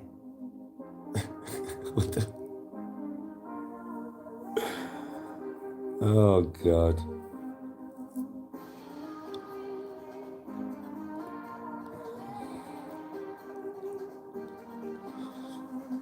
John, I've worked all my life. I've worked all my life, mate. What are you on about? Have you even watched me for years? I've worked all the time I've been on YouTube nearly. Apart from the year and a half that I was waiting for my hand operation. But I couldn't work because my hand was fucking mashed. Yeah, right? So I was waiting for an operation. And now. But apart from that, I've worked all the time on social media. You're a bit behind, aren't you, mate? You're a bit behind there, mush. Fucking hell, it's a silly thing to say to me. I've provided enough to society and I've paid a lot of tax because I've had some jobs that have paid a lot of money. The only reason I don't work now is because so people, you know, trolls and shit, probably like what maybe you could be, got me the sack from my job, bro. My last job that I had. So I was like, fuck it. I'll go all social media. And I did. And I started to earn money from it. I'm not going to tell you what, none of your business. And then I had a conversation with the one person that matters, the one person's opinion that matters, which is Toni, because she lives with me. So I had a conversation with the wife. And I says, babe, this is what I'm earning. You know what I'm earning, because it goes into the bank account, so she knows what I'm earning. Right? I'm thinking of going back to full-time work. What do you want me to do? What do you reckon I should do? And she went, Danny, you don't need to. Carry on doing what you're doing. You're enjoying what you're doing. You're doing fine. Just keep doing what you're doing. And I was like, really? And she was like, yeah.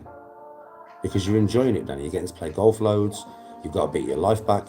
You've worked all your life. So try something new. See how it goes. If it doesn't work out, you can always go back to work, right? And I was like, yeah, I can. So, you know, one of them ones.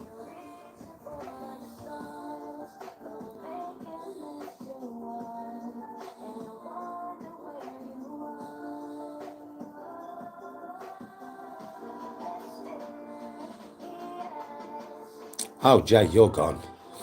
Look, mate, you're gone. Say that straight, mate, you're gone. He's got no deal being there. He's just here to try and wind me up. Try and get me to do something that he wants me to do, which isn't working, obviously. He's obsessed. He's obsessed. He's obsessed. He's obsessed, man. Got himself, listen, he got himself blocked being that obsessed. So that did good for him, didn't it?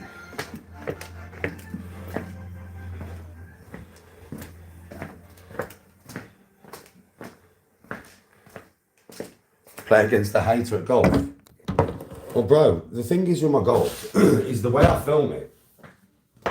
You can't really accuse me of cheating. Do you know what I mean? Because of the way I film it, bro. Why do you think I film it the way that I do? I film it so honest. You've got to think, MV. MV, thank you for the donation, by the way. You've got to think, brother. I'm just answering you back. You've got to think. I film live. And Toni walks from ball to ball with me. You can't do it any more real, bro. And the reason I do that is because I knew that when I played golf, if I did it like loads of other people did, and I hit the ball and then cut the camera off and walk to the next ball and then film from there and then cut the camera off, I knew what everybody would say to me. Are you cheating? That's not real. So I thought, what's the realest way of doing it? Well, the realest way of doing it is the way that I do it. You know what I mean? So this is the realest way. Oh, and by the way, he's not in here no more, is he? He's going to be gutted now. Yeah. Them arms are definitely not 14 inches, mate. That's all I'm going to say, like.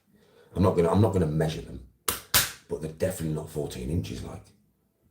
But he's not in here now, is he? So I've done that because I know he's still watching. He'll be proper. You wound up now, ain't you, JJ? Well, you should have been more polite, mate, and you wouldn't have got yourself banned from my chat, would you? And then you could have got, and then you could have come in and you could have gone, oh, they're only 12 inches. I did that just to wind JJ up.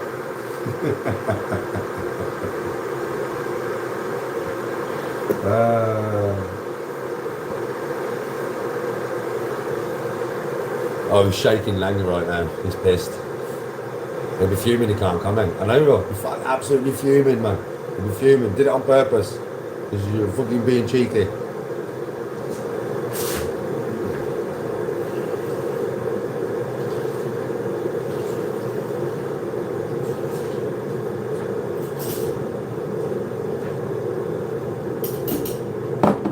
He's being a cheeky lad.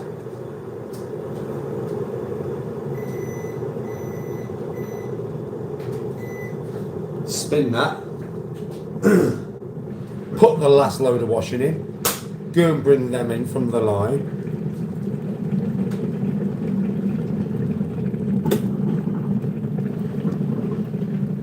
Yeah, but I don't really know what you mean, bro. I mean, for somebody to come and challenge me at golf. Well, challenging me at golf, bro. I mean, if somebody comes and they play off like a fucking 5 handicap, they're going to beat me anyway. Do you know what I mean? Like, or if somebody who plays off a 20 handicap thinks they've got any chance at all of beating me, then they would get hammered. Bro. Do you know what I mean? They would just get absolutely hammered, bro. But it all depends on handicaps in golf. You've got to understand that. It all depends. It's not like it's not like any other sport. It's not like any other sport. Like if I got really good at basketball again, I could play anybody. I could invite anybody to the court, yeah, and play them. Doesn't matter how big they are. Doesn't matter whether it's 6'6". It doesn't make no difference, mate, on that court. Not street ball. Does it? Fuck. Yeah. Winner gets checkmate. So I'll just make sure I'm scoring that first basket, and then I've always got check. Yeah. Right. I know I've played street ball all my life. That's what I used to play, street ball. Right. So that don't make no difference how fucking big you are, at all. Whether you're dunking or not, you've got to get to the hoop first. You've got to get there first, lad. But golf's different.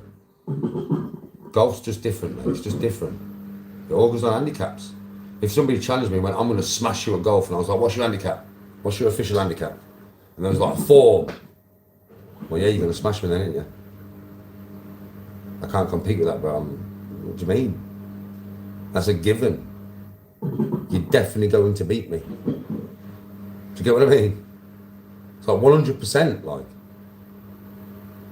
That's the thing with golf.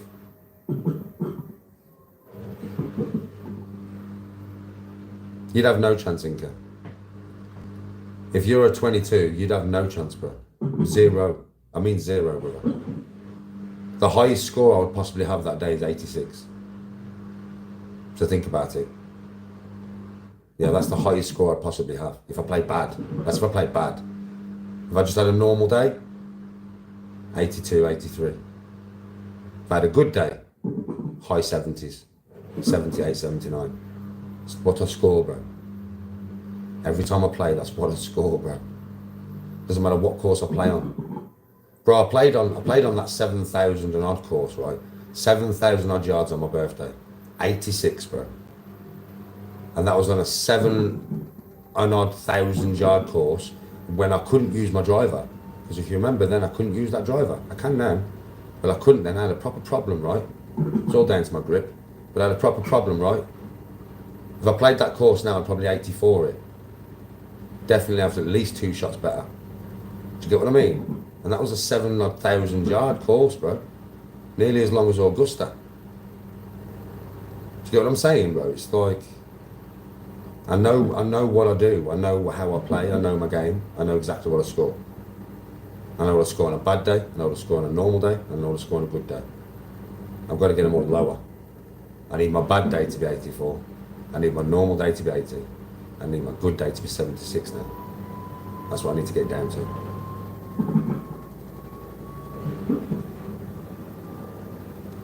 Oh yeah, handicap. Listen, if you use handicap, I can play against anybody. I could play fucking Tiger Woods, mate, if we use handicap. No joke. Because Tiger Woods is +6, bro. He's got to give me 18 shots. That's 1 shot every hole. Do you get what I mean? Now, I am quite capable of parring 12 holes in a day. That means he's got to have 12 birdies. It's not easy to get 12 birdies in a day, mate. It's really fucking not.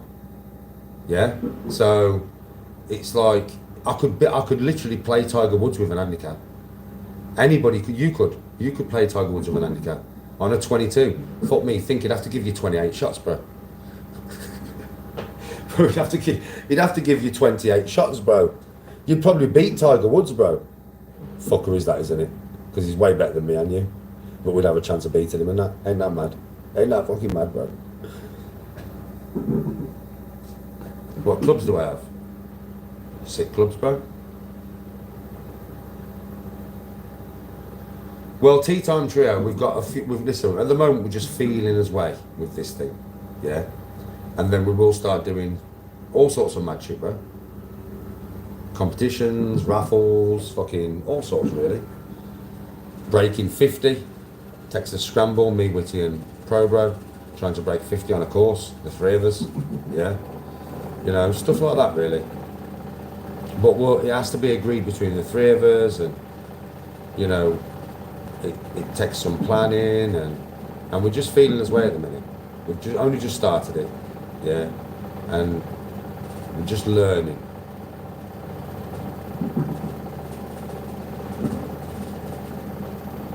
Yeah, we're just learning how to gel together and how we play together, and gelling as a trio. I mean, we're already pretty gelled, yeah.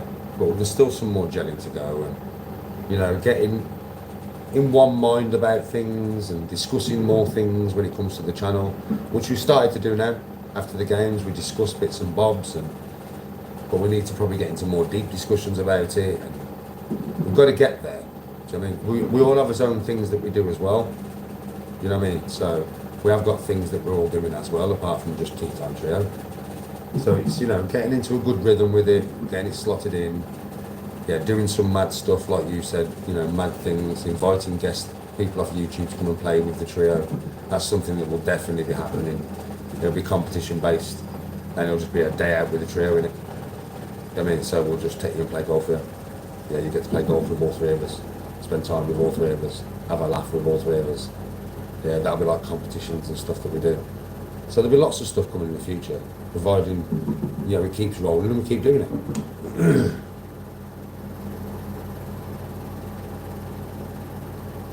You got QI10s? I've got a mixed bag, bro. I mean, I can show you all my clubs, bro. So.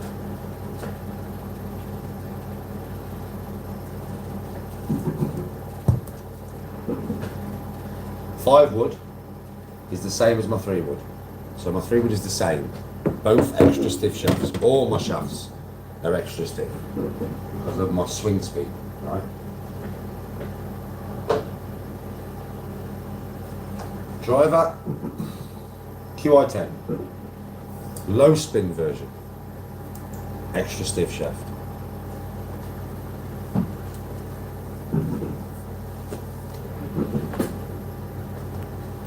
My 3 wood's the same as my 5 wood, so I'm not going to get my 3 wood out as well, it's exactly the same. It's a different shaft, but it's still extra stiff. Then, my 3 iron is a Titleist TMB. My driving iron, that is. Yeah. That's my 3 iron. Then from my 6 iron down to my pitching wedge are Mizuno Hot Metal Pro. So that's 6 iron down to pitching wedge. Yeah. Steel fibre, extra stiff shafts. Now we have,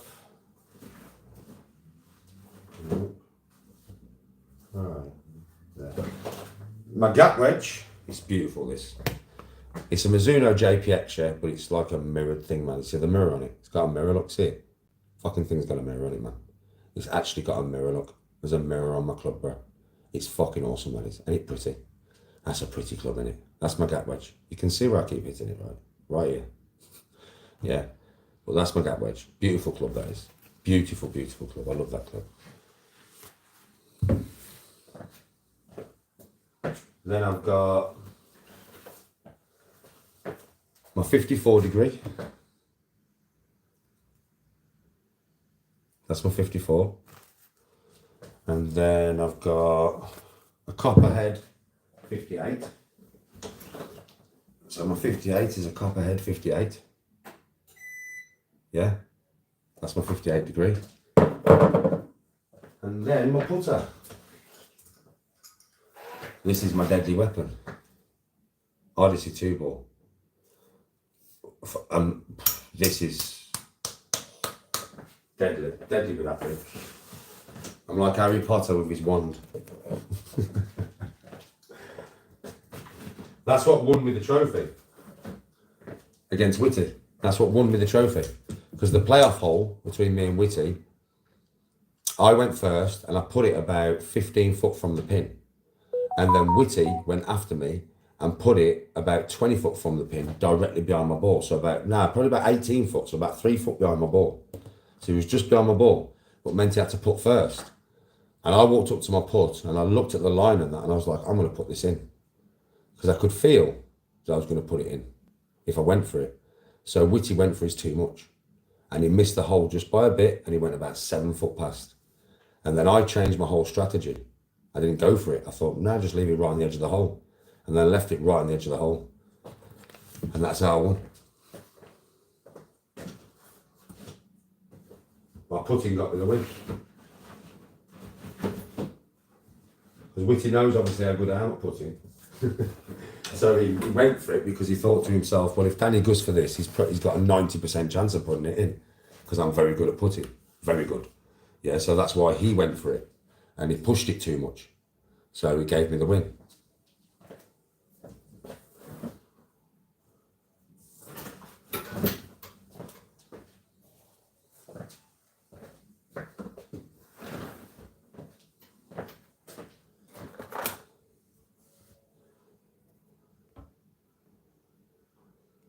No, because my 6-iron goes far. My 6-iron goes 200 yards. So, yeah, my 6-irons are 200, between 190 and 200 yards is my 6-iron.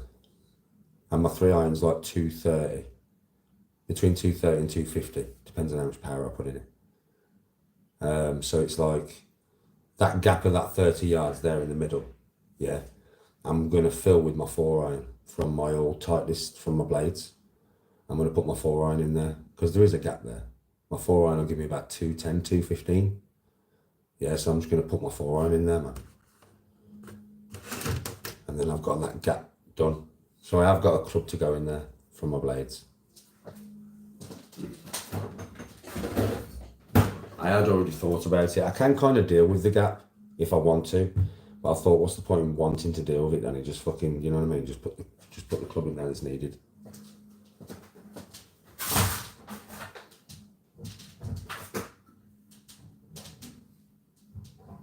Right, got the last load of washing here.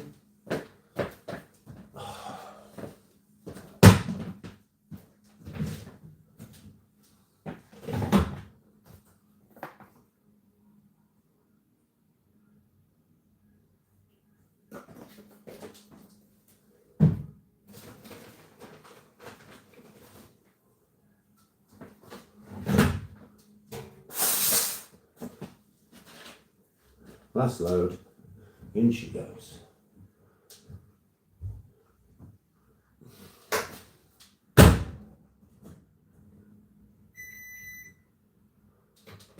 off she goes. I'm going to take this out. Gap wedge for what? No. A gap wedge goes little distance. My gap wedge goes about 93 yards on a full hit.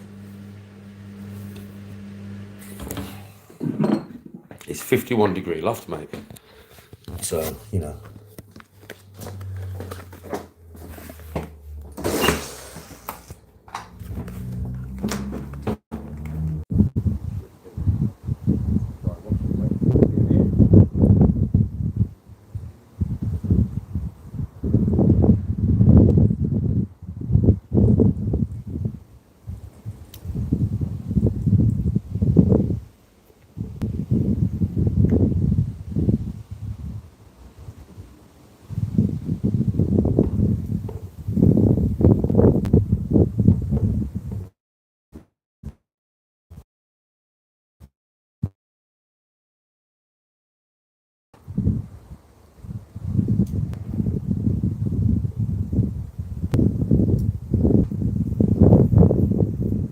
Looks like it's going to rain. This looks nice, I need to get it in.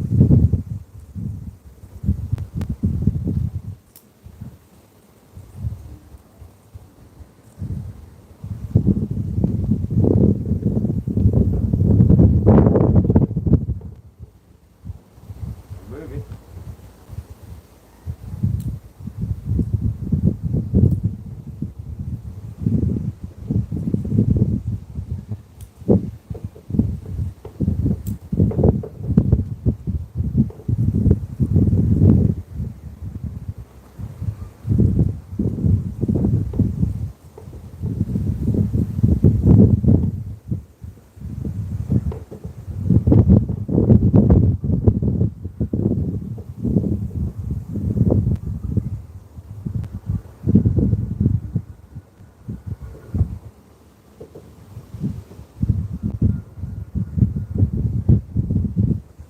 Looks like it might rain.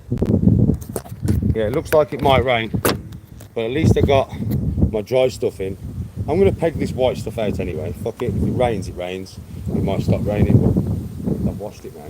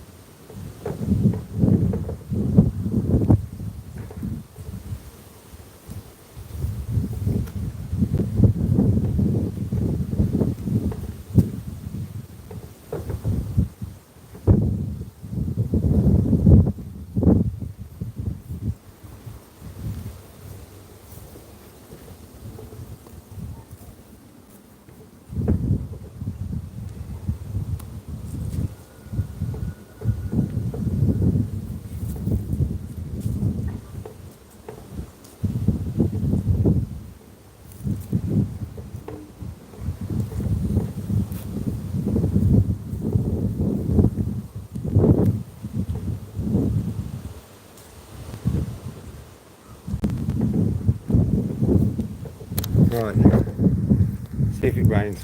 The other load's going to take an hour and a half anyway. So hopefully if it is going to rain, it rains now and it stops by the time I have the other load. It's the last load of washing I got to do no more. I ain't doing this.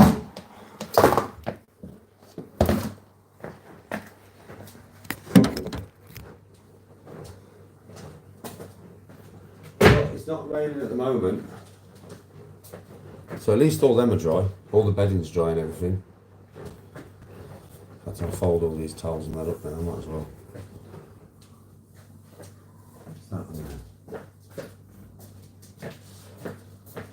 Fold it all up, ready to go upstairs, mate.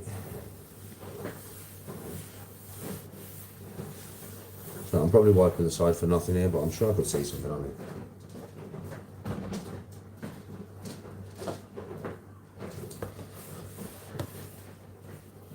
Right. Fold up all this stuff now. Towels in one place, bedding in the other, all ready to go upstairs.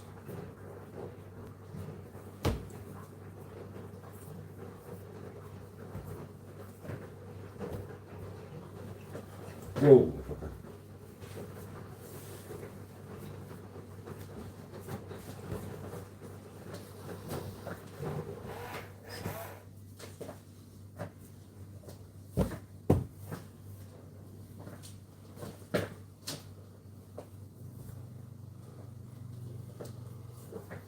2 towels.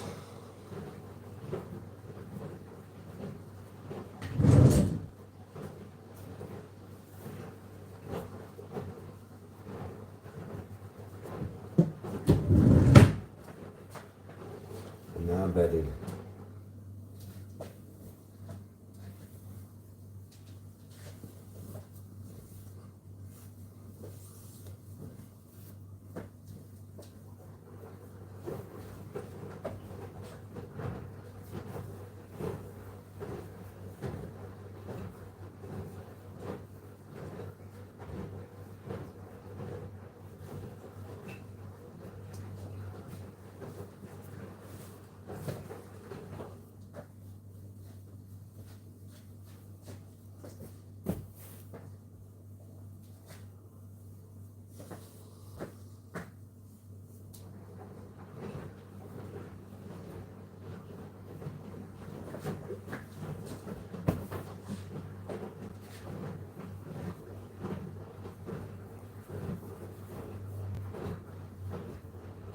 How is everybody today anyway?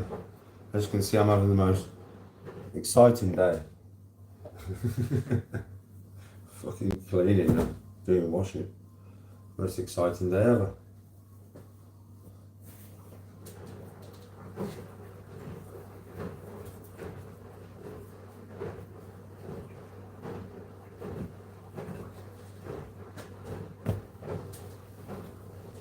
This is what I always envisioned would be the best thing about my life. This is amazing. Oh, I can't figure out this shit. Oh, there's one in the corner. Toni said to me something. She's like, Danny, find the corners.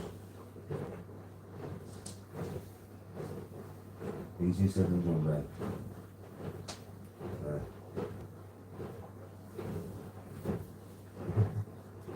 This is fucking wicked from this.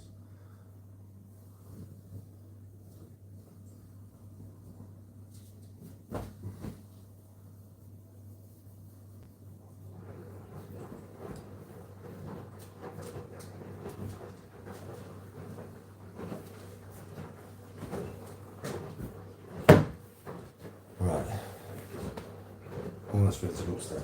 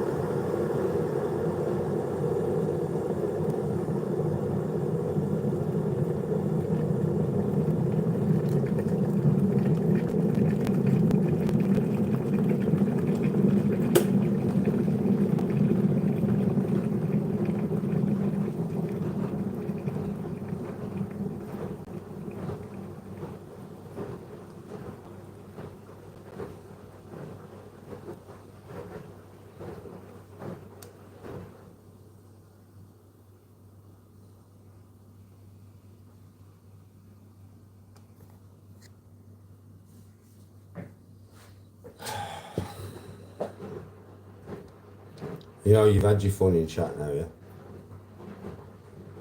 I suggest you be quiet or you're going to get blocked, right?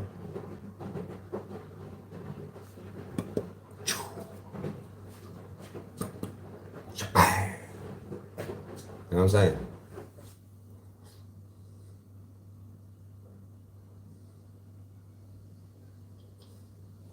Your choice, really.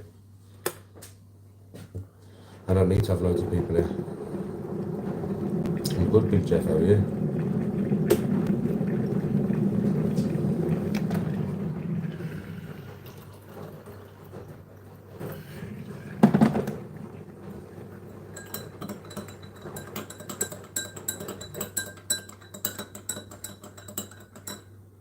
I'm glad you're good.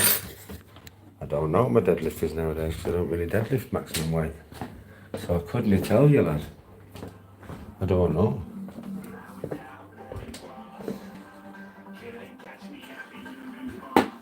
Oh.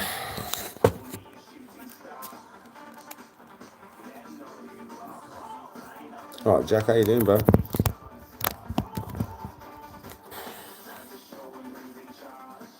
Washing, drying, cleaning, training, washing, drying, cleaning, training. Oh, mate. Right, you're going for about 10-15 minutes to have a chat with, and then I'm done, because I've got some shit to do.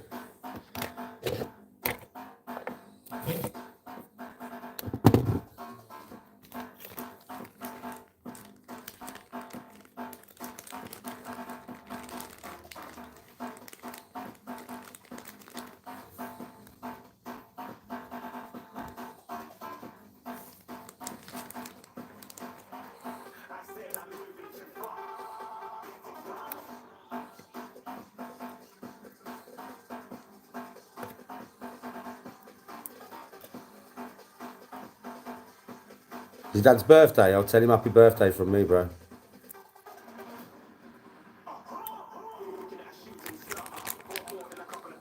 I can do 50 key for 45 reps. So work it out from that.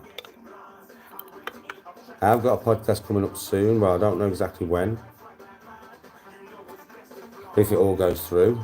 A mental health thing on a golf course. But apart from that, no, nothing.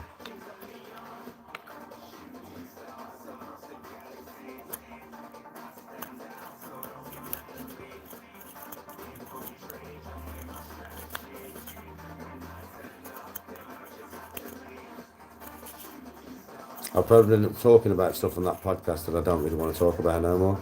But it is a podcast about mental health, so, you know, this stuff might get raised, and if it does, I'll talk about it. Not that I want to, but I will.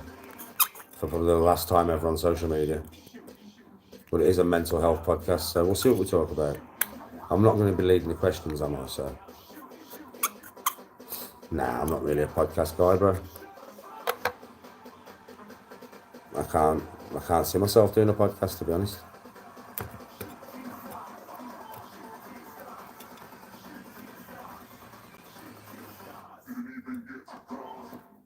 I don't know. I'm great official travellers over here. Don't know when I'm going back on PlayStation, bro. When I get back, probably. I'll probably have a few days of just chilling when I get back and do nothing, and I'll probably just play Ghost. I'm definitely going to have a few days when I get back and just doing nothing.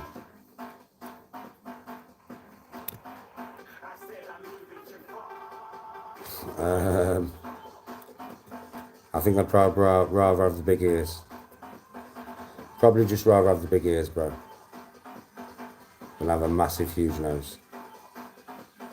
I mean, I've got quite a big nose, like, it's not small, is it? But I wouldn't want a massive, massive one. Am I an Oasis fan? Oasis are okay. I used to listen to them when I was younger. I wouldn't say I'm more of a Coldplay fan than Oasis.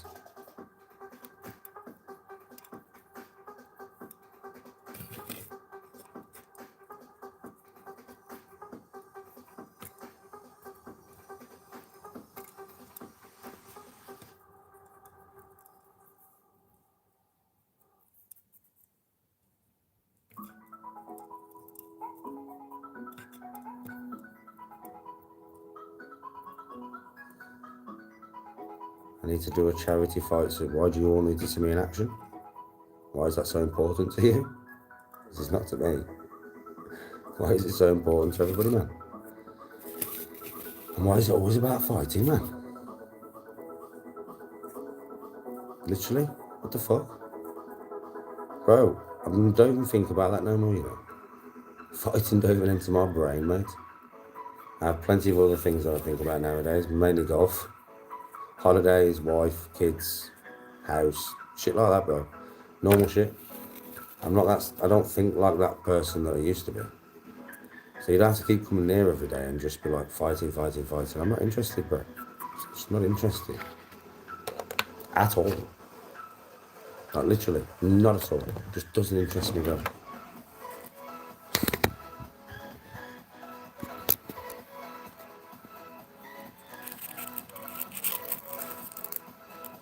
I'm willing to donate £100 if you record every shot, not look away or walk off, drop the ball where you should, and put every hole under 100 at Dudley.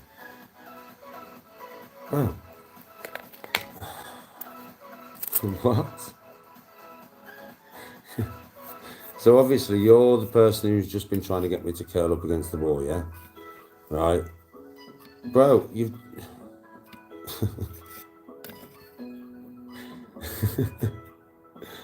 I'm not going to go and just like, you know, Jesus Christ, bro.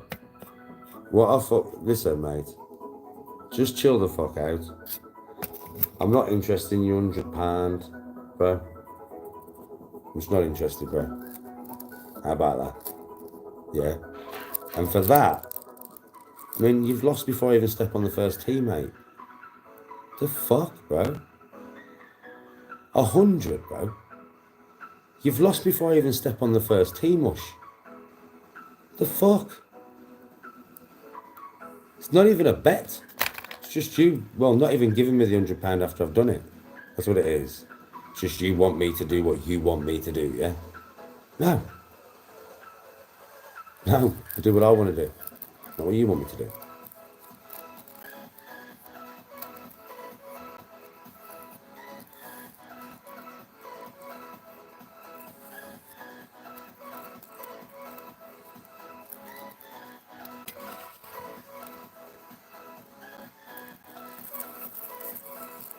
Bro, why are you asking me if I'd kill somebody on social media, man? What the fuck, man? No, I wouldn't kill anybody on social media. Why the fuck would I want to kill somebody, bro? I might not like a person, but it doesn't mean I want to kill them. Jesus fucking wept. What time is it? Oh, fucking hell, kids have finished school now, ain't they? Oh, I've got loads of kids that have finished school now. Fucking hell. Mind you, I'm going off in a minute, so it's all good.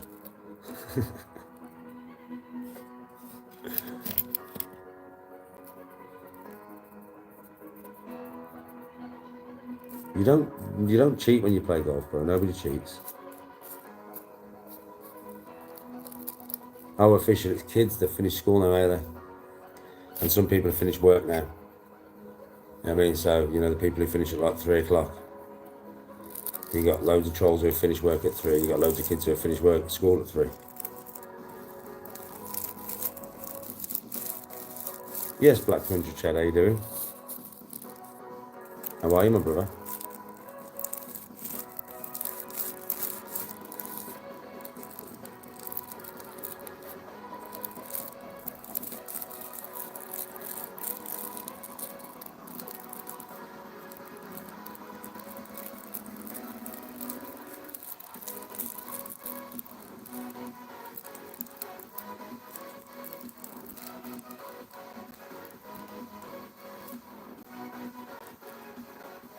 The fuck are you on about? Winston Churchill? You've lost me, mate. Official, what the fuck was he on about? Bro, I'm not... You really think somebody's going to give me £1,000 to do that, bro? Do you really think that? To do something that I could do probably with one arm? Maybe? Nah, maybe not. But you get my meaning. Yeah, but fucking hell, bro. It's not even a score that's hard, bro. So obviously I know that the geezer's definitely not going to forthright pay me. It's like, ha ha ha. I made you go and waste your money playing around at Dudley. Ha ha ha ha. Lol cow, ha ha. Well, the joke's on you because I couldn't give a toss. No.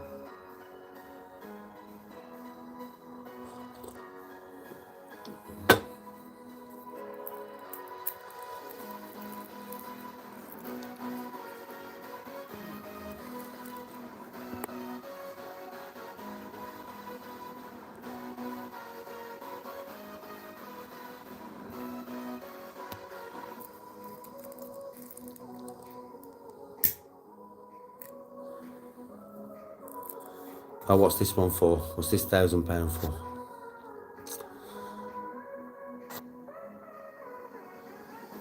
Well, there is no £1,000 anywhere. So I don't know what you're on about.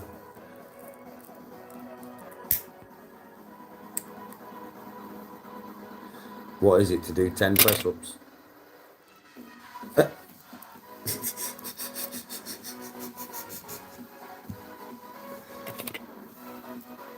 Let me guess. Strict curl 50k against the wall. Let me guess.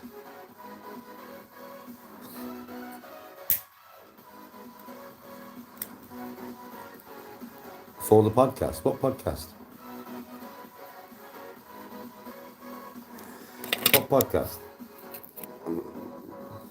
I'd know if somebody was going to pay me for a podcast. I would have arranged to go on it with them. Are you fucking mad? Are you mad?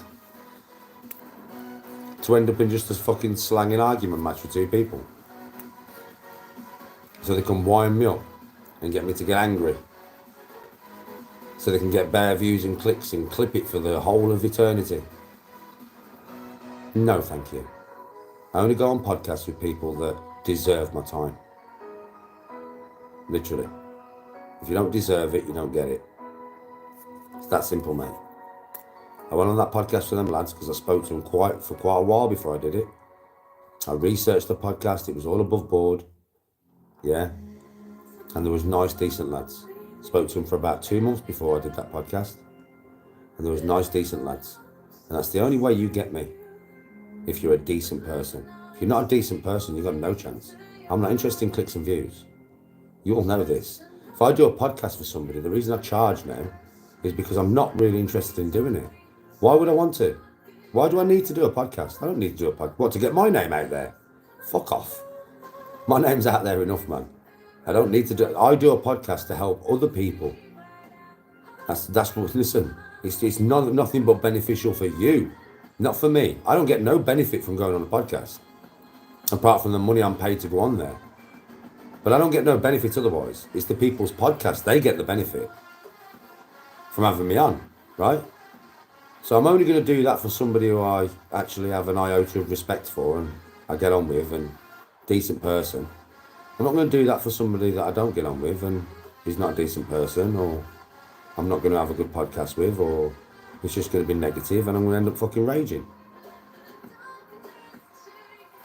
Sorry, mate, I'm a bit more clued up than that.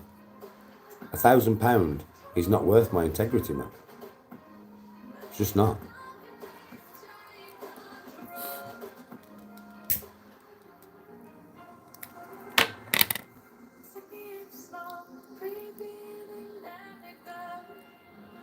It won't blow my channel up at all. And I'm not interested in talking about it, so move on. That'll never happen. Never in a million fucking years, mate. Literally, never in a million years.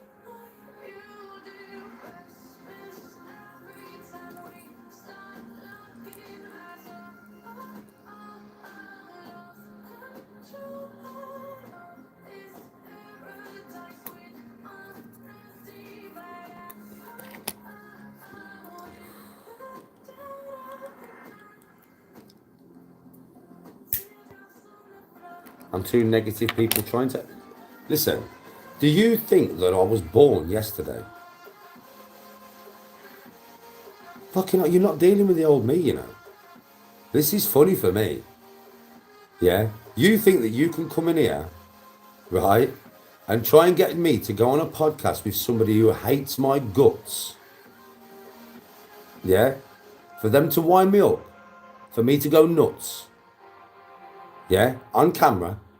For them to clip it for the next 40 fucking years.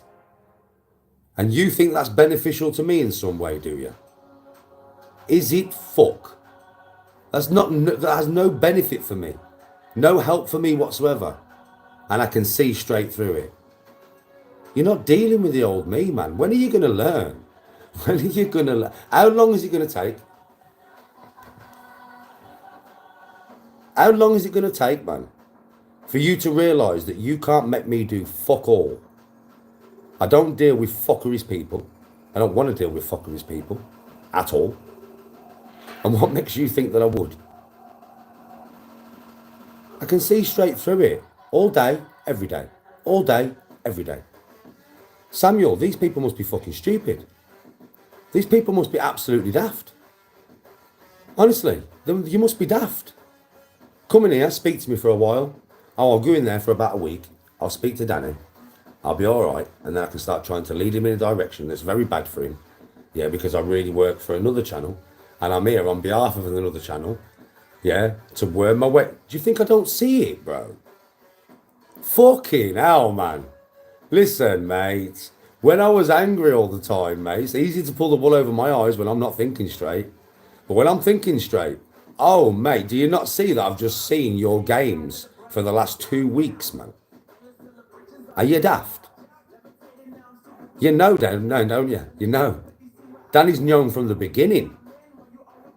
I've known from the beginning. I can tell from the way you word stuff. You come in my chat, yeah? I know from the first interaction with you where the interaction will go 2 weeks later. It's like a chess match, and I'll always win. Now I'm clear thinking anyway.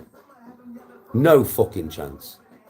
The channels that you've come from, that you want to try and worm your way into me, to make me think it's a good idea to go and interact with people who hate me, yeah? Fucking hell. Falling on deaf ears, mate. Literally, you've hit a brick wall there. So, stay on the channel, worm your way in a little bit more, and in a couple of weeks, try something else, and you'll hit a brick wall there as well. Then worm your way in a little bit more for a couple of weeks, yeah? And then you'll hit another brick wall. See how this is going? You're just going to hit bare brick walls, mate. And that's to all of you. That's not one of you. That's about 4 of you, 5 of you are in my chat right now. I know exactly who you are.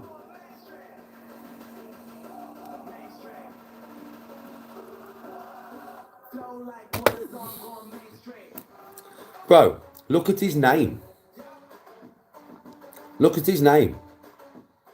Now, I have said Spartacus is the hardest, in my opinion, the hardest warrior the world's ever known.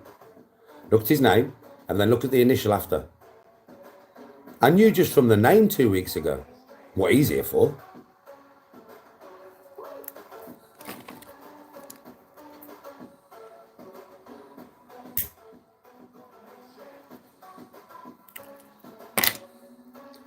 No, it's not G for General. That's to insult me, and you think that I don't know that you insulted me. I fucking do, mate. I've known from day one, son. I leave you in here to play with you a little bit. I know all the trolls that are in here. I know who every single one of you are. I just play with you. Bit of a different Danny now.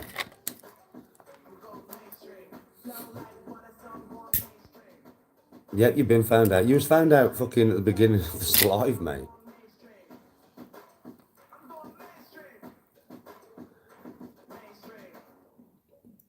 I didn't have to work it out. Your name said it all. Do you know what I mean? Your name said it all, mate, when you first came in my life with that name. Mindbender, I can just tell from the conversation. There's a couple of other ones in here as well.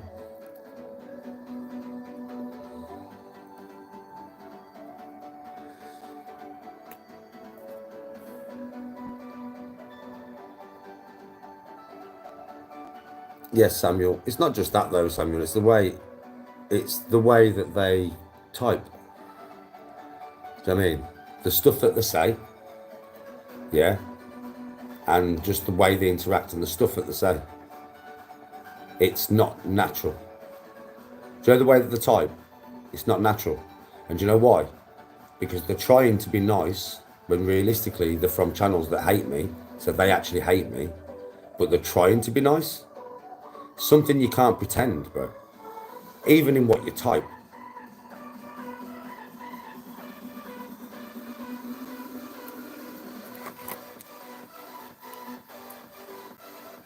You can just tell Black Country Chad, innit? You can tell. I can tell a genuine conversation.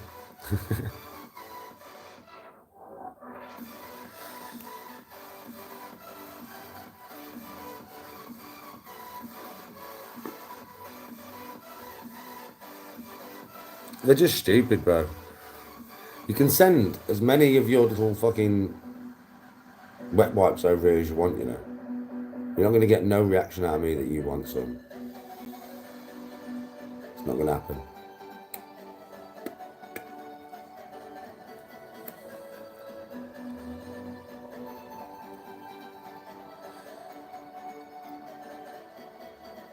Where's Dusseldorf? Dusseldorf.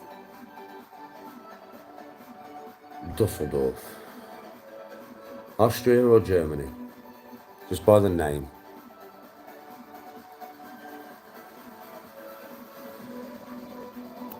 Who are you? Well, I know you're one of the people who used to watch me. Don't know exactly which person you are. I don't know exactly who somebody is, but I do sometimes. Sometimes I do. But like I knew the vicar, yeah, was Reese C. I knew. I've been interacting with Reese for a long time. Yeah? So I don't know who everybody is. I just know when you've been watching me for a long time, you've turned to hate, and then you come back here. I know. I don't know who you are. There was somebody off one of them channels themselves, or one of the people who used to watch me and now hates me, that's come back just to wind me up if you can.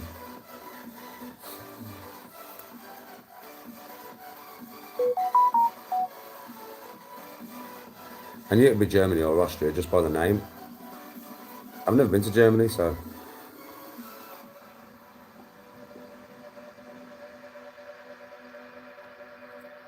Because Jolene, they have nothing better to do with the life chick.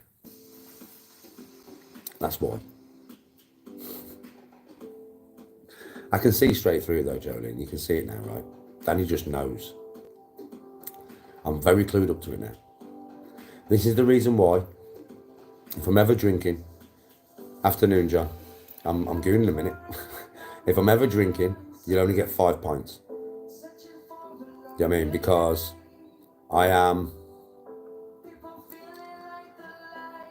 I've realised At 5 pints, I stay pretty normal.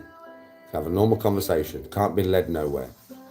Now, you can see from this live today, yeah, people trying to lead me down conversations. The whole live. You've all seen it with your own eyes, right? The whole fucking live, people have been trying to lead me down a conversation. And I've cut it off. Now, if I drunk 8 pints, I wouldn't have enough wits about me to be able to cut it off. 5 pints, oh, I'll still see straight through it. So that's why the limit now on any live is 5 pints. So when I'm on holiday, trust me, I'll stick to it. 5 pints, I turn it off. Nah, there won't be a 6th, mate. So thanks for the donation, Mr. D-Boss, but there won't be a 6th. Nah, I know my limit of being on social media, and that's 5. Because then when I come off, me and my missus can enjoy the rest of the night, just me and my missus, and spend some time with Tony, get a pizza, go back to the apartment and have the night like we're supposed to have it as well. So it benefits me and my wife. And you guys will not be able to lead me down no conversations that I don't want to go down. So that's the limit. So when I'm on holiday, yeah, I may have a drink with you, but that's it. Yeah, Jolene, you know this.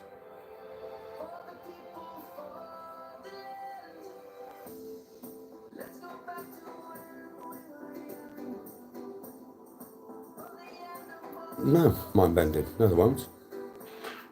No, they won't. What you've got to understand, yeah, is I am fun anyway. Without beer, I'm fun. And I don't need... You've got to understand, anybody who wants me to get pissed out my head and talk about the darkest stuff you could possibly talk about does not have my best interests at heart. Not at all.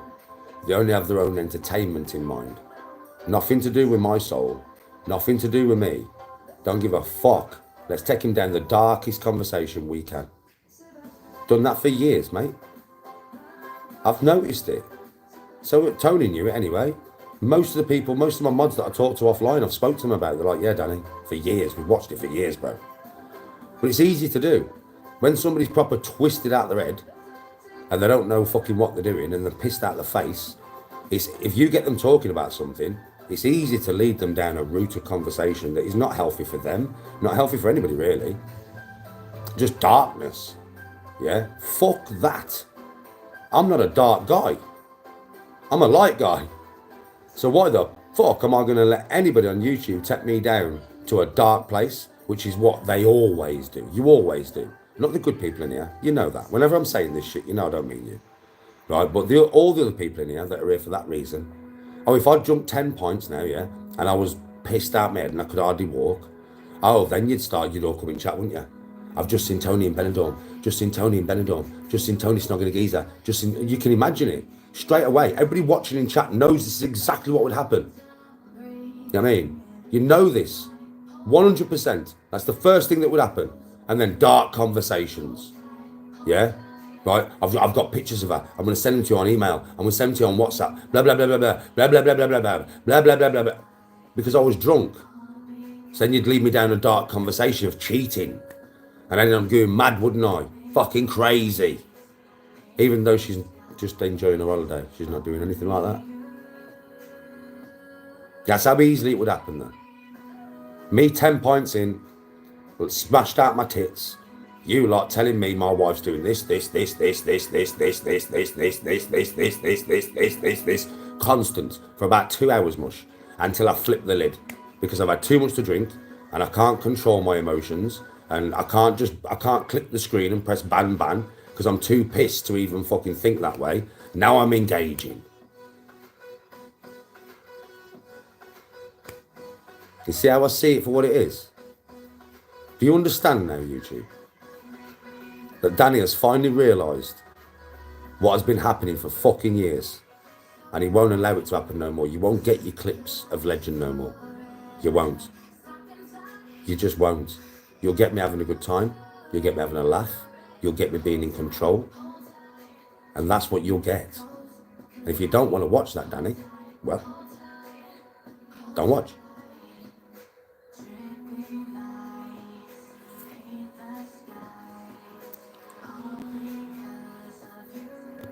Yes, Ron.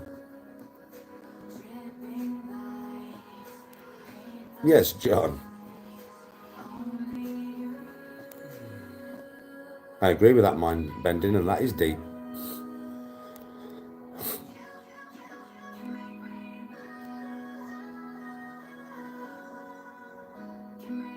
Nobody's giving me 10 points on the grand to come on the channel, bro. You've got no chance. No amount of money, yeah, is going to change my mind on what I have said. And if you know me, then you should know. Danny now is different. I can't be led down no routes, man. I'll have fun. Listen, on my vlogs on holiday, we will have fun. I'll take you in the sea. I will take you drinking with me to a certain point. Yeah, we'll go and watch some shows. Do you know what I mean? Like, we'll take you on the Yellow Submarine. I'll take you to the golf course. Yeah, so we will have some laughs on holiday, man. We will have some laughs on holiday, right? Yeah, and you're going to get lots of vlogs and lots of footage. So you've got lots to look forward to.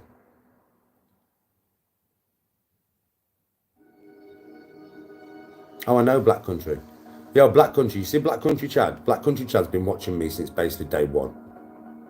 Right, since basically day, I'm not joking. This man has been here on and off my channel for the whole time I've had a channel. Right, and Samuel's been watching me for a long time. Right, listen. Have you not seen it though, boys?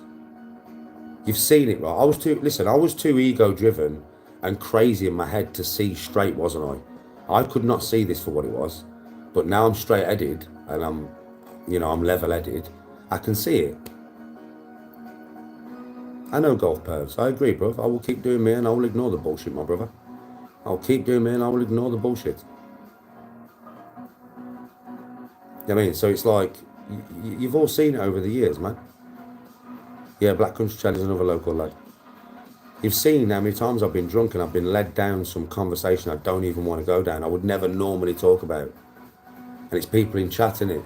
Danny, what about this? And because I'm fucking pissed out my head and I'm easy to wind up, when I'm drunk out my face, bro, and then you get the anger flowing, and then you ask me about anything really, I'm going to go, rah, rah, rah, rah, rah, rah, rah, rah, rah, rah, rah. And they're like, we've got him, hook, line and sinker, we've got him, reel him in now, ask him this, reel him in, ask him this, reel him in. Bro, I couldn't see it, brother. I swear I could not see it, but I can now. I'm not going to let you do it to me when I can fucking see it plain as day. Yes, John. So, yeah, Black Country, you'll get, like, you watch a lot of this channel, you'll see. Well, there's no rage on this channel.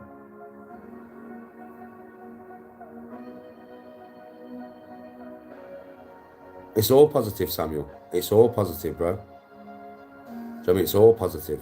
All. Take some ownership of what? What?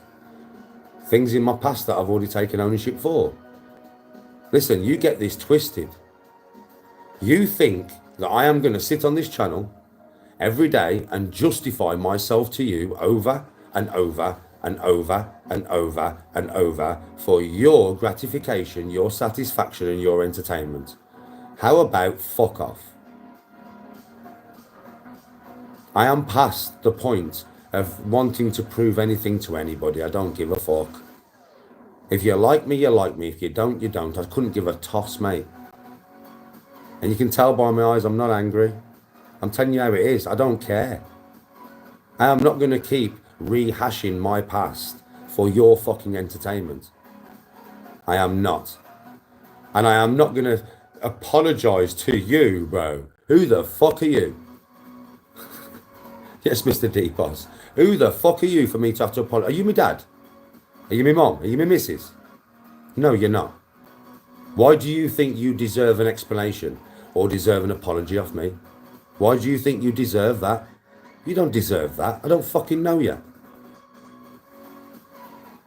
Truth though, right? Trust me, you're dealing with a whole different Danny G, mate. A whole different man now. You're not dealing with that man from before. That's not me being nasty to you neither. That's just me being brutally honest.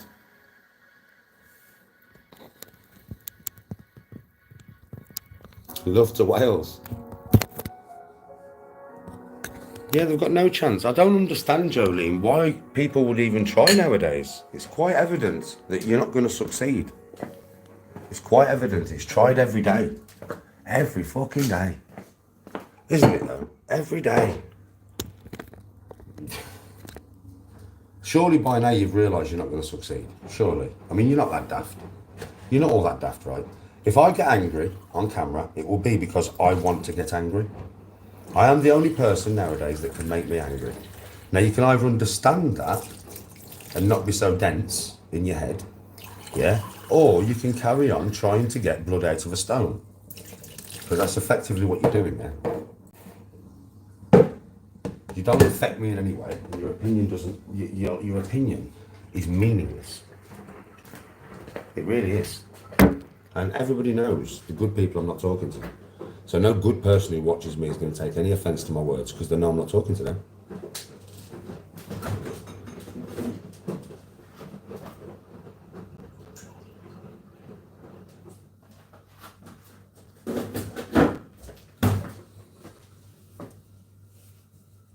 Yeah, I know.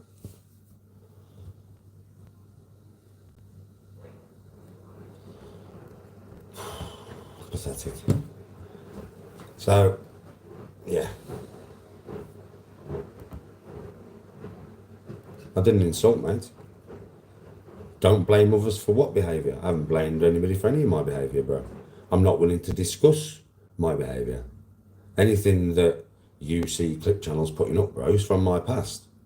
And like I said, anybody that I would have had to apologise to at the time for that, which is not you, would have been apologised to. So I'm not going to keep rehashing it for your entertainment.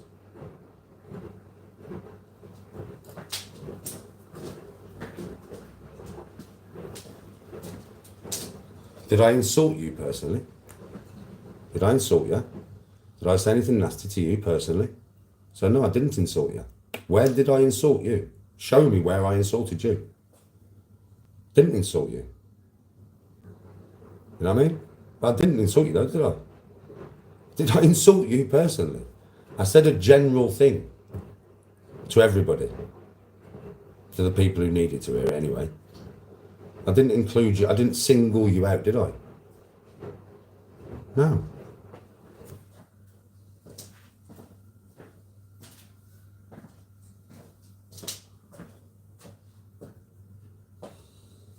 I'm good. Anyway, everybody, I'm off. Next time you'll see me, I'll be in sunny fucking Tenerife. I've got some work to do. Have a good day, everybody. And listen,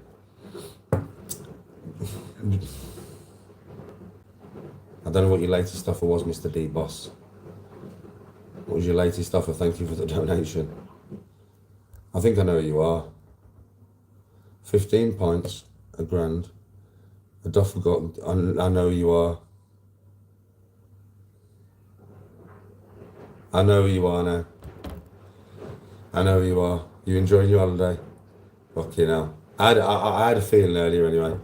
Joan, you said to me earlier, if I ask you to sing the song, you'll know. As soon as you said that to me, I was like, I know that is.